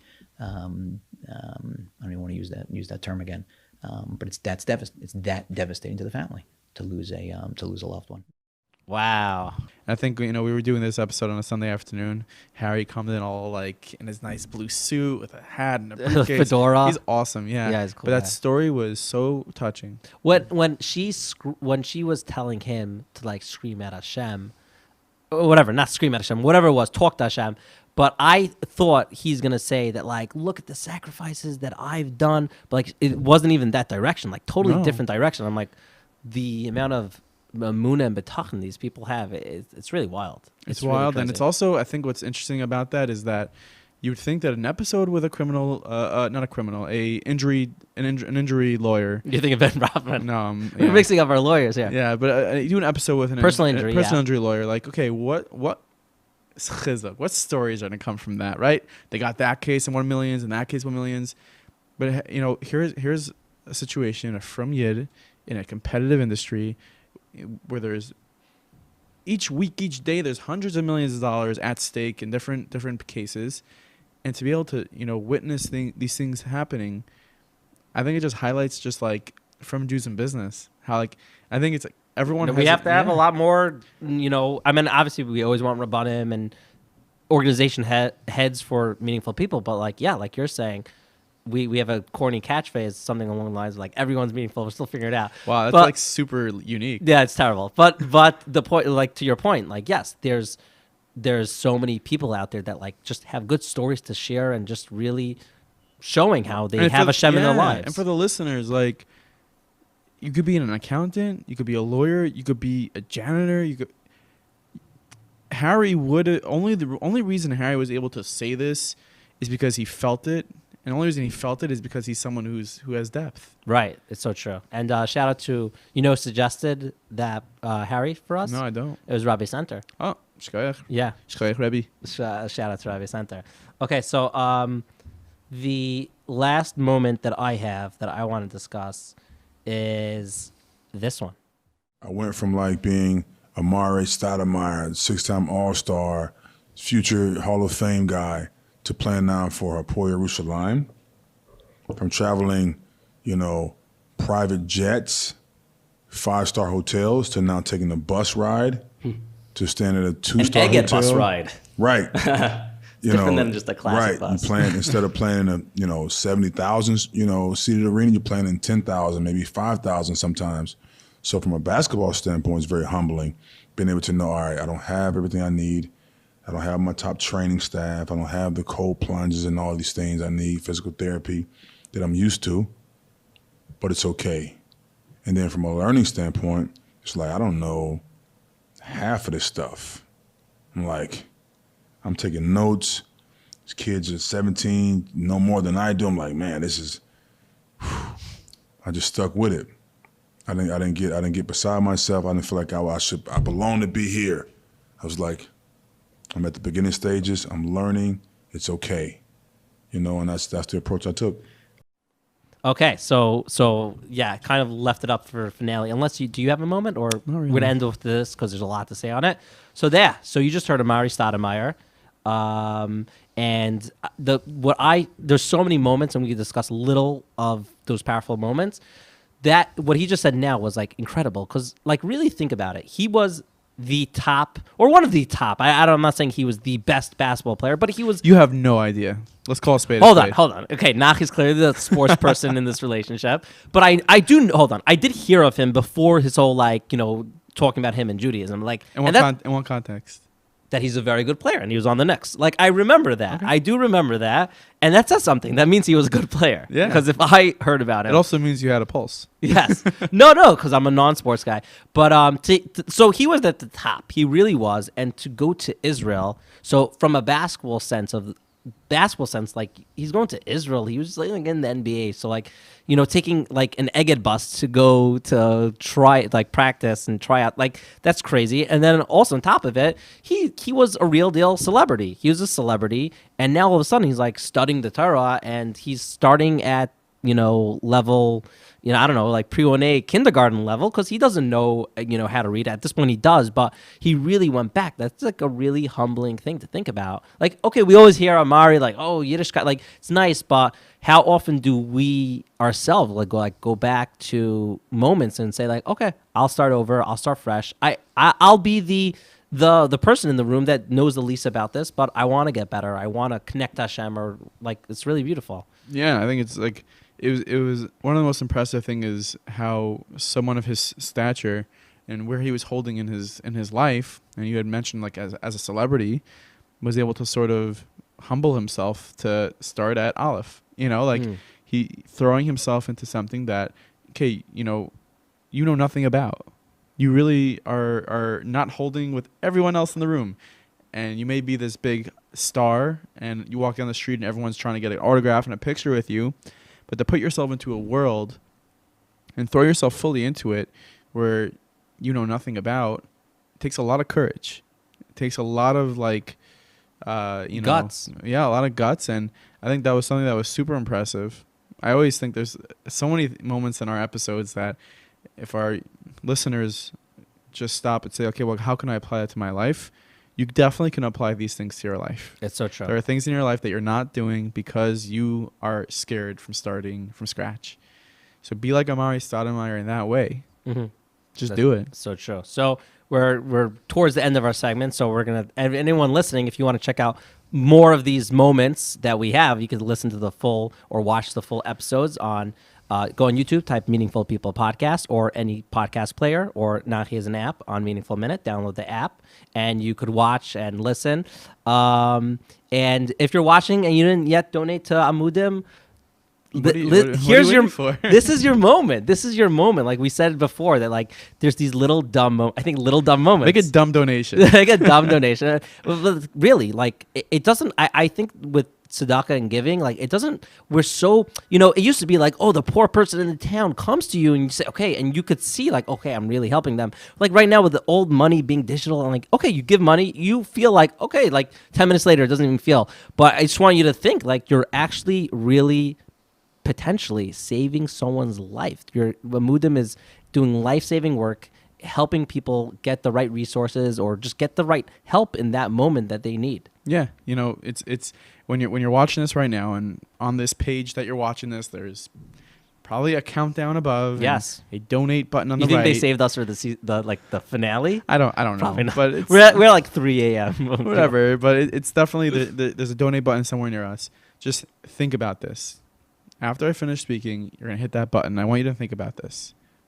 One scenario: there's someone who's from America, who went to seminary, or they went to yeshiva in Israel, and their whole life they're struggling with something. Their whole life, and they were scared to get help. They're scared to become vulnerable. They're scared to do it. And through Amudim, in Israel, they went ahead and they got the help that they need. And it's only possible because you're making that donation.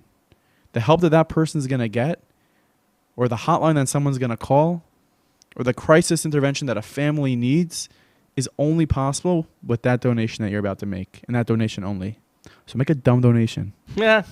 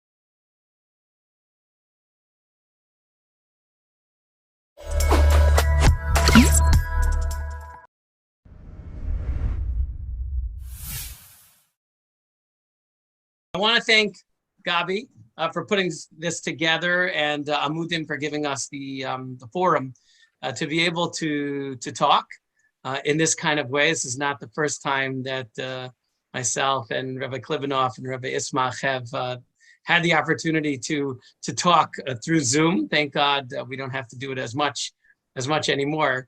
But yeah, I wanted to start this little session just to give everyone a sense of how this started.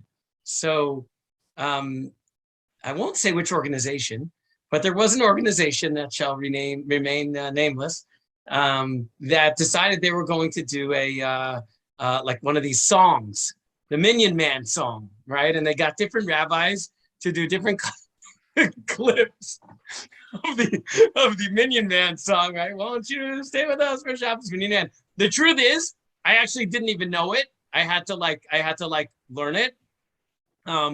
But either way, everyone sort of got a phrase to do, and the idea was that like, okay, shul is closed, it's COVID, it's depressing, so we figured, I guess they figured they want to make people more depressed by listening to rabbis with questionable voices, and I took it really seriously, and I did my thing, and I whatever, and then sure enough, like I don't know, like a minute later, after it was posted, I think Sam has started this post-Minyan Man group, and they all started making fun of me. Well, Rabbi Morgenstern, the world now is post-Minyan Man in so many ways. That was sort of like the pinnacle of the COVID experience, being stuck at home and being so desperate for information that like even a bunch of rabbis singing Minyan Man was interesting. And I feel like a lot of us, that was sort of the moment when I realized the world has changed so fundamentally. So, but thank you for that. I think we had a good time reacting, and now like it's a post-Minyan Man world. And it still makes me laugh, so it's got to be worth it. But I'm not sure everybody knows here who we are, so we should probably introduce ourselves. By all means. Sam Klibanoff, Congregation Eitz Chaim in Livingston, New Jersey. Shmuel Ismach, Young Israel of Grey Neck. Jonathan Morgenstern, Young Israel of Scarsdale. So we have the three major food groups represented, right? Like Westchester, Long Island, Northern New Jersey. So that's the center of the tri-state area, right? Tri-state area, something like that. I love it. The center of the world, obviously. Well, yeah. So we spent a lot of time. We spent a lot of time chatting online, virtually, and now thank God, as Jonathan mentioned, in person during COVID, because we idea sharing and struggle sharing, but also kind of inspiration sharing. And I want to thank you two for really helping me get through, because it's been, it's rabbis are people too, apparently. And, we've had our challenges, but thank God we've shared a lot of good things. So this is a great opportunity for us to talk about kind of some of the things that, what worked for you? What was your highlight, so to speak, when there were many, many lowlights? The funerals and the shivas and the virtual everything can bring a person down. So there were so many times when the little bit of inspiration really, really helped. So, what worked for you guys? I gotta say, the one thing that you left out, not just inspiration, but also just laughs, the ability to stop and reflect on what's going on, the absurdity of it all, and particularly in the positions that we were in communal positions where we're faced with things we've never really had to do before. You had rabbis doing Minyan Man songs, and like we were throwing spaghetti at a wall and trying to see what sticks programming wise. Nobody had ever had to do this before. And You did a song. No, I didn't. Yes, I you did. Yeah, I did. with the I did. guitar. Yes. I did like a Hanukkah song, an Adam Sandler style Hanukkah song for my shul in Granick. It's available on YouTube, but you don't, whatever. It's there. But honestly, thank God I edited that, unlike yours, where I'm not sure who edited that. I'm kidding. Yours is great. But the humor and the ability to reflect with others about your experiences and balabatim, and to sort of try to brainstorm what the best solutions for things, that was invaluable to me. And there were a lot of big groups, right? There were a lot of big groups of rabbis that had formed on WhatsApp, and unfortunately, like, whenever you ask a question there, you're kind of in front of the masses. It's like asking the question in the big audience. But amongst a few guys, it was so beneficial to be able to just reflect or vent or to ask. And so, like, I was really appreciative of that. Yeah, I agree. That's actually what I was gonna mention. The dafka, like for me, I remember probably one of the best moments for me in the most difficult times of COVID was when I exited a certain WhatsApp group. No offense to the WhatsApp groups, because it was crazy. Because you know, you're right. It started in Rochelle, right? And we were like right next door, and we had a COVID Purim already, and we were doing this, and I was consulting with like Rabbi Willig, you know, literally like every step of the way, and I'm like, you know, I'd post on this WhatsApp group. I'll just to be helpful, you know, here, this is what we're doing, and people were pounding. What? You're not having a fully you know, regular Megillah reading? What are you crazy? It was nuts. It was crazy. And I remember it was not a rabbi on this group. It was a great guy, and he just said, "John, you need to exit that group immediately." And that was like the best thing for me. But the reality was, I was very much on my own until post Minion Man came around. It was extremely helpful, and it's been amazing. So if we could speak in Belashon, like HR of today's day and age, was this our safe space? Is that so I think it was. Really, it's I found that those listserv groups and the WhatsApp groups are for people that have way too much time. And I think that when we got together, we had an immediate understanding of, you know, we have very different shuls. We have very, very different congregations, very different balabatim, but a lot of the same issues. And it doesn't matter how religious or more religious, how traditional, not traditional, whatever it might be, how big or small, that we found a lot of common ground. And for me, one of the highlights is actually when we were able to bring our respective lay leaders together to study together.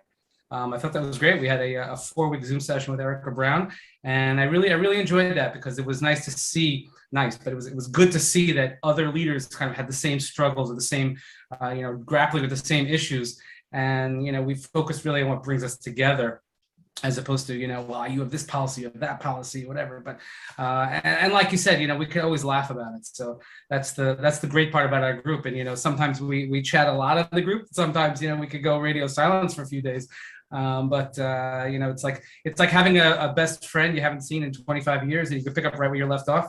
So that's what I appreciate about the group, about you guys. Right. I mean, there was also that fundraiser that we did pretty well. The fundraiser for Loader. And Morgenstern's idea brought it to us. I'm like, hey, this is a great thing. One of the wonderful things about our shuls is that they're in 3 different regions, and you don't have any of that. Unfortunately, like, you know, there's competition, and there are different shuls in different neighborhoods. You don't want to do the exact same thing, and you want to be identifiably different and innovative on your own. And here is like a safe space in a lot of ways. So I was always appreciative of that. And yeah, there were comments that I could make in this chat that I couldn't make anywhere else. I'm always nervous. Like somebody just the other day said, "Oh, I bumped into Rabbi Morgenstern. He says he knows you," and I like, what do you say? Like, what do you? I'm always a little bit nervous. Like, what do you? Safe space, Shmuel. Safe space. Yeah, I know. So like that's very reassuring for me. Yeah, you know, Baruch Hashem. It's funny. Also, I remember one of the first thing. Like there were a bunch of halachic things that we ended up. It's more halakha, it's meta halakha, right? It's like minhag, or how this works, or because we're in such uncharted territory, especially as we kind of came together, I would say, closer to the reopening, so to speak, and dealing with the several reopenings, right? That you had in these stages, how it worked. And it was really helpful. And it's, you know, you were saying with the big WhatsApp groups, there's more. There's judgment in every. It's like, oh, why are you doing this? Right? I remember one of the first things we talked about, I think, was we're davening outdoors on a Friday, and we're like, oh, should we say by Should we say Maginavos? Sorry, should we say Maginavos? You're judging. So should we say Maginavos? I remember you brought in a source, and it's really helpful. We talked about Tachnun also. What are you doing with Tachnun, right? Yes, Tachnun, no Tachnun, right? There's our own or not, you know, that kind of thing. Are you going to go down for it? And, you know, and it just sort of, it continued along that. I remember actually, you told me, Sam, you reinforced to me that I think you said that growing up, did you do the Mass Aliyos when you were growing up or something, where you were for Simchas Torah? Yeah. And that's what we ended up doing for some. By the way, we did it this year also. I love it. I love it. The guys that want to have like their own minion and and drink a lot and whatever, they didn't love it so much. But it's awesome. And again, you never would have known these things. Yes, there's a Mishnah Brewer. Yes, there are poskim, but Harbe Lamanati our buddies, right? That's the way it goes. I think I borrowed your Seder. If you remember, you did a concise Seder. This must have been really early, like the first. So that was early. Yeah. It was very early because I borrowed your Seder and I remember using it for some people who I really needed it, and it was great. You had put it together, and that sharing was very valuable. I mean, what would you guys say what were the harder things that you're going to take away from this in your shuls? Like what are the takeaways? I struggle with this all the time. You mean like what did we do that we're going to keep, or? Well, I guess the question is twofold. What programmatically, I have a few things that whether for better or for worse, I'm stuck with. And most of them are for better and they're good, and it means what it means to me. But I'm trying to figure out also from the other side, not just programmatically, like we as people, we as a shul, sort of what did we learn? I don't know. Do you guys speak to either of those things? Like what programmatically and what lesson wise do you think we're going to take away? I mean, I think the Zoom is kind of here to stay. Every share that I give, that's not on Shabbos, I do both, which is very accommodating in one way, but it's super annoying in another way because it's hard to teach black boxes. For some reason, people don't want to put their screens on. Like at least put your camera on and pretend like you're listening while you're doing something else. The famous story. There was like it's an infamous story in a place somewhere in Bergen County. Early on, and sorry, I interrupted you, but this is funny. Early on in like whatever, and they did those Zoom Kabbalah Shabbos, the pre-Kabbalah Shabbos, whatever. And let's just say someone's screen was on that should not have been on. And all of a sudden, one of the rabbis gets up, and it was like that. It was bad. And the rabbi just goes, "Stop transmitting!" And they went play. Yeah. 2 words I learned very important. Mute all. but I long this. This. There's nothing like teaching in person. Even so, when you're doing a hybrid group, so you're looking at the camera and then you're looking. It's kind of just this morning I had a share like that. So it's valuable because honestly, there are people that are not ready to come back. I get that, but at the same time, it's and I don't know about you, but talking and teaching on Zoom is unbelievably exhausting. It's like I could give, if it's in person, you can give a share for an hour like nothing. Look, I'm probably also getting old. I am, but when you're on Zoom for a half an hour, I just feel like wiped. Do you guys feel that? Yeah, it's like a mental. It messes with you. Just this morning, I have an early morning share that's on Zoom, and it's like the Zoom. It's on my phone in the middle of the table, and I asked the question to the guys who were there. And then suddenly, it's like as if God is speaking. As it was the funniest thing. A voice answers the question, and everybody like jumps because the Zoom people never speak, right? They never speak, but they're unmuted. They're totally fine. It's only a few people, and then suddenly the answer comes from amidst the table, and it was such an experience.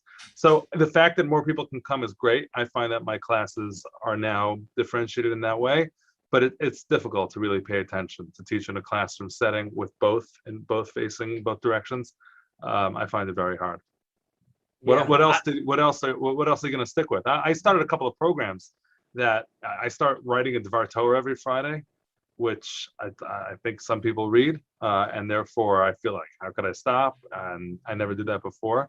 And some other things that I guess it's good. We were able to test ourselves, do different things in our shuls, and we were forced to adapt, and hopefully some of those are positive and long lasting. But I wonder about has your shul changed? Have the people changed? Was this once in a lifetime event life altering or not so much? No comment. We've learned a lot. We had to learn new skills. Like I learned how to use YouTube. During writing was always, but during the height of COVID, when you think back to sort of March, April 2020, and I get hives, and I was doing video communication every day, sending out a video, because not everybody wants to sit and listen to you. So I'm like, you know what? If you record it, a less than 10-minute message every day, then and people will watch it or not watch it, watch how much of it they want. By the way, the analytics on YouTube are great. It tells you exactly the engagement, how many, who have for how long. And when they stop listening. Yeah, Like exactly. what it was that you said that I'm done here. We're done. And also the great thing is what I was able to secure sponsorships. So we actually use it as a fundraiser for the shul, but that kind of morphed into, I had this feeling that, believe it or not, even in a shul, it's not the size of your shuls. Ben Zocha to have such a large shul. I'm a simple, humble shul in Livingston. But there are a number of congregants who don't know one another, believe it or not. And they're even more distant now. So I started this sort of interview thing, and we took it off, and it's called Riding with the Rabbi. So I drive people, and it started because I was like filming something with my kids in the car, but I take somebody in the car and I do an interview with them.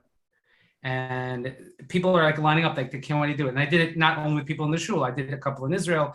We once sponsored a fire truck in Israel, and I found the fire truck, and I got a ride on the fire truck with the guy in Israel in Hebrew, and we did this interview in Hebrew, which is hysterical. We got Hatzalah now in West Orange and Livingston. So you're like, by the way, now you know we've made it. We have Hatzalah. Just saying. We don't have Hatzalah. I'm just saying. We're not there yet. You need guys with keys, and then you'll be fine. Do you have a pizza shop that sells sushi? Because like then you've arrived. Nope. No.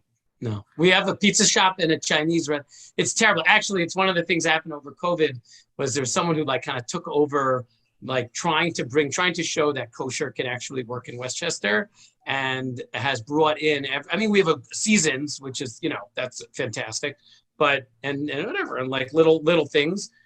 So he brings in actually every night, there's a different restaurant that delivers, somewhere from, in the Jewish civilization, not Westchester, that brings in every night. They deliver it to our shul, and people they get burgers, they get Chinese, blah, blah, blah, blah, blah, all that stuff. But I also it's better than, by the way, I grew up there. So what you have now is still better than what I grew up with. Yeah, no, thank God. We're getting miles there. ahead. We're getting there. But it's funny, that's what COVID will, ultimately that will morph, because the idea that this guy did to bring it in was to, look, it works, people want it. And I think it will ultimately turn into us getting something more than just pizza and an Eden Wok. No offense to pizza and Eden Wok and some bagels. But I also did the video stuff. I did something called the Daily Dose.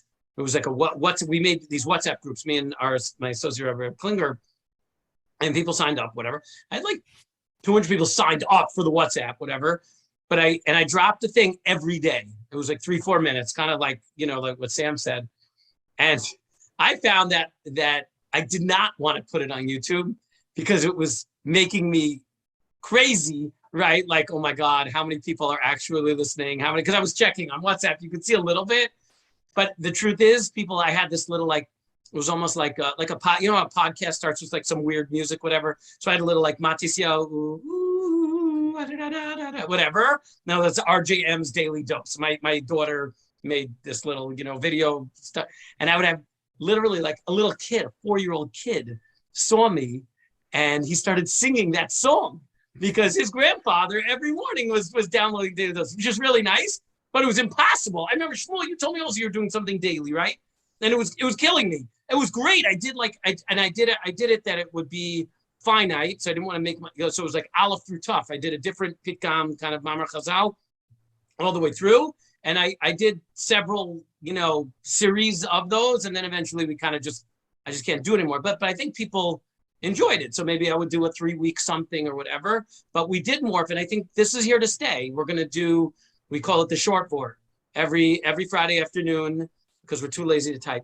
Like a 3.5 minute vort on the Parsha, and that we put on YouTube. And you're looking at still like 50, 60 views every week. We felt like, it's worth it. 50 or 60 people obviously we want them to come to shul and hear us, but it's a really nice thing. And we're going to get it not just on YouTube. We're putting it now, hopefully on Instagram, on Twitter, whatever. And you'll make fun of that. And we'll start a new WhatsApp group. They could be doing both. That's the thing. It's not. Yeah. It's no longer just for people who are at home. I mean, these were sweet spots we just hadn't realized that there was a desire for. Yeah. And this forced us to do that. I similar to what Sam's doing for bar mitzvahs. Like bar mitzvahs were terrible during COVID. If you had a bar mitzvah, I mean, forget it. Nobody got to do the whole spiel and the whole bar mitzvah boy in front of everybody. Bar mitzvahs, none of this stuff was really happening. And so I had like 15 bar mitzvahs last year, a tremendous amount, the most bar mitzvahs we've ever had in a single year. And I figured, like, what am I going to do for these people? They have their own side minyanim. And so I started doing this interview thing with the kids, and it ended like I edited it so it'd be a little bit more funny. And you got like 65-year-olds who are just sitting and reading this because they're entertained by it. They never would have taken any sort of paid any attention to this kid, but now they are. So that's like here to stay, because we figured out other ways to magnify people and make a big deal about events that we had no choice. And so in a way, I think it was a great experience. I don't speak from the pulpit anymore. That my thing is like, in my shul we used to like lift up the pulpit, and you're sort of like locked in behind that pulpit. And I always wondered, like, what would it be like to give a speech, like a TED talk, where you're walking around the bima, I'm not at the pulpit. So I said, like, how am I gonna do that? It's weird. So I used to like walk to one step here, 2 steps there. And then when COVID happened, so like the rules were like, you can't give a drasha yet. First, there's only shul, and then there's only a 2-minute drasha, and then there's only a 3-minute drasha. Not exactly sure scientifically what the difference was between the 2-minute and the 4-minute drasha, other than like, I guess nobody's got patience for a 4-minute drasha when we're just starting out. And so I never picked the pulpit up because I was signifying this is a short drasha. It's not the regular thing, and I haven't picked it up yet. I just haven't picked it up. And so like I'm walking around, and people tell me it's like, oh, it's more engaging, and they get to like track me around, and it's harder to fall asleep because they don't know if I'm walking in their direction or not. It's like a whole different chavaya. And nobody's asking to pick up the pulpit yet, right? Nobody has asked. And that's the worst, is when like you don't do something, or like you gave up something and like nobody asked for it back. Right, like kiddush. Anybody doing kiddush? Yeah. Really? Okay, I put my kishkas in, and it's like you stop giving a certain shear, and like nobody said, how come I really missed that? Oh yeah. Guys, I had a guy I had someone who got we stopped. Oh, we're gonna go on a summer break for 3 weeks, whatever. And like there's one person who's like really upset by it, and person was really upset. I was like, no, it's okay. That happens. It's like, it's cool. But no one else was really upset. It was just one guy, Yeah. But it's okay. But what you mentioned about there is a lot of anxiety surrounding sort of the pressure of getting the production out, of putting out the material, keeping up with it, and also especially like who's really engaging with it, because we can see. I've learned to kind of tune it out. You think of Rishon Salanter's Vart, like even if you think you're going to change the whole world, you have to change yourself. I use it as a great tool for self-deprecating humor. Anybody who's on there, I'm like, listen, you have to go on my show because tens of people are going to watch this. Half of the views are my mother. I go to my mother's house, and somehow she figured out how to just play our shul's YouTube channel on a loop. So I go in, and she's in one room, and in the kitchen, it's just, I hear myself talking. I'm like, well, what's going on? She just, but padding the numbers. That's what it's about. So does that work? Same computer? You gotta have a fan. Oh wow! I didn't know you could do that. I thought it was like cookies or something. They know which computer it is, and you can't. A certain amount of time, but you can't get hung up. I get it. Look, we are human and we're vain, and we have egos. And when what we think is great, and not the whole world doesn't think it's great, it hurts. They don't recognize our greatness. It's hard. But in reality, that's not what we're in this for. So. There's another thing too. I mean, it's not all about vanity. It's also you have a certain amount of time. And you want to make sure that your time is focused on the most effective uses. Like, to have the class that only 2 people are listening to is probably not as effective a use of your time as the class that you have 100 people at. That's what I found with my podcast. Like with a 10-minute podcast, I'm reaching more people than I'm reaching with any class that I give. So it's definitely worth the investment, even if there's a sacrifice, the ability to do something else. So like, that was my take.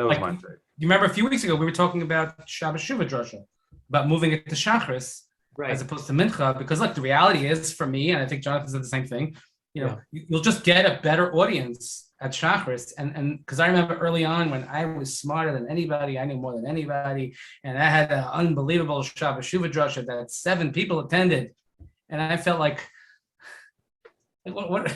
That's an awful feeling. But then again, it's a little humility. It's good to learn also. But you have to roll with it. You have to learn and see like kind of what works and know your audience. So. It's also where this is helpful, when someone else has the same issue. We always have I spent my young rabbinic career, let's say when we go to conventions and things like that, and everybody's sort of like looking over their shoulders. The older guys looking over their shoulders to see who the young up and comers are.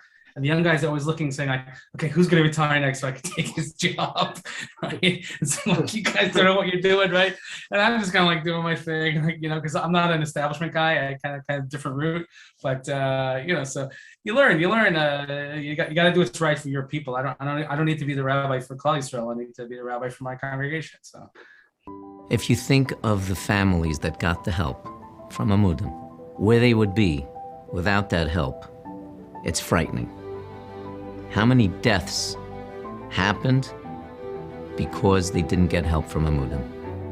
How many people's lives and families that have been destroyed, that it's so difficult for them to get out of that problem as it got worse if they would have gotten help from Amudim? Just think about that.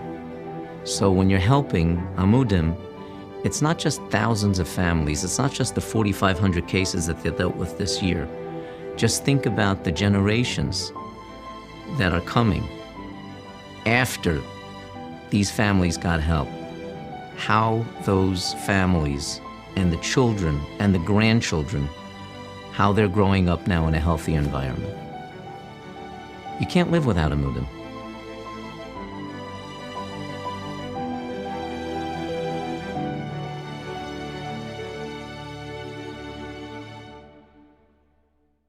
That's the thing about us in particular. You asked Shmuel, like, oh, what does someone say when he says, when Morgan says he knows you, and it's not just my father-in-law, but like I say, like, no, somebody else too. I say, like, there aren't that many. We're alike. We're all alike. I said, Sam, Shmuel, we're all. I don't want to call you rabbis, so we're alike. And look, at the end of the day, that's who it's an affinity group. We're naturally aligned. Sam, you said our communities they're different. They're different. Great Neck is different than Scarsdale and Livingston, but we're alike. We have the same kind of hashkafa. We have the same. We don't take ourselves too seriously. We have the same kind of outlook on, like, we want to make an impact and and do it right in a normal, real human way, and all of that stuff works. Like you said. I remember. Shavuos, what was it? Shavuos time or Lag BaOmer? You did a Birkas HaGomel. Remember you did like a mass Birkas HaGomel for people who had COVID or something, Shmuel, right? I did a Lag BaOmer, like a Zoom Gomel event, for all the people who had COVID. So I did that around Shavuos or something like that, and it was beautiful. It was amazing, and like you were saying, by the way, bar and bat mitzvahs. I wanted to throw out an idea because this is not just to help for the future. Great idea. We came up with an idea, about us really, but he's running with it, which is great. We're doing for all those who had a bar bat mitzvah during COVID, we're having a big Simcha Kiddush, like actually Shabbos Chanukah. And so anyone could, jump in, and the kids who want to speak, usually our minhag is that, the boys will speak during davening, girls will speak, after davening, whatever. If anyone had a chance, wants to speak, had a chance to speak, or didn't have a chance to speak because they had a small neighborhood minyan, here, sign up, you get a 2-3 minutes of our Torah, and we're putting together kind of a log of, each Shabbos and, each Shabbos to give them that forum. Yeah, we had a baby kiddush. All the babies born during COVID, during the summer, we had one big gala kiddush, and everybody, whatever, it was a beautiful thing. Everybody finally got to celebrate, which how important the kiddush is for a baby girl. Wait, do you not have kiddush? You don't have kiddush yet in shul? We did. It took us a long time until we did. We're still outdoors. Our kiddushes are still outdoors. Our kiddush is outdoors also. Our kiddush. What about you, Sam? We're transitioning. We're inside. Got it. Yeah. We've had a few events where people had made outdoor kiddushes, but we're inside. Everything's inside now. And it's funny, a small thing that I just popped into my head now. Talk about positives after COVID. Can you remember the first time after all this that you shook somebody's hand? I remember specifically when it was, and it was like almost taken aback. Like, are you ever like watching TV? I mean, Chas v'shalom, we shouldn't watch television straight, but imagine if you were watching a television show or a movie and you see people like, you're like, no, stop, don't touch each other, right? It's COVID. And the first time, and that made you realize is how much human beings crave personal interaction. And the handshake has taken on a whole new meaning. When you say good jobs to somebody, it really means something different now to me. And even if there's still people who are fist bumping or elbowing or whatever chicken wing things that they're doing, I look, I guess it's one of those things that you take for granted. You do it all the time, but here we are. So much of this was like relearning all of these things, like, and also watching how we ourselves, how anxious were we about COVID? How anxious were we about handshaking? And then once I did my first handshake, and I'm like, I could never have imagined doing that again, but now I'm doing it again. And then this other person can't imagine ever doing it again. But like, I promise you'll get there. I was the same. We're all living through this absolutely unique experience all at the same time. And I can't think of another experience in my life like this, that we're all learning, everybody at their own pace, everybody's adapting at their own pace, and unfortunately or unfortunately, we're in the middle of managing all of the people at the same time, trying to figure out as a community what we're going to become comfortable with all together. But it's been super instructive to like watch that process happen. I don't know what you do, like if you have the Good Shabbos line coming up, so you kind of get a sense, people are they clenching, are they hand out? And very often there's like the awkward, I happen to love fist bumping. I wish fist bumping would stay. First of all, you get both hands. So you guys to your left, I got that. I got a left fist. I heard actually this past shop was a great handshake story. So there's a famous tshuva in Igris Moshe, and it's based on a shul in the southern part of Long Island in the South Shore. And the child of the main player is actually a member of your shul, Rabbi Ismach.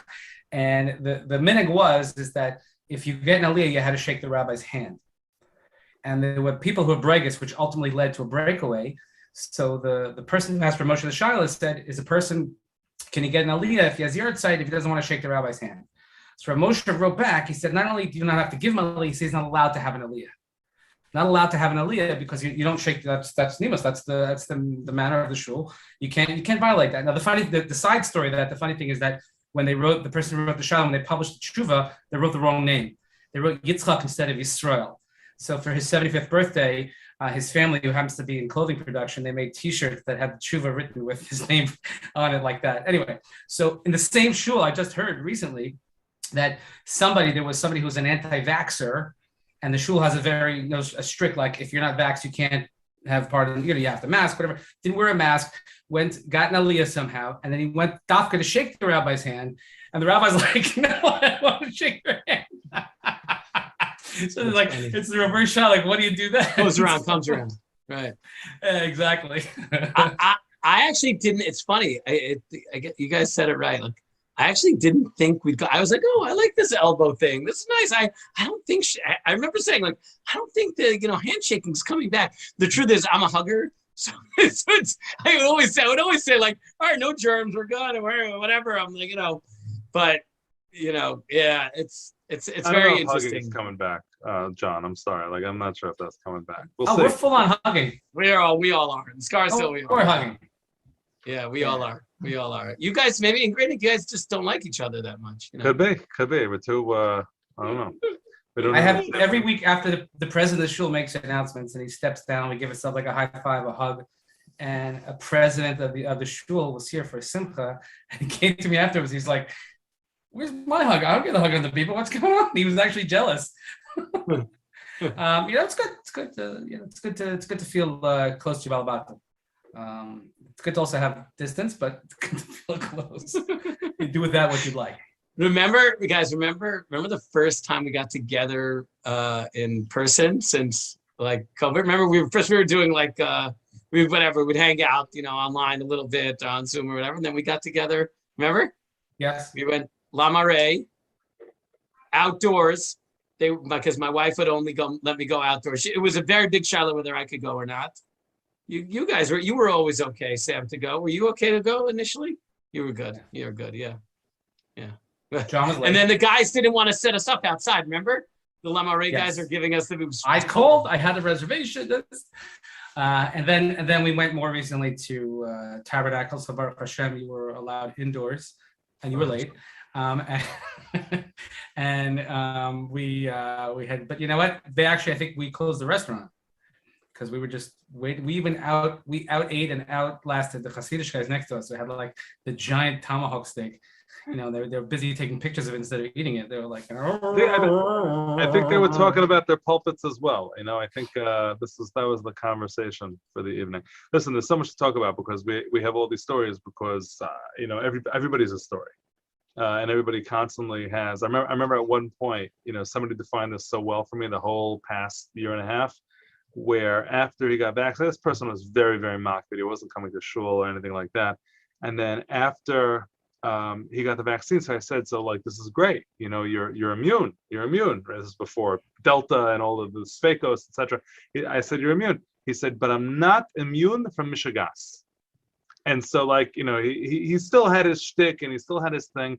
And there's so much of that. People adapting in their own way and people reacting completely unique to them. And I don't know where your shuls are at with this.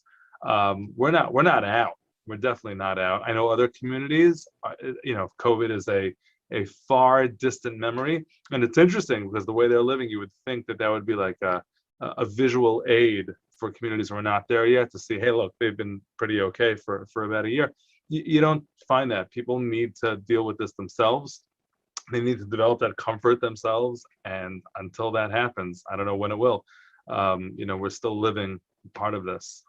That's what I no, so yeah, but you reminded me, I was going to say a few minutes ago, which was that what the communities, what people sort of want from us or need from us is the ability to engage with this stuff and to show and to try to help and model and preach like what's normal. How do we move forward? I've had, unfortunately, in my pulpit life, I've had some major stuff like tragedy type of communal stuff, and I found that like the community looks to the leadership, to the rabbis, like, okay, usher us through this, usher us through the mourning experience, usher us through the recovery experience, right? Because when is it appropriate to feel X or when is it appropriate to feel Y? And I think in COVID in particular, we're all dealing with that. And they really are looking for us, what's normal? And I think for me personally, I could say, I probably speak for you guys too, like when we have that placed on us, to be able to have a reality check from you guys, right? And be like, yeah, that's normal. Yeah, that is crazy when a person says X, Y, or Z. If a person jumps, that is crazy. Or that, I get it. I hear. It's really helpful to be able to sort of have that and give us that sort of mind check and move forward, with our kahila and be kind of like the best leaders that we could be. So it's like, yeah. And that's the hard part because, trying to find that sort of space where you can cover everybody or as many people as possible. People on the extreme edges, I think we're never going to get in any situation, COVID or not. But trying to have that broad reach, that big umbrella, and look, I thank God there are places that we could turn to also, besides one another. Like Amudim, for instance. That's a great resource where we could have things like this, or we can even just talking about it. I feel better. What about you? But also, I'll say this, that Jonathan can relate that the fact, and they can't relate, but both Shmuel and I, we lost parents. We were in Avelis during this, and almost, I don't know if you had, it was much worse when you had your loss, Shmuel, because it was like the height of I had no people at the Levaya, you had nothing, right? I had nothing. I remember speaking to you on Erev Shabbos then, and but I remember like you guys brought me a lot of comfort. Even though we had a Shiva and I had Shul and I had Kaddish and whatever, but at certain times, I guess in our position, you can't feel like you even have the ability to mourn fully because you're too busy like taking care of other people. I don't know if you felt that, Shmuel. So it's like, let me celebrate my Simcha, let me have more in my Avelos. So that's why this, going back to the word safe space, this is very, very helpful for me. As I'm navigating through it. So, and I'm not one to, have feelings. So. We know that. Yeah, that was very unique. That was very different. But there was value in that too. People will be discovering what a simcha means. People will be discovering what you really need for Avelos for it to be meaningful. Or how desperately we really do need people. A lot of these lessons, I hope they stick. I don't think the backyard weddings are coming back, but that hasn't been my sense so far. Things have pretty much reverted right back to normal. But we'll see. Hopefully, at least we've internalized some lessons that we'll be able to share with our kids, and our communities will be able to share with others as well.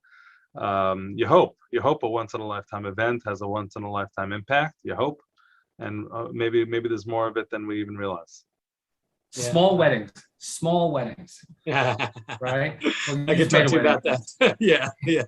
But you're did right. a wedding And last week, 150 people. Amazing. The takeaway is like gravity. There's gravity that brings things down to earth. There's a gravity that brings people together. People want to be together. People need to be together. And Mirza Hashem. How was your bar mitzvah, by the way? You made a bar mitzvah last week. I made a bar mitzvah this past Shabbos. It was the fullest the shul has been in close to 2 years. And everybody was commenting. Everybody was commenting about it. It was amazing. Wait, and they loved it, right? They loved it. It was amazing. It was the fullest. Also, Rabbi, I haven't been in shul in 2 years, blah, blah, blah. Okay, maybe they weren't there for 5 years either. But no, I'm just kidding. They're all there. Here's the question. Did you acknowledge it?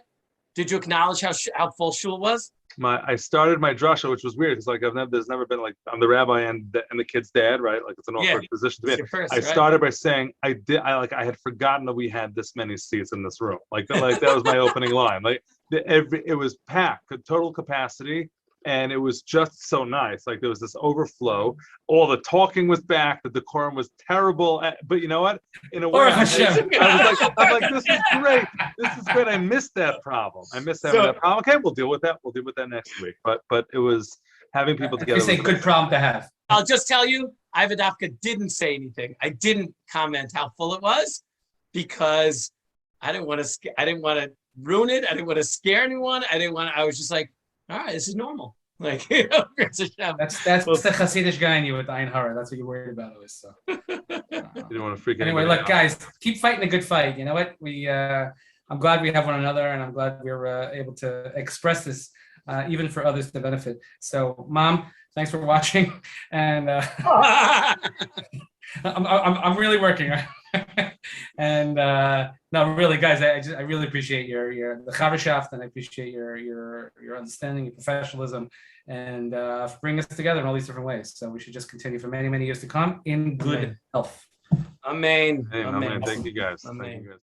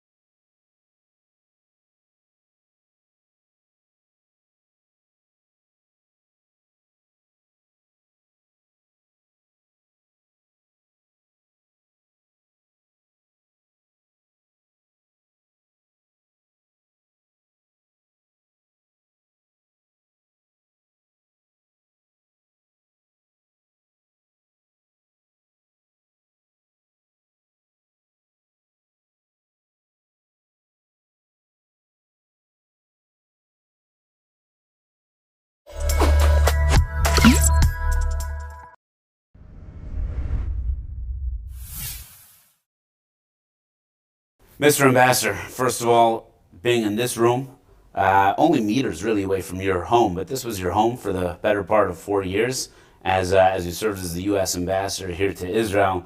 And this room in particular has significance. This is where President Trump stayed when he came on his historic visit in May of 2017. And right here, you and I sat with the Vice President of the United States of America right before he went to give the only speech any Vice President has given to the Knesset. To me, this room is filled with tremendous emotions. Tell me what you feel, just thinking of all the memories that came in this hotel, sort of sitting in this room. Well, this whole hotel is one big memory, that spanned 4 years. In the old days, before there was a U.S. Embassy in Jerusalem, the ambassador really had no place to stay in Jerusalem. He lived in Herzliya, but he was always in Jerusalem because that's where the Prime Minister is, that's where the Knesset is, where the Supreme Court is, where the Prime Minister lives. So he needed a place to reside, and the King David Hotel was the unofficial residence of the ambassador. So I lived here on and off for 4 years. The hotel was great. The memories were great. We had our first meeting with the president down in the bar. They retrofitted it. Right now you have to walk past your name on the floor and the president's name on the floor in order to get into that room today. You have to walk past it. I hope people don't step on it because they'll walk around. I notice every now and then their feet get too close to my name, and I try to steer them out of the way. But yeah, look, we had that room where the first meeting between Prime Minister Netanyahu and President Trump. It was expanded to include Jared and Kushner and I and the Secretary of State at the time, Rex Tillerson, along with three of the Prime Minister's senior advisors. And we had some really significant conversations there. We had some wonderful times there. You mentioned the Vice President. He delivered, I think, a truly transformational speech at the Knesset, and maybe equally important, when the Vice President and I spoke before his speech, he wanted to know what he could announce about moving the embassy, right? So at that point already, Jerusalem was recognized as the capital of Israel, but there hadn't yet been any date established for moving the embassy. Right, and just in context, this speech is January 2018. On December 6th, 2017, I was sitting in your home, then in Herzliya, as the president got up and recognized Jerusalem as the capital of Israel, as sort of the big first step to ultimately moving the embassy here. And this is 5 weeks later, maybe 5.5 weeks later. The vice president is here about to speak in the Knesset, sitting here in this room where we are right now, and you're debating what he's going to say. Yeah, it was, and we, I said to him, I think we need 3-4 months. And he said, well, is that the official position? I said, no, it's just what I think. He says, well, can I announce that? I said, I think you should check with the president. So he spoke to the president, and then a conversation ensued where, the president recognized that if this were left to the hands of Secretary Tillerson or any of the officials in the State Department, this would take 10 years. Yeah. And so they worked through, how to do this. And I said to the vice president, look, not out of ego, but if you put me in charge, I'll get it done. If you don't put me in charge, it'll overtake us. We'll be out of office long before the embassy moves. And so, the vice president announced at his speech that it will be done, within a year or two. I don't remember his exact words. But then, as we saw him off at the airport, he just before he got on the plane, I remember it was a rainy day. I was standing there just as he boarded Air Force Two, and he said to me, I spoke to the president, you're in charge. And then he proceeded to walk up the plane. I remember. And I had like 100 questions. What exactly does that mean, you're in charge? See you later. Being who I am, I took the most favorable interpretation of that worked for me, and I just was able to take charge. And we opened up the embassy, as you know, on May 14th, 2018. So that was roughly 5 months after the announcement. And that was in comparison to what I think Tillerson wanted, which was about 10 years. At least. With massive amounts of bureaucracy and red tape and inquiries and permits and borings into the ground in various locations. So. And if there aren't graves there, they're going to put graves there in order to have to get. Yeah, it wasn't going to happen. It wasn't going to happen. So I bring that up for the following reason. I don't think people understand the historic nature of the vice president's visit. And for me, I'll always remember that for two reasons. Number one, it was an inflection point, I think, from the words that the president said on December 6th to putting you in charge to get it done by May 14th. Had you not been in charge, it would not have happened by May 14th. And for me, it was my first presidential level motorcade that I ever ridden in. And to me, that's you can do a lot of different things in life. Yeah. That was an irreplaceable moment from the Knesset to here. It was just incredible. Well, you missed the president. I missed the president's you weren't, motorcade, you weren't correct, there yeah. yet. Yeah, I had just gotten there a couple of. Well, you guys had the helicopter. We had helicopters, and yeah, I mean, we've both been on lots of helicopters since. But yeah, I mean, Pence's visit was historic. Obviously, President Trump's was more historic because it was the first time a sitting president visited the Western Wall, and it sort of set the groundwork. You know, he had come, as we point out in the film we made together. Yeah. You know, the president went to Riyadh, spoke to 50 Muslim nations, basically turned on its head the apology tour, if you will, of President Obama, and said to these countries, look, we have a common enemy, you know, radical Islamic extremism. Mm-hmm. You're fighting it, we're fighting it. You need to fight it first, because before it ever leaves your shore, that's right, you ought to be handling it. And you're the greatest victims of it. And yeah. you're the greatest victims of it. And they took notice on that. And then, you know, he flew from Riyadh to Tel Aviv. Now, do a lot of people fly direct from Riyadh to Tel Aviv? Well, that was the first flight ever from Riyadh to Tel Aviv, and it really set the stage. And of course, after he left Tel Aviv, he went to the Vatican. So he covered the three Abrahamic faiths in one trip and really set the stage. Now, a lot of people weren't paying attention. A lot of people were dismissive of everything he did. But if you were paying attention, you could look at that initial trip in 2017 and say this was the beginning of the groundwork for the Abraham Accords, and clearly it was. Yeah, so just this morning when we were preparing, I was sitting with our good friend Yami, and he asked, you know, what kind of strategic visionary are you? And I could wax poetic about that for a long time. I think if people watch our movie, they'll be able to see, I think, the way this was laid out and executed. I think when they read your book, I think they'll be able to see it even more precise, and they can and should do that. But one of the things that I told Yami, and we said this just at my son's bar mitzvah just last week, that spending time with you as a person was even more enriching for me than watching you as a professional.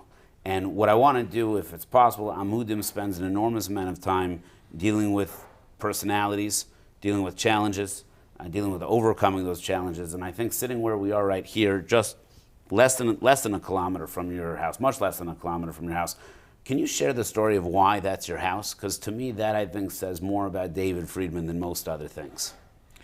Well, I'll share the story with you. People draw their own conclusions, but you know, I came to Israel in September of 2003 for the purpose of attending a wedding. My cousin's son was getting married, and I stayed here at the King David Hotel, and came in the night before the wedding and was just about to go to sleep, got woken up that the bride, a beautiful girl named Nava Applebaum, was having, her father had just flown in from a trip. It was the night before the wedding. They were sharing a couple of moments together to catch up at Cafe Hillel in the German colony on Emek Rafayim. And you know, a suicide bomber came in and blew up the restaurant, and unfortunately, both Nava and her father were killed. And so I came for a wedding, and we ended up having to attend a funeral. Now, I don't attend funerals because, as a Kohen, I don't go to cemeteries. So I'm walking around Jerusalem, frankly, just in a daze, trying to find the right way to bring any kind of meaning to this event. I mean, it's virtually impossible to do. So I'm walking around, and I see a building going up in a neighborhood that I liked, and I always was interested in buying something in Jerusalem. And there was just a bunch of cinder blocks there, but the name of the Kabbalan, the contractor, was there, and his phone number. I called him up. I said, meet me here. And I called my wife, who's in the States, and I said, look, I hope this is okay with you, but the only thing I can do right now that makes any sense to me as a result of this tragedy is to buy the biggest apartment I can find in Jerusalem, just to make the stand that the Jewish people will not be pushed out of Jerusalem, not by suicide bombers, not by terrorists, not by the United Nations, not by any political figures of any country. and and she said, of course, you know, being who she is, she said, of course, that's if that's what you want to do, that's what you think is meaningful to you, do it. Now, look, it's a. Let me just be clear. It was meaningful to me. It doesn't compare with the sacrifices that. I'm not looking for any credit for it. You know, it's a beautiful apartment. We live there to this day. We love it. I'm glad we bought it. It was my reaction to a horrific event. I'm sure there were better reactions, more important reactions, but this was my reaction because I just didn't know how else to react, other than to make my own little personal, minor commitment to say Jewish people are not going to be pushed out of Jerusalem. Right, and you might see it minor and within the context of that event. I think that it probably is, but I think it speaks to you and your convictions. And I got to see this literally day in and day out for the better part of 4 years, from the time that President Trump won the election through your confirmation to January 20th of 2021, where we ended your term and then my position as well. Where did we end? What was that last day like? Well, as I like to say, and I shared this with Jared as well, we tried to leave it all on the field. Yeah. You know, until the last minute, we did what we could to strengthen the U.S.-Israel relationship. We ended, of course, the same place that I began. Yeah. Right when I got off the plane in May of 2017, I went straight to the Western Wall, straight to the Kotel, said a prayer, and when we left on January 20th at 7 p.m., because it was noon D.C. time, 7 p.m., said a prayer at the Western Wall. Said the same prayer at the Western Wall, and in between, you know, we did whatever we could. But look, I mean, even after it was clear that our time was running out, you know, we tried to strengthen the relationship in ways that I think will hopefully be enduring. Yeah. You know, and you know, whether it was you know, the labeling of products made in Judea and Samaria, or giving people born in Jerusalem a nation of birth on their passports, obviously nation being Israel, or you know, strengthening our connections with places like the City of David or the Western Wall. These are all things that, you know, we you know, you and I did as much as we could until we were no longer government employees. Yeah, but I would disagree. I would say that the position has changed, but I think the commitment to Jerusalem, the commitment to those same ideals is the same. I'd ask you just to share with us for a little bit what you're doing now through the Friedman Center that not only maintains but strengthens that commitment to Jerusalem, and marry that, please, with the Abraham Accords, because I think people think that the two things are different, that your commitment to Jerusalem and the safety and sanctity and prosperity of Israel somehow happened in a silo, and the Abraham Accords happened in another silo, and they just happened to happen during these course of the 4 years. That clearly is not true. These things are interrelated strongly.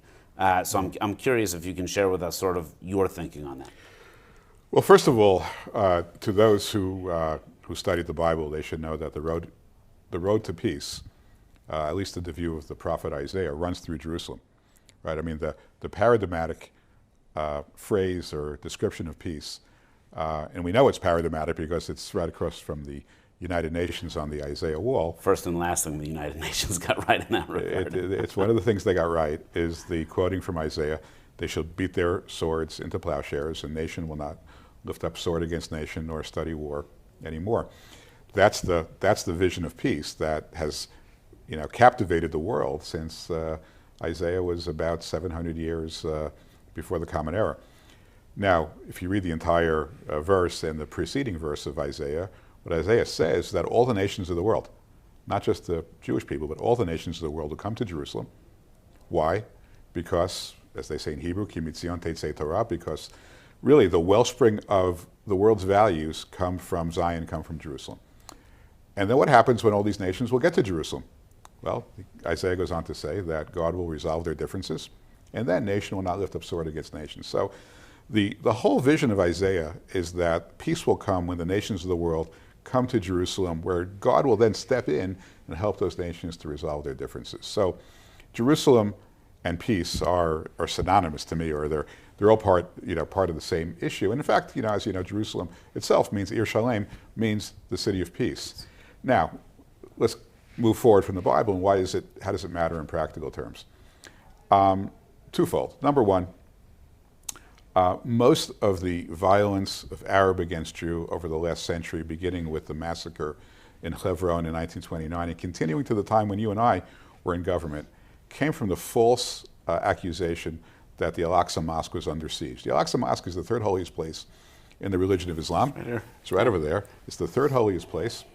There's 2 billion Muslims in the world, and a tiny, tiny fraction have ever been to the third holiest site. They rely upon Al Jazeera. They rely upon other information. Mostly, what's happened is the Palestinians have realized that they can get this charge out to the world, get a lot of people very angry, and they're not accountable to the truth because the truth never really reaches the far reaches of the Islamic world. So, in practical terms, if you can bring the Muslim world to Jerusalem, and with the Abraham Accords, we have the ability to do that. Yeah. You got better flights now coming in from Egypt. You have flights for the first time on Gulf Air in Bahrain, on Etihad in Abu Dhabi, Emirates Air in Dubai, others. Fly Dubai if you're on a budget. And from Morocco too now, flights. Yeah. So the Arab world can now come to Israel. Yeah. There's no longer any impediment. When they get there, when they come to Jerusalem, they will see not only is the Al-Aqsa Mosque not under attack, but Israel shows enormous respect and deference to the Muslims in their willingness to pray at their third holiest site.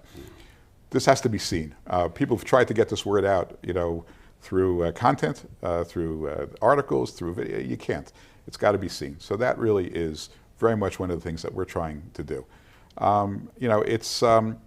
It's critical. And the other thing which I think motivates the Arab world is that America was shown to be a strong ally of Israel, respecting its biblical heritage, respecting its ancient heritage. And I think, all these other countries that have such incredible ancient heritages see that as a value they respect in the United States, and they want the United States to treat them the same way. So, there was this view that America, siding with Israel on Jerusalem would create this incredible explosion of violence. Yeah.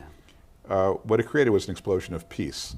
And that really shocked the world, but it was something that many of us in the Trump administration really saw as being a real possibility, and thank God it came to fruition.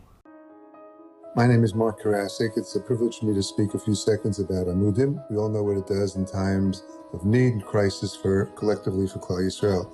I had a personal situation a year and a half ago. It was August of 2020, Daled Elul, Toshin Pei, when my father was nifter in the middle of COVID, and David Kushner and Zvi Gluck through Amudim helped get my brother and myself tickets to go to Israel. They got us the permits. They arranged everything with the Chaver Kaddish. Baruch Hashem, we were able to go and give Kavod Achman to our father in the midst of a terrible situation where not everybody was able to go. And of course, they did it timely. My father was nifter in the morning. We were on a flight that evening, and everything was taken care of for Kedarkom. They're terrific. We appreciate them. We wish them Hatzlacha Rabbah for all of Klal Yisrael. Thank you very much. Bye-bye.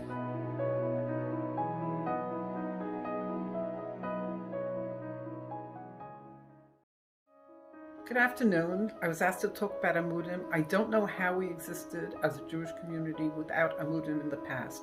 This organization really has answers to all kinds of questions, some of them very serious, life-threatening situations such as attempted suicide, some of them more in the realm of simchas, and Amudim has been a wonderful lifesaver to many. We all use it. We don't even realize how much it helps us. It helps our neighbors, it helps people we know and people we don't. And their latest venture that I know of is their assistance in traveling to Israel. It's been invaluable to my husband and myself in arranging our trips, and I just hope to see that Amudim continues strong until it's out of business because we have no more problems. Hatzlacha.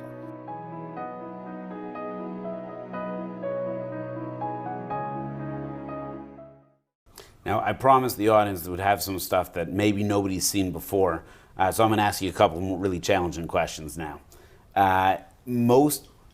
Many ambassadors have an opportunity to participate in chavayot and experiences. Mm-hmm. You were too busy working to have a chance to experience some of the experiences that were open for you. Mm-hmm. But there were some pretty cool opportunities that you had. Would you rank, nothing to do with politics, nothing to do with policy, what was sort of the coolest thing that happened over the course of 4 years?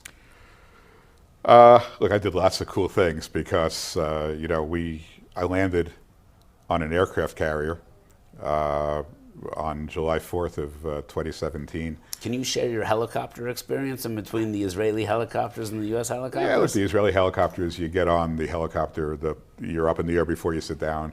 The seatbelts are ancient, very hard to put together. Maybe you do it, maybe you don't.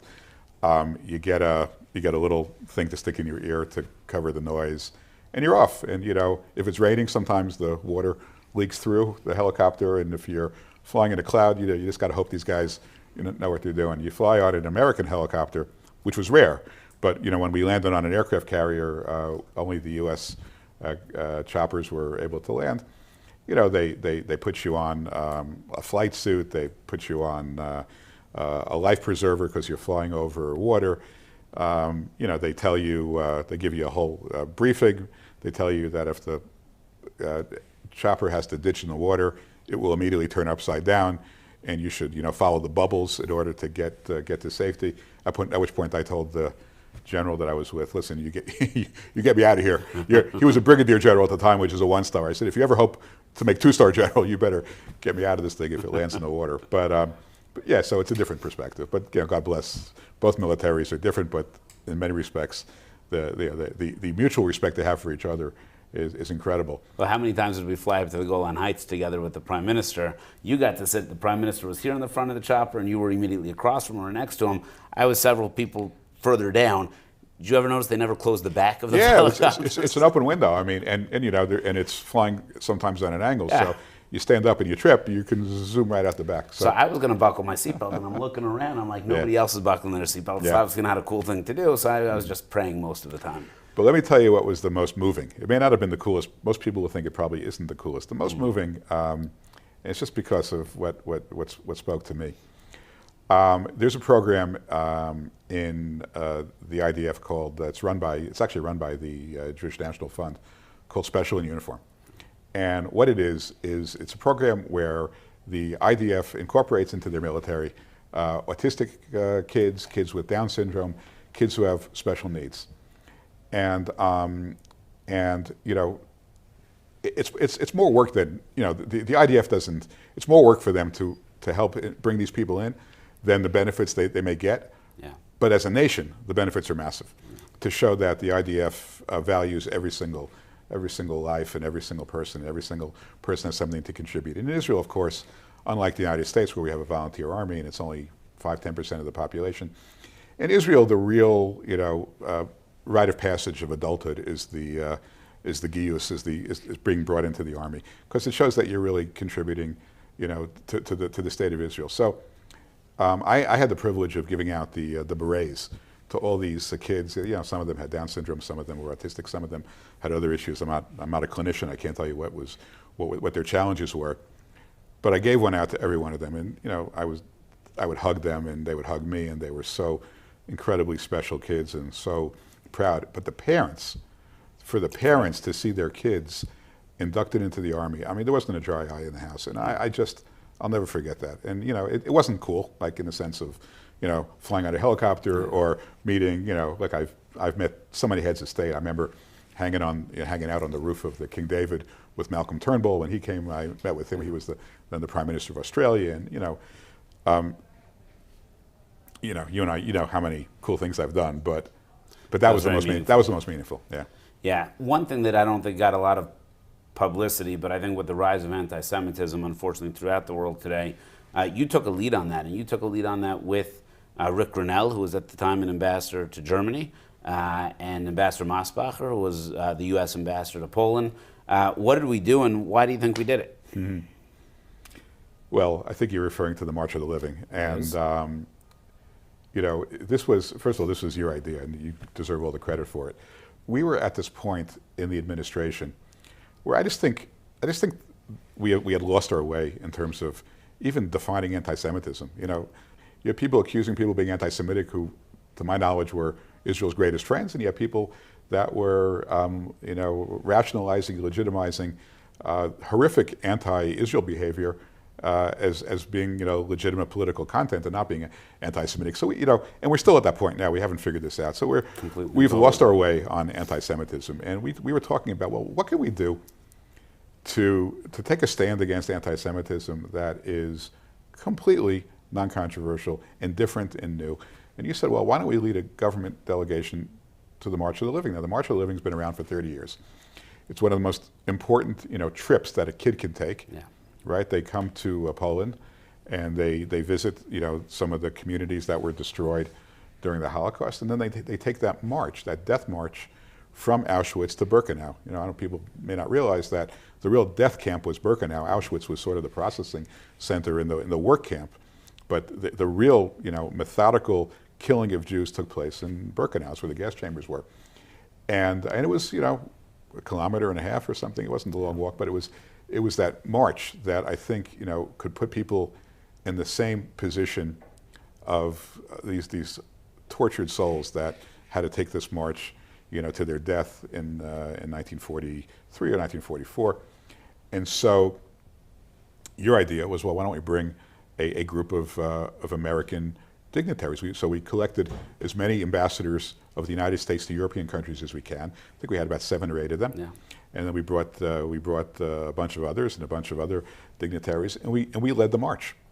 And I had the privilege of leading the march with Rabbi Lau, carrying a Sefer Torah that had been rescued from the Holocaust. And look, there's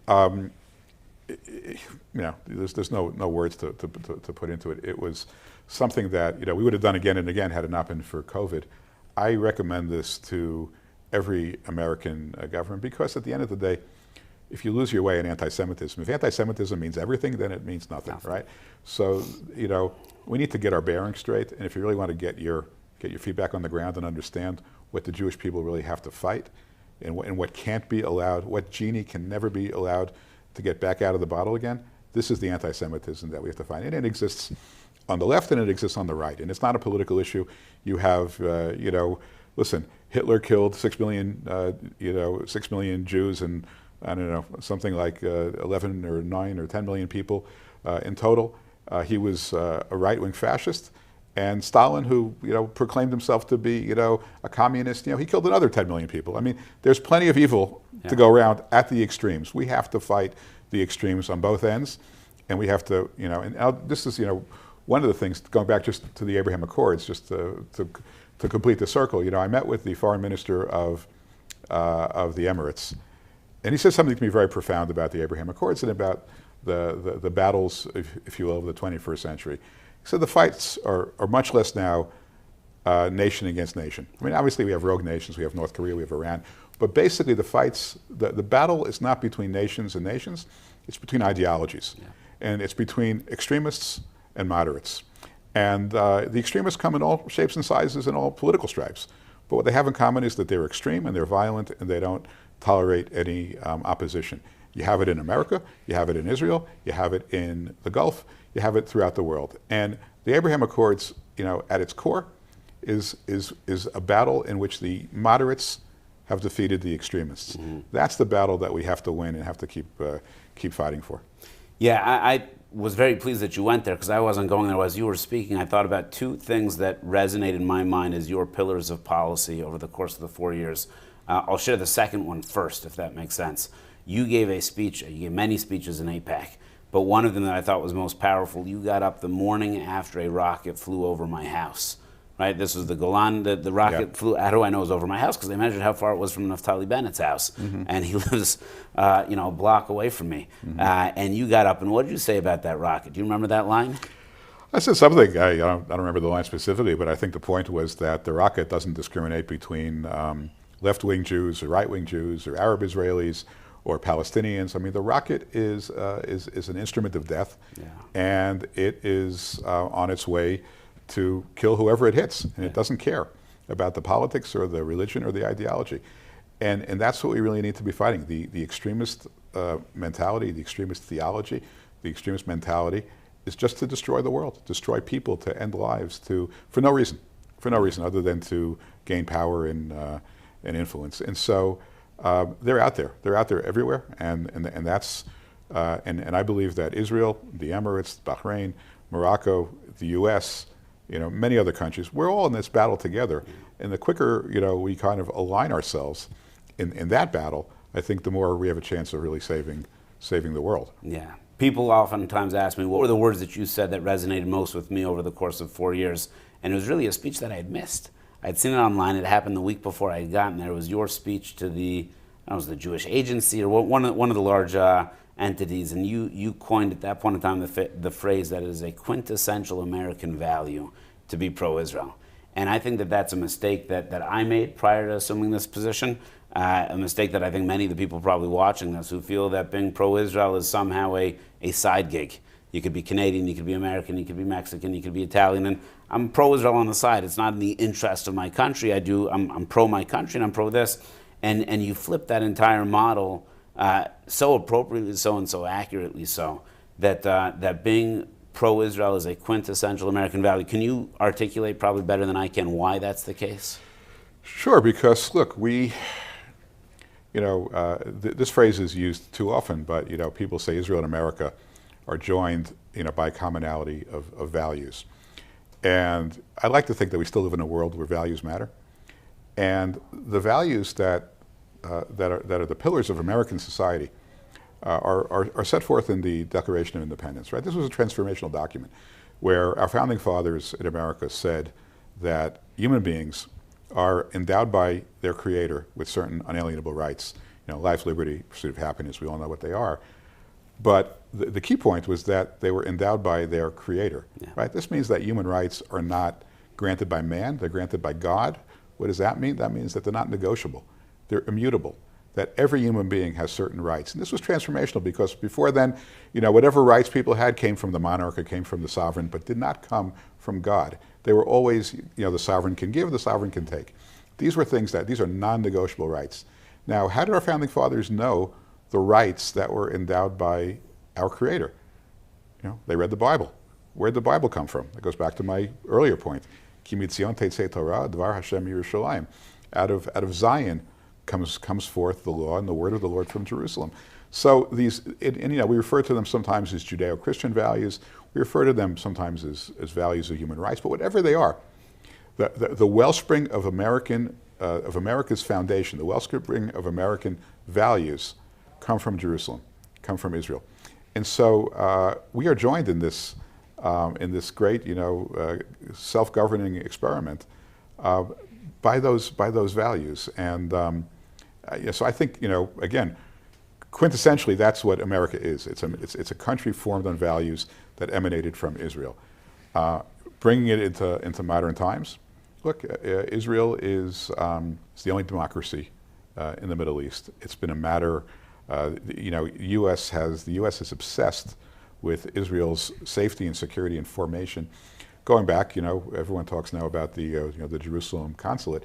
It was founded in 1844, 104 years before the state of Israel came into being, by a Christian Zionist who planted a flag at the Jaffa Gate and said, "I hereby extend America's protection to the Jews of Jerusalem," who were the majority then and continued to be the majority in Jerusalem until they were expelled in 1948. So, this is what America is. America has this deep-rooted, belief in the significance of Israel and the significance of Jerusalem and how America will be blessed and favored if it supports Israel. That America has this unique role in the world to be the guardian of Israel, and that will redound to the benefit not just of Israel but to America itself. I actually believe, and I can't prove this, but I actually believe that America has been blessed with so much fortune and so much prosperity and so much security because of its role in supporting Israel like no other nation has.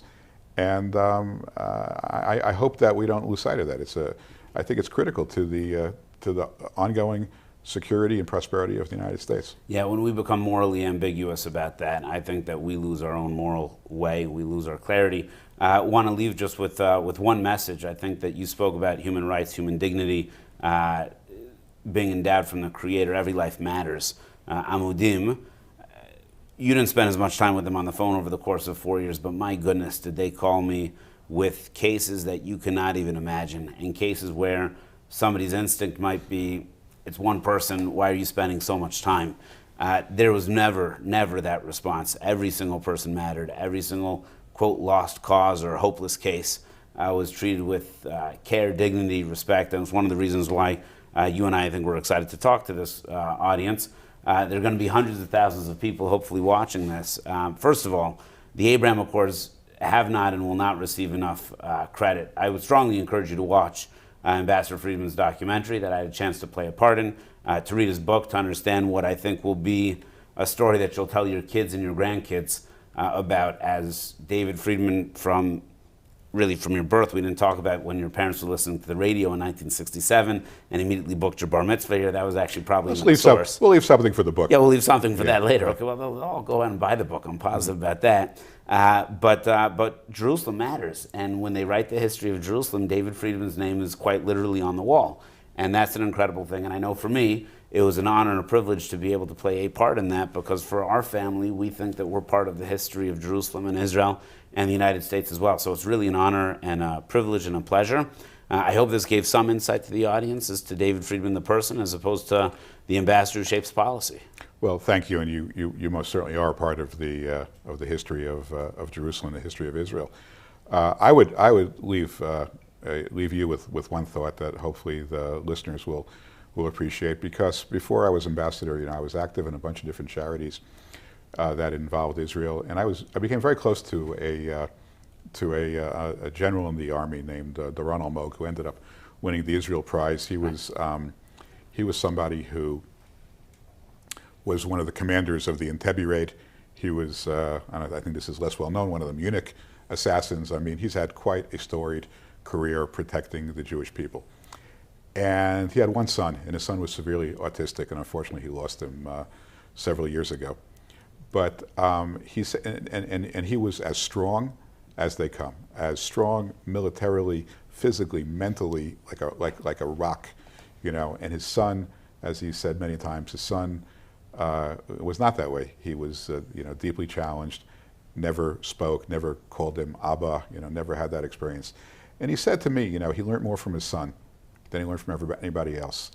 And his point was that you judge a society not by how it treats the strongest members of the society, but by how it treats the weakest. That's right. And so for an organization that reaches out to the most challenged in society, the weaker members of society, that's how you really prove your humanity and justify your humanity. So I'm very happy to be part of this, to lend some support.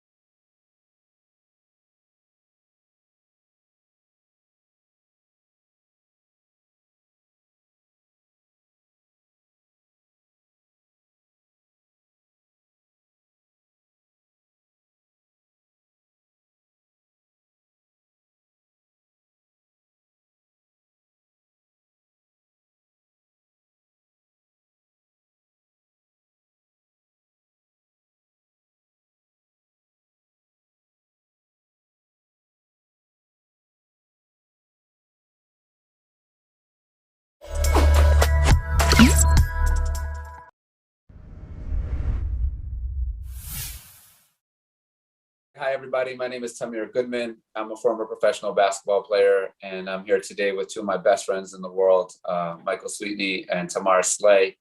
And I've just been such a big fan of Amudim. I've been able to see your work in America and here in Israel, and I'm excited to hopefully do some things with you here in Israel. And thank you all for being part of this. You know, when I was growing up, there was like an old Jewish teaching that used to say, I remember my rabbi teaching it to us when I was younger. He used to say, you can't compare somebody who studies a portion of the Torah 100 times to someone who studied that same portion 101 times. And I always used to think to myself, like, what does that even mean? Like, someone studied it 100 times, they got the information down, and just because they studied it one extra time, they're considered a completely different person. Like, what is the power of that one extra time of reviewing something? Like, it took me a long time to understand that when I was a kid. Or in basketball terms, like, let's say we went out to the gym and we were going to shoot 500 shots. That was our goal for the day, and we we're going to make X amount. And we went out to the gym and we shot the 500 shots, and we made the amount of shots we wanted to make. But a basketball player always stays and shoots that one extra shot, and they won't leave until they make that shot. Like, a basketball player won't leave the gym on a miss. They'll stay in the gym even if they completed all their tasks for the day, and they'll take that extra shot, and they won't leave until they make it. Like, what is it about that one extra shot or that reviewing the information one extra time that puts you in like a totally different category? So as I got older, I started to appreciate the fact that that one extra shot or going over something one more time does make all the difference, because it takes you from an energy of sometimes being overwhelmed and not complete to someone who's like in a totally different category of a winner, and someone who can overcome anxiety and has confidence. You know, I think about it all the time. Like, say, for example, if I usually work out in the morning and then I have like a little workout I do in the afternoon, even if I do one of my afternoon workouts, just one drill of my afternoon workout in the morning instead of waiting for the afternoon, I already feel totally different. I feel like I have less weight off my shoulders. I'm ahead of the game instead of behind the game. I'm now like a winner. I'm feeling in a mode that I could accomplish anything and help people and really win the day. What was the difference? It was just being like one step ahead of schedule. So one of the mental tricks that I use on a daily basis to help me with mental health awareness or mental challenges or anything I'm going through is to always try to be like one step ahead of the anxiety, be one step ahead of the game. It's if I have a bunch of tasks, I try to like be one step ahead of it. And that just puts me in a totally different realm. Instead of being anxious or overwhelmed, I feel like one step ahead of the game. And that's what we learned from that old Jewish teaching of reviewing one more time, and also why the basketball players won't leave the gym until they make that one extra shot. And, I had a great coach. His name was Coach David Blatt, and he always used to say at practice, basketball is 90% mental, 10% physical. So if we know, how important mental health awareness is in our day-to-day life, into us living a happy and meaningful life and accomplishing our tasks, how much of it comes from the mental side of things, it's time that the world, puts a big focus on this. And that's why today I'm glad to be part of this program with Amudim, and especially glad that we have two people, incredible people, Michael Sweetney, Tamar Slay, two former NBA players who have beat the odds in their lives, who have made history, who continue to inspire people on a daily basis. Two of my best friends, two heroes to the world. And today they're going to share with us their journey and some of the mental health awareness tips and thoughts that they use on a daily schedule to help them and also the people around them. So thank you all for being part of this. And I'd like to welcome Michael Sweetney and Tamar Slay. Welcome, guys. It's so good to see you. Thanks for having me. Excited to be here. Yes, most definitely. Yeah. Thanks for having us. So both of you guys have such an incredible story. I thought we would start off by each one of you sharing your story and maybe put a little bit of an emphasis on how some of the challenges that you've overcome in your life, and you've overcome them mentally, not just physically, to accomplish some of the things that you've accomplished.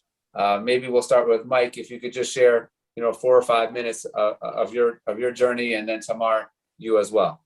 Hello, everybody. So pretty much I want to share a little bit about myself. I'm from Oxon Hill, Maryland, Prince George's County.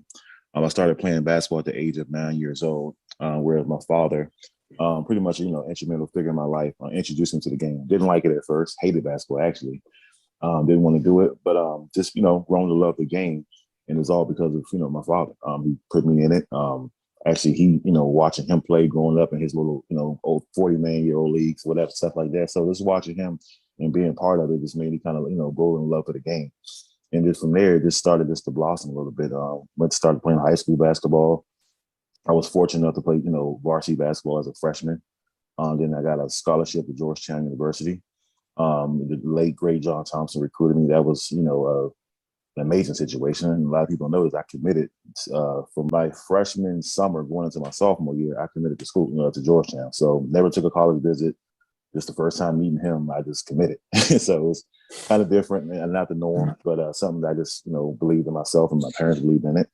And had a good college career. Played 3 years at Georgetown University, All-American 2 of those years. And luckily, I was a top 10 pick of the New York Knicks, number 9, the same year as LeBron and Carmelo and Dwayne Wade and those guys like that. So, a lot was just expected of me. Coming into there being a top 10 pick. Went to summer league, played well. Thought I was gonna get minutes, and then right before the season started, we was in this thing called rookie transition program. They kind of teach you about, things they expect about NBA life, with its finances, the physical part, the mental part, everything, dealing with family members, how to deal with this, just pretty much everything that's about to come at you. They try to, give it to you in a couple of days of what's coming. And so during that process, I got a call that my father, who literally just talked to him that morning, had passed away with a massive heart attack. I was just like blown away, like, wow, just talked to him hours ago. Now you're telling me he's gone. And that was just a hard adjustment for me to really process that. So I went home and, we had a funeral. Then he said, hey, take some time off. I said, nah, as athletes, we know, like, sometimes get on that court, that's your outlet. I said, nah, I'm going to use my basketball. That's my little, that's my safe haven. I'm just going to keep playing. And what I, did not understanding that, I'm going to a situation, the Knicks, where it's, I didn't know there was a lot going on there. I'll just leave it that there was a lot going on there at the time. And, me and a young 19-year-old kid thrown into New York City, they give you a lot of money, and you're just like, all right, how do I balance all this? So I didn't realize how much of a business. So me just not understanding that it's a business and what's going to happen. And just, I went from having a great training camp, and then for them to call me before the season and say, hey, you're not going to play. So I'm thinking like they're going to tell me I'm not getting the minutes I want. They was like, nah, you're going to dress in a suit. So I'm like, wow. That's kind of, I didn't understand it at the time. I'm like, I know for a fact I deserve those minutes. And so it was like hard for me to really process that. But now I'm older, I understand the business of basketball and why that happened. But it was a hard process. So from then, basketball became not fun for me. So then it was no safe haven, because at home I'm still grieving my father. Then at home, then in the basketball gym, I'm miserable.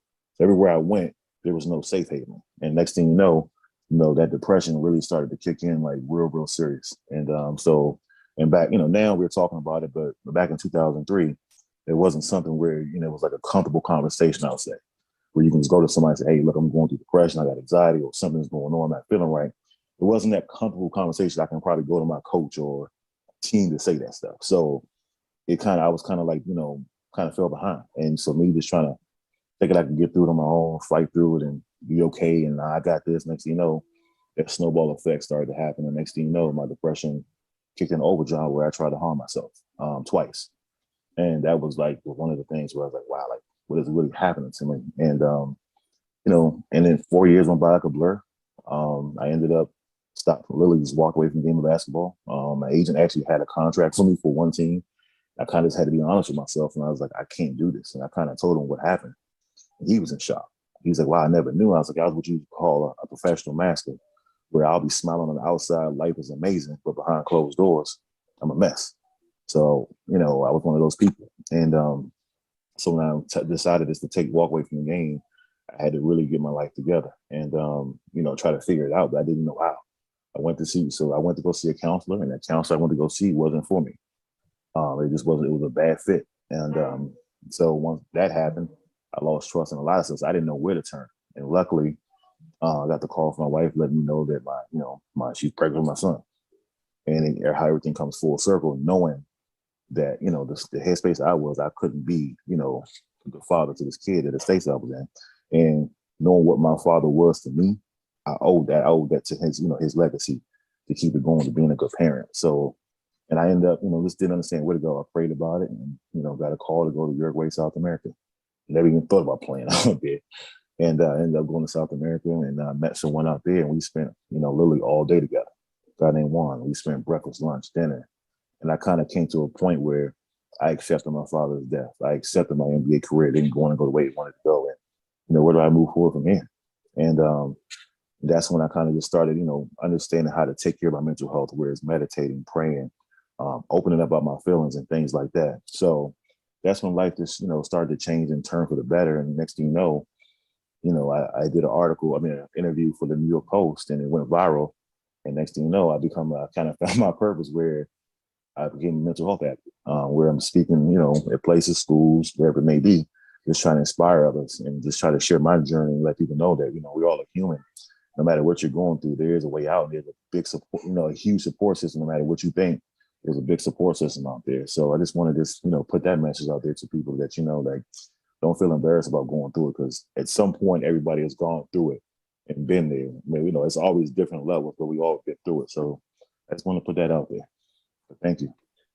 Well, Mike, that was so incredible. Thanks for sharing your journey and your resilience and your toughness and your bravery, for not only how you have been able to pick yourself up and come out a champion, as you always do, but now so focused on helping the next generation as well. So thank you so much. That was really incredible. Now we're going to go over to Tamar, who's beat so many odds and continues to inspire so many players of all levels. All this coming from a really, really small town where it was almost impossible to accomplish what he accomplished. So Tamar, will you please share your journey with us as well? Yeah, absolutely. Mike, that's really the first time I heard the entire story about you, man. So thanks for sharing. Yeah, my path was, the older I get, the more I have more respect for myself of what I did accomplish. I come from a small town, as you mentioned, in Beckley, West Virginia, to which my mother didn't graduate high school. She had my oldest brother when she was 15 years old. So she had me when she was 18. And we had some rough times, you're just growing up in a small town, not having finances, and, being around a lot of different people around me that were using drugs, that were selling drugs, that just was, it was a bad environment. But I was introduced to basketball at a very early age. We had a playground outside of our apartment. So my brothers would take me down there and I would play with them. And that's when I fell in love with the game. But I wasn't that good, right, as a young man.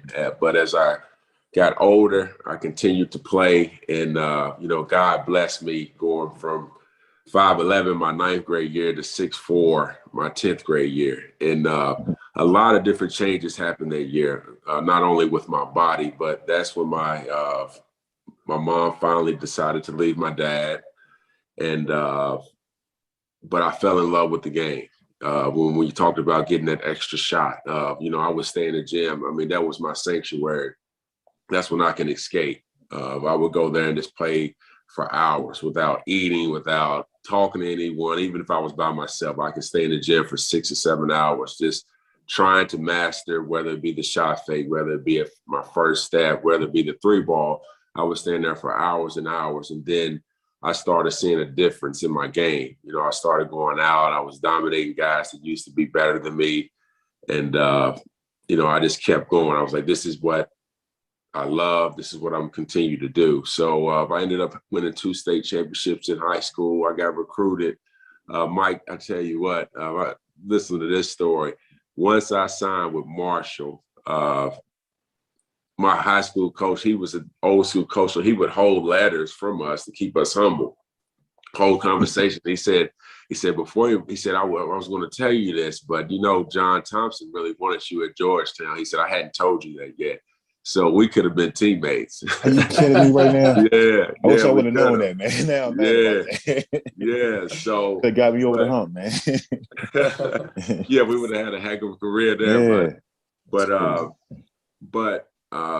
So I won 2 state championships. I was recruited by some schools, and I ended up signing to go with Marshall. As soon as the basketball season ended, we had our landlord that was, because I was playing for the local school, come tell my mother that you guys no longer can stay in this home. And she was kind of begging, pleading, and asked if we could get some more time. He said, no. He said, have your son buy your house once he makes it to the NBA one day. So that summer, I was homeless, and just had to sleep with friends. I had to sleep with my brother's girlfriend's house. Just sleeping on the couch on the floor. So it was a rough summer, but again, basketball was always my outlet. But at that point, and I've never really shared this, is when I first got introduced to drinking.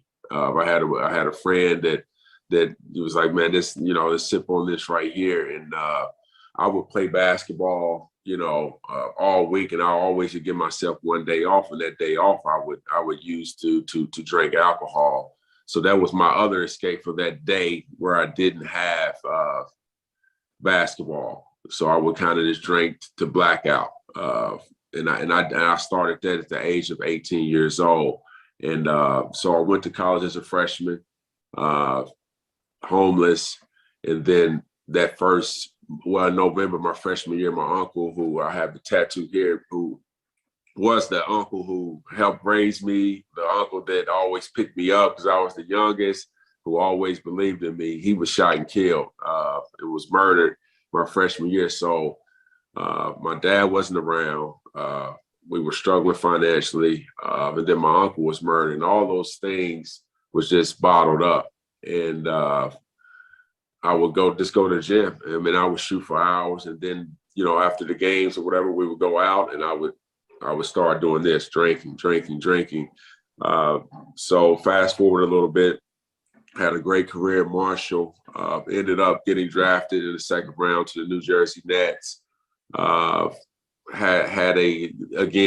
They called me on draft night and said, we're probably going to send you overseas for a couple of years till you develop. But I had a great summer league. They ended up signing me to a 2-year deal. And some of the same habits continue. I didn't, like you, I was in and out the IR, wasn't playing a lot, but I was working hard, trying to show them that I could play, but I still had that same habit that continued to stay with me. But it was, it was relief. That's how I relieved my stress. So that continued throughout pretty much my whole career, where basketball was my outlet and alcohol one day a week was something that I did. And, fast forward, this is continued. Like I'm not really dealing with the things that I need to deal with. And I got hired by the NBPA, and we had a employee retreat where we all had to get up, and I'm 36, 37 years old at the time. I get up, everybody has to get up and share a personal story. So all of my colleagues, they get really deep. They're crying, they're sharing about battling depression and suicide and how they had to do therapy and different things like that. And they make the rookie, I'm the youngest, and they make me go last. So I get up and I share the similar story that I'm sharing with you guys. Didn't mention anything about alcohol because this is the first time I actually mentioned that. And I'll get to a little bit to that more later. But I share my story and I make it through. Didn't cry at all. And one of my colleagues looked at me and said, take me back to Tamar Slay at 17, 18. How did he feel doing all that? And I had never thought about that. And I always get a little emotional sharing that because it was a life-changing question that he asked me, because I've never dealt with how I really felt. I always hid it through basketball and through drinking alcohol. And as soon as he asked me a question, I looked at him and I just bursted out in tears, and I couldn't talk for maybe 10 minutes because I really went back to that person, how I truly felt in those moments when my uncle died, when I was homeless, when my dad wasn't around, when we didn't have money, all those things. I went back to that moment, and it really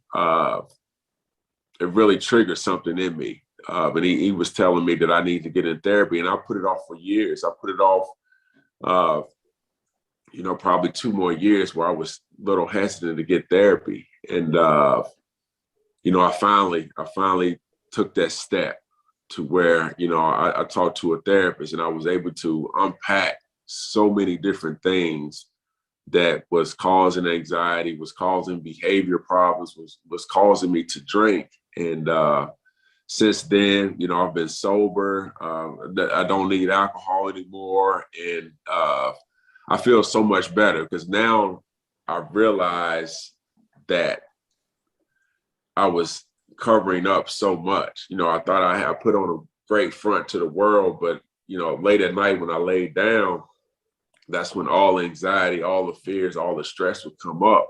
And I used to use alcohol to cover that up or use basketball to cover it up. So when you retire, you don't have basketball anymore. So those years those first couple of years after I retired, the only outlet I had to escape was alcohol. And it caused problems with my wife and I and everything. So those are things that, you know, this is the first time I'm sharing this, but I'm in a place now where that's why we're doing this today, that I want to help people, you know, because it's other ways to deal with the pressures, the stress of your life. And I'm blessed to be able to, you know, not say that I'm completely healed, but I'm on the other side of it now. And I want to start helping people in this area. Shalom.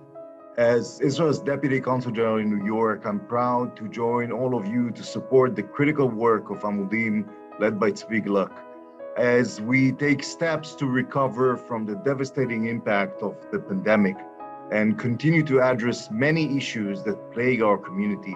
I'm grateful for Amudim and its leadership that play a leading role in helping others, saving lives, and fostering change and growth, all while making a big Kiddush Hashem in the wider community.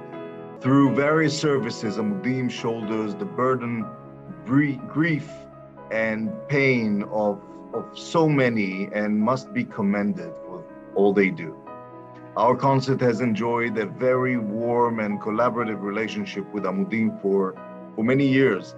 And we appreciate the friendship displayed to us and look forward to working together on many new projects and initiatives in the years to come. So on behalf of the consulate, I wish you all continued success, prosperity, and accomplishment.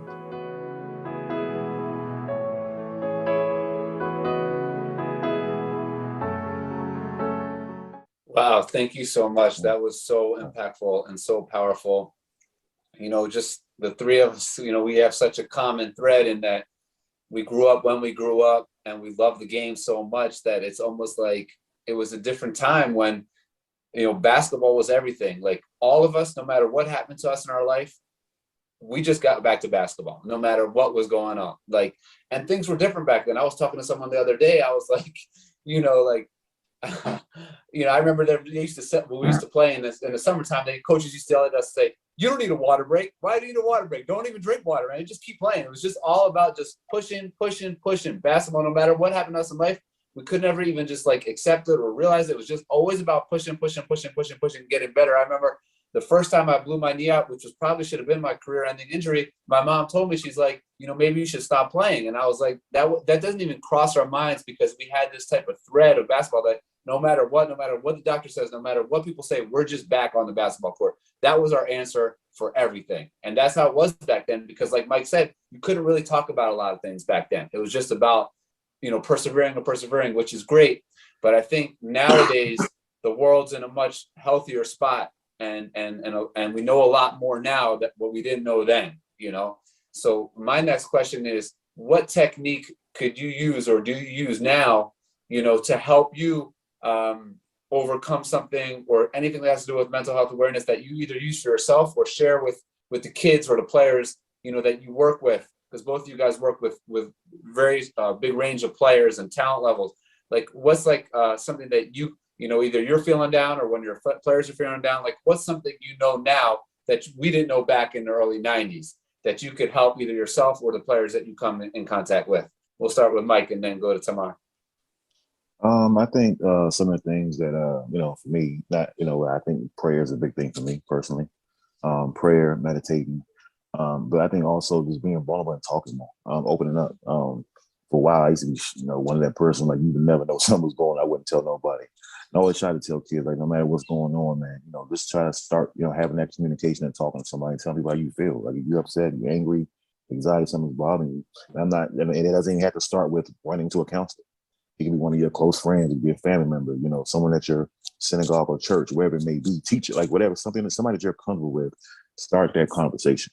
Somebody that you can trust. I think that can go a long way, because a lot of times people don't run strictly to a counselor. You got to be, somebody that you're comfortable talking to, then it can get to that point. So I think just being able to talk, finding things that make you happy, whether it's like me, weirdly people might laugh at it. I used to have a hobby, like me going out washing cars. It was like something that gave me peace and brought me joy.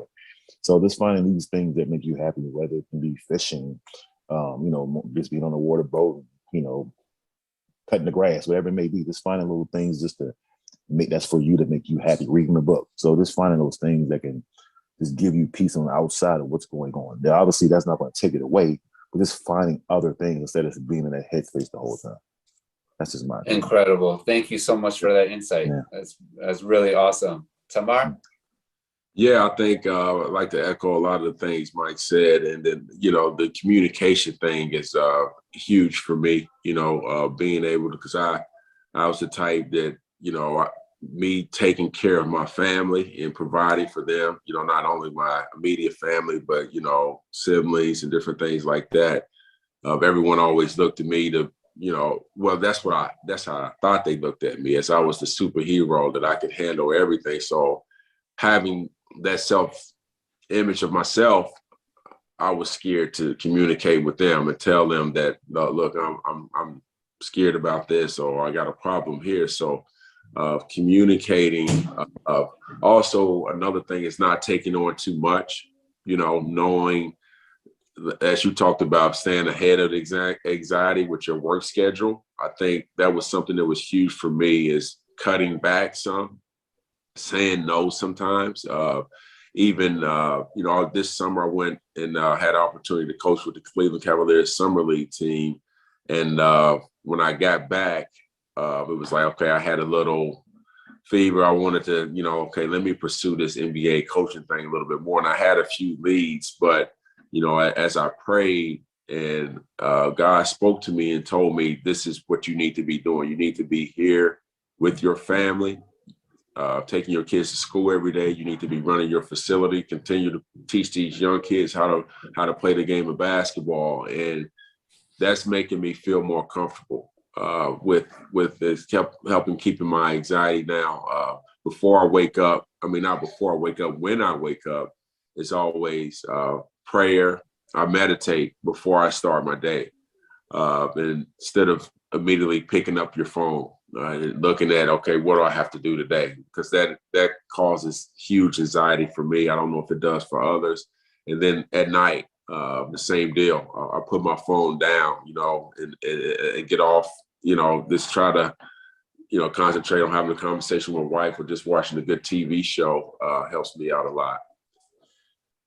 Thank you so much for those insights as well. And both of you stress communication so much, and communication is so key. And I know that when I went to the Amudim office here in Jerusalem, they showed me about the hotline that they have. Anybody could call in at any time of the day and communicate how they're feeling or any help they need. And that's one of the great, amazing, programs that Amudim offers. So thank you guys for that.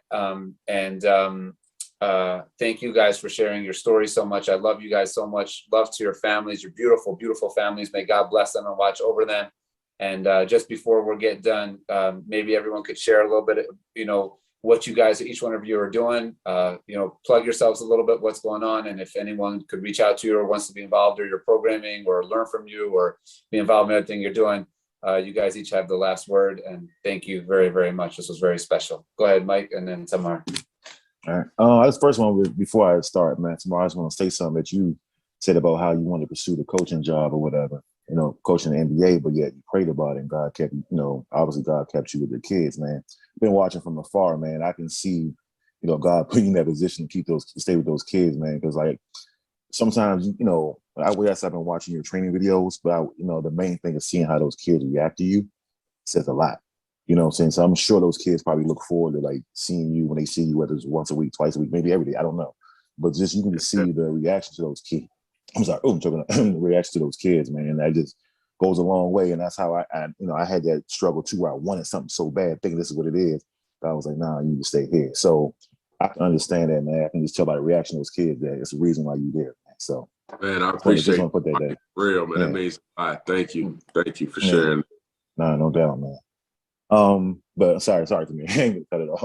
But No, that was great. so, yeah, but pretty much, I'm here coaching here living in New York City, doing public speaking, whether it's schools, corporate events, no matter what it is. I'm just there just to share my journey, my story. Obviously, I'm not a doctor. I'm not gonna diagnose anybody, but I just love to share my journey and journey to inspire people. And I'm not even just, speaking, just helping. There are individuals where I just communicate. So feel free to reach out if you just want to just talk and get advice, So I'm that person. Mental health is my passion, and I'm coaching basketball at Yeshiva University, Division III school in Washington Heights. Tamir obviously introduced me to Coach Elliott Steinmetz, and so it's a great opportunity. And I'm working for New Horizon Counseling Center. I'm their mental health advocate for their company in the 5 towns. So just going around to substance abuse centers every day, homeless shelters, and just really just putting my boots on and just just doing the work. So I'm having fun doing it. And my information is Mike Sweetney on Instagram, Mike Sweetney on Facebook. Email is sweetney5050@gmail.com if you ever want to get in contact with me, whether it's speaking opportunity, just if you want to just talk and just vent. I'm that person. So I'll talk to a wall that talks back to me. So I just want to say thank you guys for having me. It's been a lot of fun. Thanks, Mike. Yeah, for me, right now I'm running a basketball academy, to which we have teams, we do training, we do camps, clinics, which we start at the age of 5 and go all the way up to the pro level. Been doing it for about 6 or 7 years now. We've really seen a lot of growth. And to touch on what you said, Mike, I really appreciate what you said, because I see that too. I see that with the impact that I'm making on these kids. And I remember me as a young kid, I had great coaches that would give me rides, that would give me money, that would get food for me. But this would be that leader that I looked up to. And I get excited waking up every morning to be able to have the opportunity to work with kids. We do have a nonprofit organization also called We Got Next, because some kids can afford to come to my camps and events, but we have a lot of kids that don't. So I would have been one of those kids that couldn't afford some of the programs. So we want to provide opportunities for everybody, all shapes and sizes, all colors. You can find me. My Instagram is Slay Training. Facebook is Tamar Slay Basketball.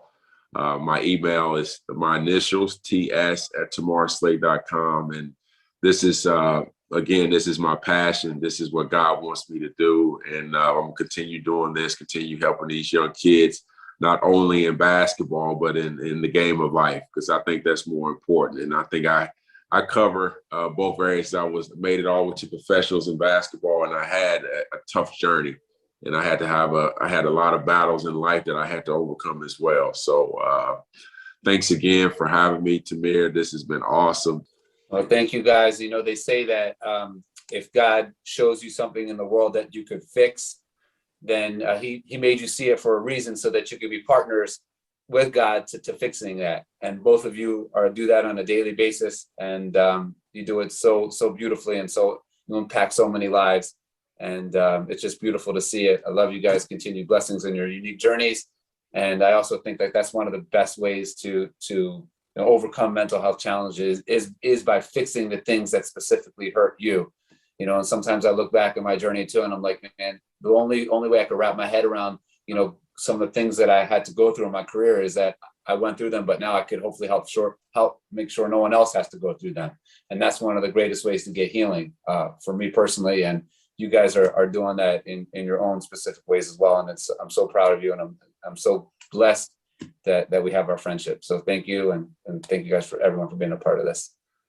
Nah, thank you, man. I'm excited. Appreciate this. All right. Thank you, guys.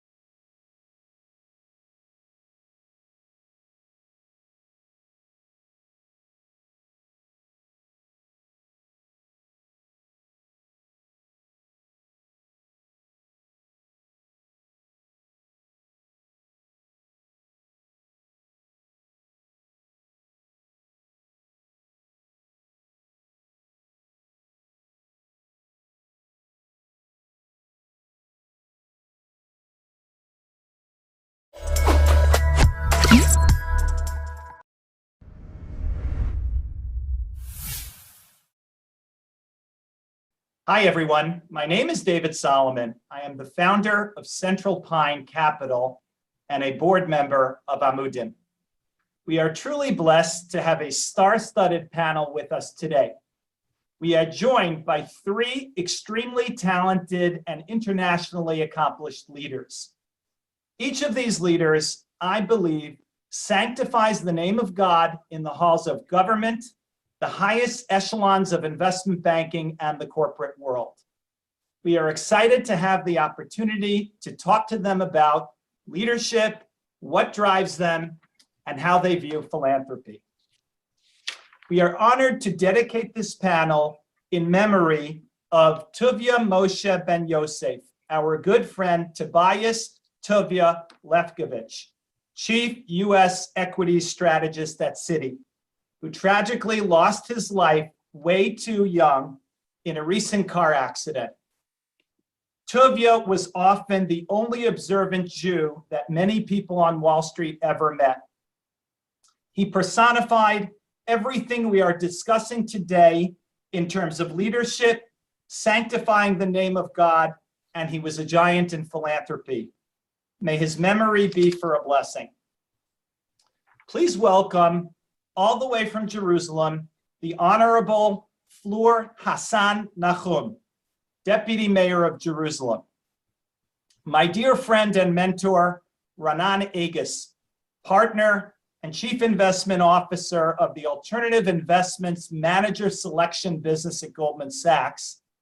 And our final panelist, my dear friend, Mitch Silk. Mitch served as Assistant Secretary of the United States Treasury. Prior to that, he was a longtime partner at global law firm Allen & Overy. Welcome to each of you, and thank you all for making the time for Amudim's Unite to Heal event. I am thrilled to be here for three key reasons. Each of you are extremely successful in your professions, family life, and communities. You are key role models for me personally and for our community at large. And finally, all of you have a keen appreciation for the work of Amudim. Thanks again to each of you for joining us. I'd like to kick off by asking each of you to give us a flavor for your current life dashboard. What are you doing professionally, and how did you get here? Ladies first, so let's start with Fleur. Well, it's really wonderful to be here, and thank you so much for initiating this. And I have to say that I'm close to the Amudim work that they do here in Jerusalem. And I'm proud to say, actually, that I'm involved in leading a mental health expo, which we will be having in Jerusalem in May, where we've gathered all the different organizations dealing with mental health in the city. And hopefully we'll begin to break the stigmas that we need to break. So it's wonderful to be here with this distinguished panel. So what am I doing at the moment? Oh my God, how much time do we have? So basically, I'm an elected member of the Jerusalem City Council. I have been since 2016, and since 2018, end of 2018, I've been the deputy mayor for foreign relations, economic development, and tourism, which basically means I am the representative of Jerusalem to the world and the representative of the world to Jerusalem. And that involves from investment to philanthropy, to tourism, to diplomatic relations, and even to communication. And I act as the foreign spokesperson for the city as well. So that's kind of my elected office. As well as that, I'm in the last year and a half, I created two nonprofit organizations. One is called the UAE Israel Business Council. And these organizations were built just before or after the declaration of the Abraham Accords. And so they're organizations to bring and herald warm relations between Israel and its Gulf neighbors. And the second is the Gulf Israel Women's Forum, which I also co-founded. And that is a group of women leaders from the Middle East. And I really believe that it's these through peer-to-peer and civil society organizations that we're going to have a warm and sustainable peace. And of course, in terms of the Women's Council, the women are best positioned to build a warm and sustainable peace. And so those are my different hats. And of course, I am a proud wife and mother. That's me in a nutshell. Thanks, Fleur. Over to you, Renan. What are you focused on professionally? Thanks a lot, David. And first of all, it's an honor to be on this Zoom with these esteemed fellow panelists and to do an event in memory of Tobias, who was a good friend of mine, who was the paragon of being an observant Jew on Wall Street and a role model for so many people. And to be involved with Amudim, which is really the premier organization providing services for abuse, addiction, and mental health more broadly, which is all of which are critically needed, especially in these times. So just by way of background, I grew up modern Orthodox in Englewood, New Jersey, oldest of 4 children. I went to Ramaz, Gush, Princeton, Columbia Law School, Business School, met my wife in college. We got married a month after graduation. We lived in the Bronx for 5 years while she was getting her PhD in molecular biology. And we currently have 3 kids, ages 26, 24, and 19. But professionally, I've been at Goldman Sachs for 28 plus years. It's really my first full-time job still. I currently co-head the group AIMS, as you articulated, which stands for Alternative Investments and Manager Selection. And we manage over $300 billion of client capital, and we allocate it to and partner with and invest with some of the best general partners around the world, the best money managers. And it's across public space, private space, all asset classes. We have a 350 person team across 12 different offices around the globe. And on the side, I get on the board of 5 different institutions. The first is Bezalel, which is the Israel School of Art, Architecture, and Design based in Jerusalem. Second is Sefaria. Third one is Met Council. A fourth is Tikva, which is my most recent board seat. And then finally, I'm on the board of a foundation that focuses very much on giving away money to Jewish educational causes. Thanks, Renan. Mitch, what are you focused on post your service in the Treasury Department? Thanks so much, David. Well, before I get on to that, let me offer a little bit of thanks and tribute, if I may. First of all, thanks to you, David, for pulling this together. It's such a great opportunity and a great panel, and I'm so happy to finally meet Renan virtually in person and to meet Madam Deputy Mayor. It's really great to be here with you and with them. Thanks to Amudim for all of the great work that they do. I've had the great honor over the years to be involved in a ton of work that they do for Klal Yisrael to further our interests and to make the world a better place. And I would be very remiss if I didn't give a shout out and a warm thanks to Tzvi Gluck, who's really a selfless servant to the programs and to Klal Yisrael. The tribute that I wanted to offer was to Mr. Lefkowitz. I did not know Reb Tovia Olav Shulam. I know that he left an extraordinary mark on the world and that he is truly missed by his family, certainly by the community and by all of our great friends at Citibank. What have I been up to since Treasury? Well, I put it under the category of R&R. My R&R are a little bit different than rest and relaxation. I refer to it as recuperation and reflection, and let me unpack that a little bit by framing what I was involved in over the past the last 10 months of my tenure at Treasury in order to understand why I might have needed a little bit of recuperation. As all of you know, January and February of 2020, the world was hit with a very virulent virus in the form of COVID-19, which really wreaked very considerable social, health, political, economic havoc on the world. In order to address that havoc, our secretary negotiated in a very short period of time, literally 5 days of negotiation and 5 days of drafting, the CARES Act, which provided emergency relief for our country in a couple of trillions of dollars. I kind of liken his work on the Hill as being the lawgiver. What it took Moses to do in 40 days and 40 nights on Mount Sinai, Secretary Mnuchin came down from the Hill with our law in the form of the CARES Act in a mere 10 days. My gift from all of that was a $76 billion package of emergency relief for the airlines. I was essentially tasked to stand up an all singing and all dancing financial institution that would deliver $76 billion in payroll support to 700,000 airline workers and also in the form of loans. I got that package the day after the law was enacted on March 28th of 2020.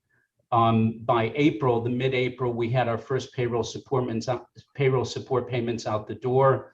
By July, we had settled over 20 billion very complex loans with the major airlines and essentially completed our work in breakneck speed of about 7 or 8 months. On December 28th, Congress then gave an additional $18 billion to the airlines, which I felt was important and the Secretary felt was important to pump out the door before the end of the administration so that we could serve the airlines and ensure that the incoming administration was not unduly burdened. And so in the short course of 3 weeks, we got an additional $18 billion out the door for a total of $94 billion. So you can imagine that it was a rather busy and a rather stressful period of time. And so that accounts for the recuperation part. As for the reflection part and for the other normal forms of R&R, what I've been engaged in the main since I left was, first of all, to get slightly reacquainted with my lovely wife, Hevi, with our 8 children, with our 4 grandchildren, and with all of the great people in my community in Borough Park. I've also been busy working on 7 book projects. I'll talk about that a little bit later, but one of them on my career in infrastructure finance will be out in a couple of weeks. And in my spare time, I've been acting as senior advisor to David Malpass, who was my former undersecretary at Treasury and is now the president of the World Bank, and his colleague Makhtar Diop, who's the managing director of the IFC, on private capital mobilization issues in energy and infrastructure for the World Bank. And I've also been helping out a really great company called dLocal, which is a fintech in the payment space. Thanks, Mitch. Talk about R&R. I got tired just listening to all of that. The next topic I'd like to cover, and particularly for young people, is career progression. What was it like for each of you at the beginning? And can you talk a little bit about what it was like to progress in your careers? Renan, let's start with you. If you could think back to when you first started at Goldman, which, as you mentioned, was your first and only full-time job, talk us through that. What was it like, and what was it like becoming more senior and taking on new and different responsibilities? So I think I have to start actually before Goldman. When I was growing up, I was expected to become a doctor. Both my father and both my grandfathers, they were all physicians. And so that was the expectation. But I'm very queasy at the sight of blood. That didn't really appeal to me. I was a very big strategy board game player growing up. And the ability to make decisions based on imperfect information, find out pretty quickly if you're right or wrong in a competitive environment, that's what really got my juices going. So I started working on Wall Street when I was in high school. And between my college and graduate degrees, I had 7 different summer experiences. And the seminal moment, though, was in February of 1990, when I was trying to interview for summer jobs in 1990. That was the month that Drexel Burnham folded. And it was virtually impossible to get any jobs on Wall Street then. And there was only one firm that was willing to make a bet on me, and that was Goldman Sachs. And so, by the way, I was the first year of a 4-year JD MBA program, and everyone else was saying, come talk to us in 2 or 3 years. Why do we need to talk to you now? And it was only Goldman that was willing to make the long-term bet. So I had a summer job then. I had another summer job the following summer. And after that, I found what I thought would be the ideal job for me at Goldman Sachs in the risk arbitrage department, which is really special situation investing. I tried to get a summer job in that group. They weren't really hiring anyone for the summer, so that didn't work out. But then I continued lobbying and interviewing for the next full year. So I essentially interviewed for almost 2 years to get the job that I finally got at Goldman Sachs. So lesson learned, don't give up, even if things aren't looking good. When I first started, though, I was the most junior person on the desk. As I mentioned earlier, we're living in the Bronx. In order to beat the traffic, I drove down to Wall Street at 5:30 in the morning and really just made sure I was the first one at the desk and prepared information for everyone. Information was the name of the game in that type of investing, and just tried to be a resource and help out as much as possible. And ultimately through that, gained a reputation as being someone who's willing to help everyone out, who was willing to put in the hours, willing to put together accurate information, and work my way up. Ultimately ran the group. We merged it with a whole bunch of other groups.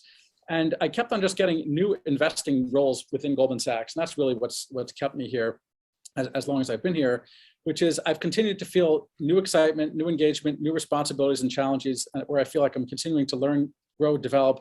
And I think that's the name of the game. And so I always tell people that if you're not in a position where you feel like you're growing, then you have to find something else to do or change something about your life, because everyone needs to really enjoy what they're doing. And I think a lot of the enjoyment comes from learning new things, being engaged, asking questions, having people ask you tough questions.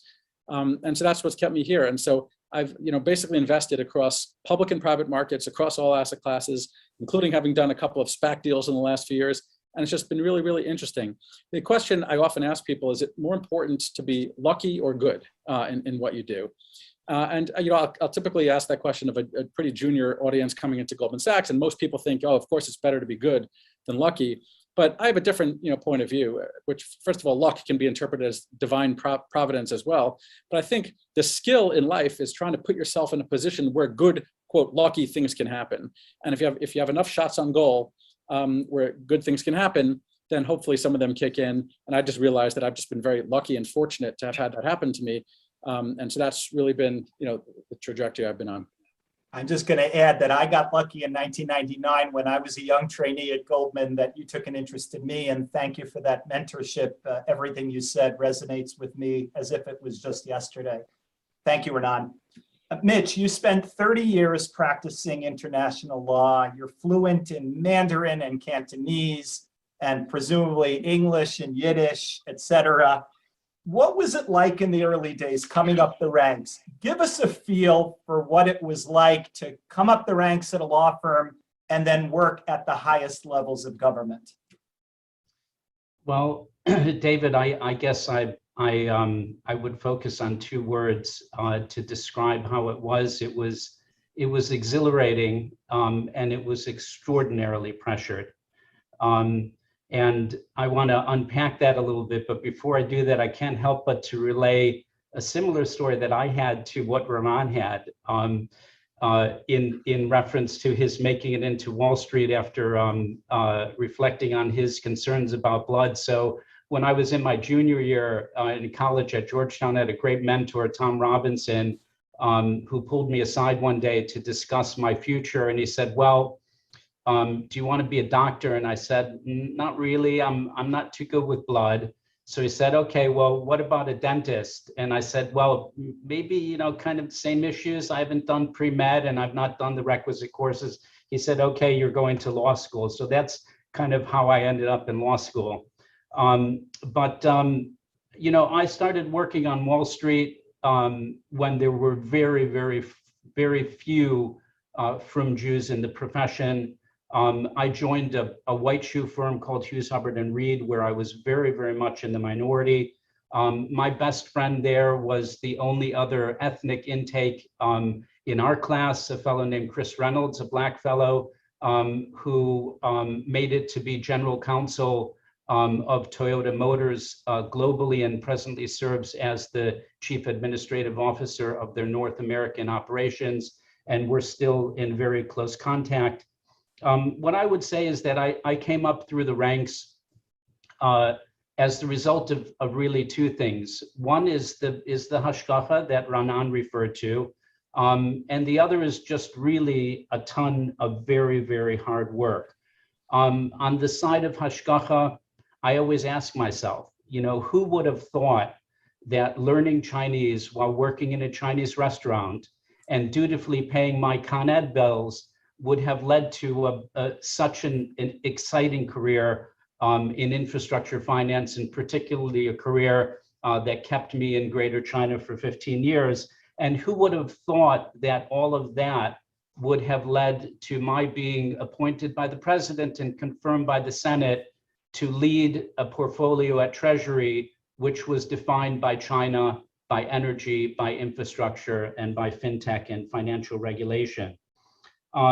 It's interesting. I throw that question out there only to state rhetorically that, in my view, it really was a ton of hard work, given where the point at which I came into the profession as a frum Jew, and given the tremendous hashgacha that I attached to any success that I've achieved. What I can say is that it was an extraordinarily glorious run, 15 years in Greater China, 15 years on Wall Street, and 3.5 years at Treasury. It was certainly at Treasury the best job that I ever had in my life. It was the most rewarding, and without any close second, it was the most pressured job that I've ever had in my life. And on that point, David, I do want to say to you and to the crowd that the pressure, and only the pressure, is the sole explanation for any white that you see in my beard. I just turned 30 last month. Thank you. Thank you, Mitch. Floor, you were born in the UK. You grew up in Gibraltar. You were back to the UK for school, and then you emigrated to Israel. How in the world did you end up as deputy mayor of Jerusalem? Funnily enough, it's a question I get asked a lot. How did you end up deputy mayor of Jerusalem? When I landed off the boat 20 years ago, and I couldn't even speak Hebrew. So like some of the people on the panel, I'm also a recovering lawyer. My father was a lawyer. I think we're all recovering lawyers. Yes. I didn't want to mention that, but now that you brought it up. My father was a lawyer, and I guess it was almost expected that I would do that, but I'm very proud of my legal training. I think it gives you an incredible discipline, an incredible way of thinking, presenting an argument, and structuring your thoughts. So I became a lawyer in the UK, and then I was always a big Zionist. I met my husband. We got set up on a shidduch. And the second date, he said, listen, I have to tell you something. I don't want to stay here. This was in London. I want to make Aliyah. I'm like, great, I'm marrying him. And so we got married, and a few months later, we made Aliyah. We made Aliyah during the second Intifada, which was a very, very difficult time. Our families were completely against us moving at that moment in 2001. And it was a really difficult time in Jerusalem, and our families thought we were nuts to come. But we thought to ourselves, if we wait for the right time to move to Israel, this might not come soon. So we just did it. We made Aliyah, and it was a very difficult first 6 months, but then things got better. And I went into nonprofit for many, many years. And I always say that my nonprofit career, I was at the JDC, the American Jewish Joint Distribution Committee, and then I was in Tikva Children's Homes, which is an organization that helps abandoned and abused Jewish children from the former Soviet Union. And I always say that in my nonprofit career, I learned about the gaps in society in Israel. When I was done with that, when I was 12 years already, 13 years in the nonprofit, I decided that I wanted to do something different. And I really connect to what Ranan is saying. You have to really love what you're doing and feel excited by it and motivated by it. And I felt like my time in nonprofit was over, and I created my own company that helps people with messaging and public speaking. And what that allowed me to do was strengthen a lot of organizations that needed better messaging, better communications. And with that, I got involved in high tech, in strengthening different startups. I ended up teaching in many accelerators, and I ended up actually developing a niche in what I call helping academics talk like normal people. That's basically helping academics be able to make their research or their ideas accessible to a regular audience. And I did that for 5-6 years. And it was through that I learned about the strengths in Israel. So I went from a nonprofit career learning about the weaknesses and the gaps in society in Israel to a career in the private sector that helped me understand the beauty and the diversity and the richness of Israel's innovation ecosystem. And through my career as a strategic communication consultant, I was stopped on the street one day. This is Jerusalem, we're like a village here.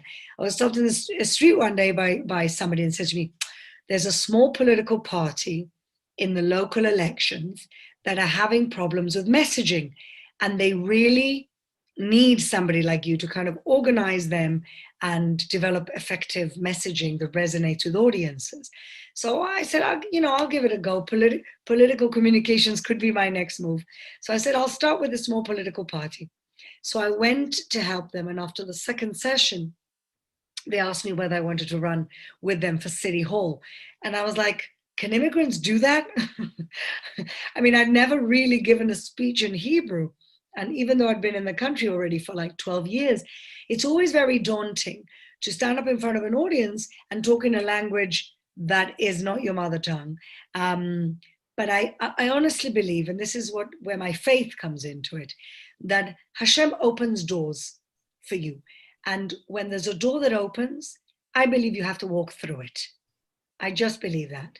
And so I believe a door was open for me. Why would I have been in touch with, with a little local, I didn't even know anything about local government, with a little local government party in Jerusalem, which is the largest city in the world. It's the capital city of the state of Israel. It's also the capital city of the Jewish people, and I was very aware of that. And I was saying, Hashem is opening a door here for me to be a representative for Yerushalayim, our eternal capital. This is something I can't turn down. And so I walked through the door. It was really stepping out of my comfort zone. And I really believe that every day we should do something to step out of our comfort zone. And that's the way that we grow. And I haven't looked back. I was a city councilwoman from 2016. In 2018, I ran with a government minister who didn't win. But there was a second round of, in Israel, we love voting. We vote all the time. So the second round of voting, I picked the winning horse. And when he won, he said to me, what do you want? That's how it is in politics, payday. So, I supported him in the second round. So he said, what do you want? And I said, I want to be the foreign minister of Jerusalem. And he said, okay, you got it. It helps that I'm the only person who speaks English and Spanish in City Hall. But since then, I've enjoyed every day. It's an enormous privilege. I wake up in the morning and I think to myself, what did I do to deserve to be a representative of our eternal capital, of the Jewish people? And I don't see myself only as a deputy mayor of the capital city of the state of Israel. I see myself as a deputy mayor of the Jewish world, because the heart and soul of the Jewish world is Jerusalem. And so, I also relate to what was said here by Mitchell. I mean, I really do believe that, like, the harder you work, the luckier you get. I work very hard. Baruch Hashem, I have a supporting family that supports the work that I do. And I just have to say, no day looks like the next day here. And just before this Zoom, I came from the thing you can not possibly imagine. I came from a beauty pageant for Holocaust survivors. Only in this crazy country do you have something like this. And the love and the admiration for these women and the celebration of the strength of these women. And I come home and I think, I'm really blessed to be in the position that I'm in, being able to help as many people as I get to help, and being able to represent my people and my city and my country every single day. Extraordinary. Thank you, Flora, for sharing that with us. So Amudim is, 7 years old. And over the last 7 years, they have grown each and every year, not only because of the needs of the community, but because of the awareness that's taken place in the various different issues that are facing different families. And in particular, what's really amazing is in the last year and a half, Amudim organized itself in such a way, in such an efficient way to deal with these new crises. You have families that are now quarantining and they're staying at home. Many of them, unfortunately, were already dysfunctional, so it exacerbated the issues. And you have new issues such as deaths in the family. You had bodies that had to be sent to Israel, and they stepped up in such a way, in such a professional way, in such a short period of time. It's incredibly impressive. When you think of an organization that's just 7 years old, I think in the past year they dealt with 4,500 cases and a budget now of close to $9 million.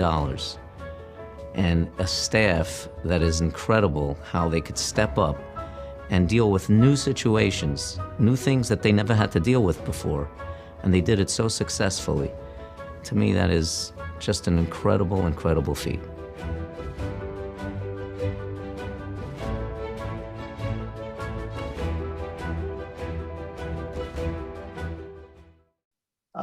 from a personal perspective, I strongly believe that each of you sanctify the name of God in your daily work by maintaining your high standards in your professional and personal lives, and we've touched on this a little bit. I'd love it if you would share with us what it's like to be an observant Jew in the workplace at the highest levels, perhaps drawing on some of your upbringing. Let's start with Mitch.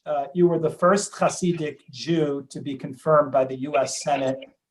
I visited you at Treasury, and what was it like to be an observant Jew in the halls of government and law? David, it's such a heavy question. I wanted to start out with two very light points before I get into that. Go ahead. On two things that Flor said. One of them is a question and one of them is sharing something. So Flor, I really want to know who won that beauty contest. Well, I was rooting for Leah. No, can I just say something funny, please? Because it doesn't matter what age you are and what context you're in. I sit next to this amazing woman. She's 87 years old, called Leah. She's such a positive woman. And I said to her, Leah, are these your friends? And she goes, no, they're my competitors. So the other thing was I was interested to hear how much you all love to vote in Israel. It reminded me of my hometown, Chicago. Oh, yeah. We love to vote in Chicago as well. I grew up under Mayor Daley Sr., who always won, it seemed. I remember the one big vote that they had with the limited electorate. There were 11 people voting, and Mayor Daley won 15-4. So we love to vote, and we're told growing up that we should do so, and we should do so frequently on voting day. But David, getting back to your very serious question, I refer to the Yiddish adage, the best elegant is the rein emes, the best truth, the best lie is the absolute truth. And what I would say in answer to your question is that it was really scary. And again, like my last answer, there was a ton of pressure involved. And it comes out of a very practical set of circumstances. I am noticeably Jewish looking. I look very noticeably Jewish. I wear a black suit every day of the week. I wear a white shirt. I wear a black hat. And I have a beard and a mustache. And when I walk into a room, all eyes are on me. When I walk into Treasury, all eyes were on me. When I walked into the White House with my hat on, all eyes were on me. So I could be sitting in the Situation Room dealing with a very pressured issue. I could be at international meetings representing our government, ministerial level meetings, vice ministerial level meetings. I could be at meetings at a CEO forum with CEOs of large corporates and large financial institutions, or I could be just at a staff meeting with a bunch of very dedicated career officials. But at any of those meetings, all eyes were on me. And every single thing that I said, every single thing that I thought and projected, the way that I carried myself, the way that I spoke, the way that I acted, I felt as if all eyes were on me. And it was the difference between a Kiddush Hashem and a Chilul Hashem. I'd like to say, Baruch Hashem, that I scored more points on the board than committed fouls.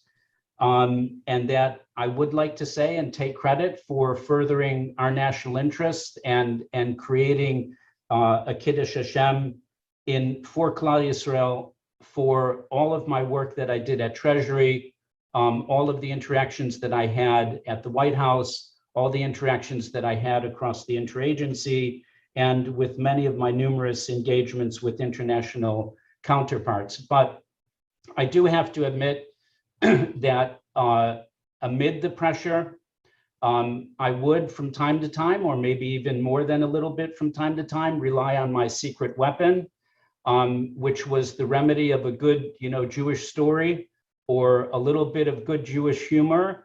And it used to be very frequently that many of my friends at the White House would kind of, roll their eyes back and say, oh, here he's going to go again. But, at the end of the day, in a pressured moment, like Bubby used to say, just like chicken soup, a little humor wouldn't hurt.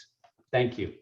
I have to say, when I visited the Treasury, I was very proud to say that I was a guest of Mitchell Silk. Thank you for that. Flor, you've practiced law. You've run very important non-for-profits, as we talked about earlier. Now you have a very senior role in the political world. Tell us what it was like to be an observant Jew in each of those roles. Okay, so this is interesting because in my legal role in London, I'm a barrister. The barrister is the litigator in the UK, and you wear a sheitel of some sort, a white one with horsehair. And in that world, it was very hard. And it's actually one of the reasons that we made Aliyah. I think American Jews don't understand, or maybe have less of an understanding, that in Europe, it's not the kind of ethos of the melting pot. Maybe it is today, but it certainly wasn't when I left 20 years ago. And I'll never forget when I was doing my training as a barrister, Chagim period was hell, because we'd have, of course, 2 days Chag, and inevitably it was never on a Shabbat, not the years that I needed it to be. And so every week I'd be missing for 2 days of the week for an entire month. And that wasn't easy. And I got a lot of dirty looks, like I was using this excuse of being an observant Jew to be lazy or to leave the burden of the work on somebody else. And that wasn't fun.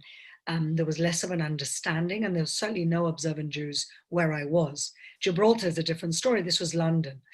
And this really was one of the reasons that informed me that I needed to be in a place where being Jewish was the norm and not the exception. And this is one of the reasons why my husband and I made Aliyah. Since I got to Israel, it's no big shakes. I'm not the most observant Jew in the room.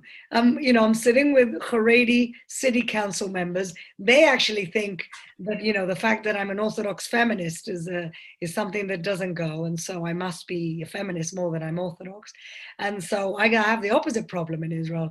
And that is that I'm not taken seriously enough as an observant Jew, because I call myself a feminist and a liberal in many ways. And so the beauty of Israel is that every type of Jew feels at home here. So whatever your level, you have lots of other people somehow on that level, Ashkafa. Being in city council as an observant Jew is just being part of 70% of the city council.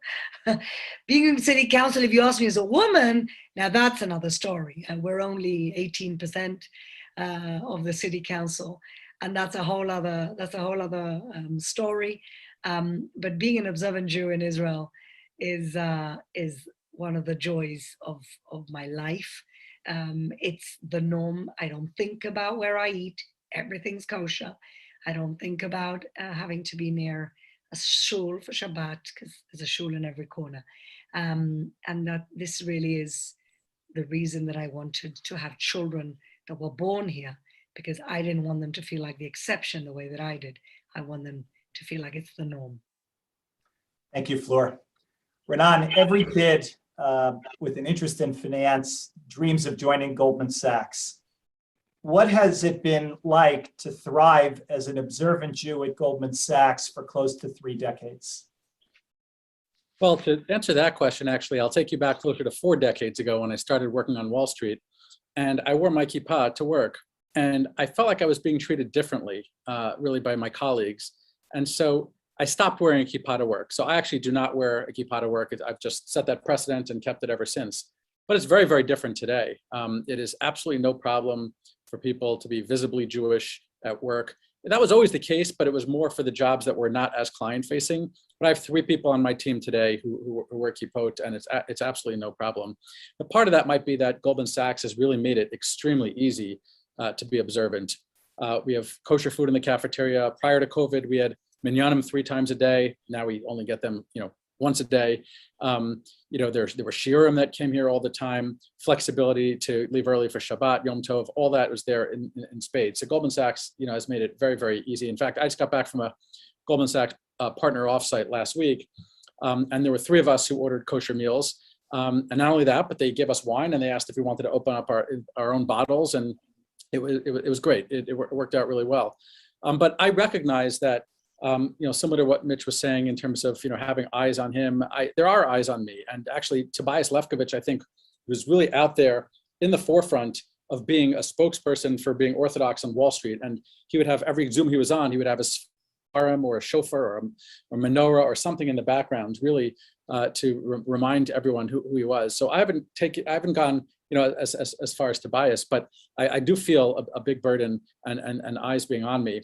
But I think a lot of that is just pressure from myself. So I remember in the early 2000s when I was being asked to take a more global responsibility for the team, I was reluctant to do it precisely for what Fleur mentioned, that not only is it being offline for 2 days, but when it's attached to a Shabbos, you're offline for 73 consecutive hours.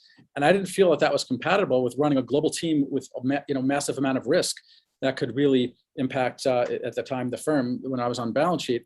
And so I was very reluctant to do it. But I was convinced by my bosses that I should absolutely do it. And I created an infrastructure around me, and I had to rely and delegate things to people when I was offline. And as long as I trusted them and didn't second guess their decisions, which is a big part of that, then things worked totally fine. But I would recognize that the job I chose, which was more on the investing side than on the client service, call it investment banking, or a lawyer type function where you're doing a lot of work for clients at their demand, it's very, very different. So my job has always been more market hours focused than client demand focused.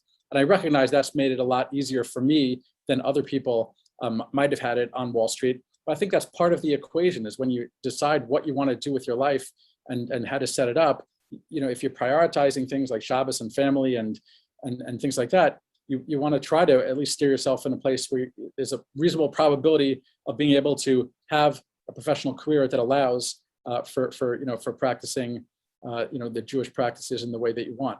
I also always tell people, once again, more junior people that I talk to, the training classes and stuff when they come in, but there are a few things they should absolutely focus on. So one is sleep. I can't let any conversation go by without sleep. But the second is, I tell them that I'm an Orthodox Jew who has like a mandated downtime of 25 hours a week at least, where there's no connectivity to anything, and how meaningful an experience it is. And I kind of recommend that other people adopt that in their lives too. Now, no one's actually ever done that. So I think without actually having the kind of Shabbos mandated, on you, and that's something that you observe as part of your religion and faith, for whatever reason, society does not embrace that. But I think Shabbos is so important, and I make that clear to people. Thank you. As someone who's watched you and worked with you closely for 2 decades at Goldman, I think you've done a terrific job of being a role model for others, and thank you for the practical words of wisdom. I want to pivot to and ultimately close on philanthropy and communal involvement. And let's start with you, Fleur. I know you're super passionate, as you alluded to earlier, about women playing key roles in local government. You're also one of the founding members of the UAE Israel Business Council. You've been a fantastic champion of developing Jerusalem as a tech hub. Talk to us a little bit about what ultimately drives you from a communal and philanthropic impact perspective. That's a great question. Ultimately, there's 2 things that you look at when you're a politician in terms of impact. You look at micro impact and macro impact. Micro impact is how you can actually help individual people's lives or communities' lives, or something much more kind of pinpointed. There's a lot of politicians who don't bother with that. And they're constantly looking at the kind of system-wide change and improvements they can make, which affects way more people. And I'm very much believe in that, and that's a big part of it. But I think that what really, drives me is having impact on people's lives, improving their lot, improving their opportunities. And I guess the biggest thing for me is for people to have the opportunity to reach their potential. It's a big thing for me. The wasted potential is something that keeps me up at night. So whether that's individual for people that I help on a daily basis, or that's system-wide for populations that are somehow falling behind for different either cultural or political reasons. I'm part of, developing women in high tech of all sectors of the city. So what drives me, I guess, like I said, a combination of helping the individual, but also helping the group and helping society in general. Thanks, Fleur. Renan, you and your wife, Nicole, have a very clear set of philanthropic objectives and framework, which I think is somewhat instructive. Can you give us some insights into how you think about giving and why it is so important to you? Also, how should we be thinking of our roles as it relates to our own pocketbooks and how we use our precious time to help others? I think, David, that last point is actually a critical point, which is most people think about philanthropy in terms of checks that they can write, but actually you can have an even bigger impact by spending time with people, mentoring them, connecting them with opportunities, giving advice to charities, helping them navigate different problems. And so I think a considerable part of what Nicole and I spend our time on is precisely that.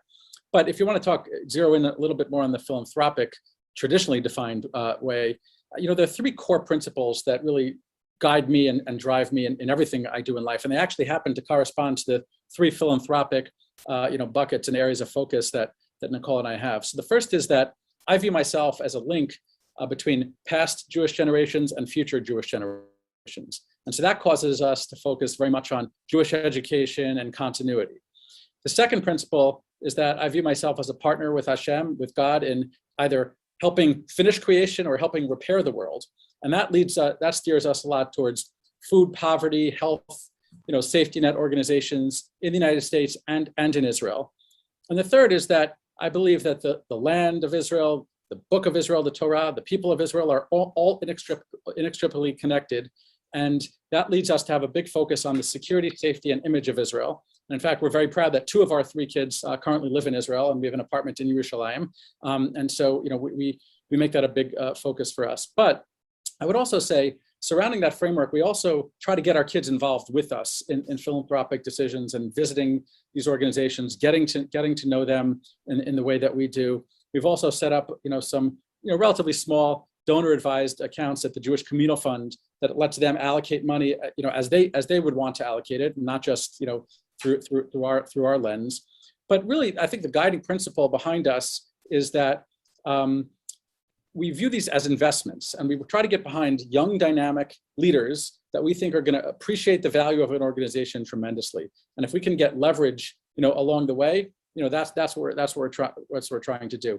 We've also engaged a consultant to help us consolidate the number of line items that we're contributing to so we can have more impact on the organizations that we're focused on. Thanks, Renan. Mitch, before we get to you, I just want to thank you for your service to our country. You clearly sacrificed precious time with your dear family and lucrative compensation to serve the American people. But let's get a little bit beyond your government service. You've been the lay chairman of Aguda's Pro Bono Legal Services Division for decades. And I know from conversations that we've had that you are extremely passionate about, and we alluded to it earlier, your work translating the great Hasidic works into English. Can you please share with us what you're up to communally and philanthropically? David, thank you so much for giving me the opportunity to talk about what I'm really passionate about. I've enjoyed talking about my career and all of that stuff, but these 2 areas that you've just mentioned, I think, are the nearest and dearest to my heart. I first became involved with the Agudath Israel Pro Bono Legal Services Network when I was living in Hong Kong and needed some support on an application that I was handling on a pro bono basis before the family court in Hong Kong, and decided when I came back in 2005 that I wanted to help. I picked up the phone to Rabbi Beiser at the Aguda. Within a year, he and I were sitting down and talking about how we could reorganize and relaunch the network. The network is now comprised of over 500 lawyers nationwide doing some really, really important and some really impactful work. To Ranan's point about giving time, you know, there's a tshuva from Rav Moshe where he provides some guidance on actually the obligation that in addition to giving money, we do need to give resources of our time to help. And I felt very firmly when I was at Allen and Overy, watching so many of my colleagues give so much on the pro bono front, millions of dollars in time cost a year, that we needed to be replicating the same for the community. The Pro Bono Legal Services Network has relaunched. The board was reorganized a little bit under a year ago, led by my great friend Eric Stern. Rabbi Beiser is still involved, along with Avrami Weinstock. And it is doing really great and really important work. And for those of you out there in the legal profession, I encourage you to pick up the phone and volunteer your time. A little bit of a correction, David, when the board was reorganized, in recognition of my very tender years, I was appointed as chairman emeritus. Okay, so David, they've retired your number. And on the writing front, as I mentioned a little bit earlier, I've got 7 books going. 2 of them are translations of Hasidic classics. The Mirza Hashem, the Kedushas Levi, in its full glory, will be out from Art Scroll, I hope, before Pesach. And behind that, the Maimar Mordcha, which is the seminal text of the Nadvorna Hasidic dynasty that my family has been aligned with for many generations, will be behind that, hopefully next year. It's already complete. I've got 2 books on the lore and the stories of the Nadvorna Hasidic dynasty. One of them is a flowing compilation of the stories themselves, and then another is a novel that is true to historic fact based on those stories. And then I've got 2 maybe slightly boring books that I'm working on in infrastructure finance, one of which will be out in a couple of weeks' time. And then finally, I have started to record my own story. I don't know where that will go, but the main driver of it is to encourage and provide guidance, and I hope will be instructive to our younger generation. Thank you. Fantastic. I would just add that I read a book over the weekend about Paul Reichman, who was really a living lesson in philanthropy and interacting with people. And I just really want to close, and I think each of you are a living embodiment of many of those same principles. So I just want to close by thanking Flor, Ranan, and Mitch for your time, and most importantly, for giving us a glimpse into your professional, personal, philanthropic, and communal lives. May each of you continue your daily work of being fantastic role models for us, and perhaps equally important, being a light unto the nations. On behalf of Amudim, thank you so much for joining us. Thank you. Thank you.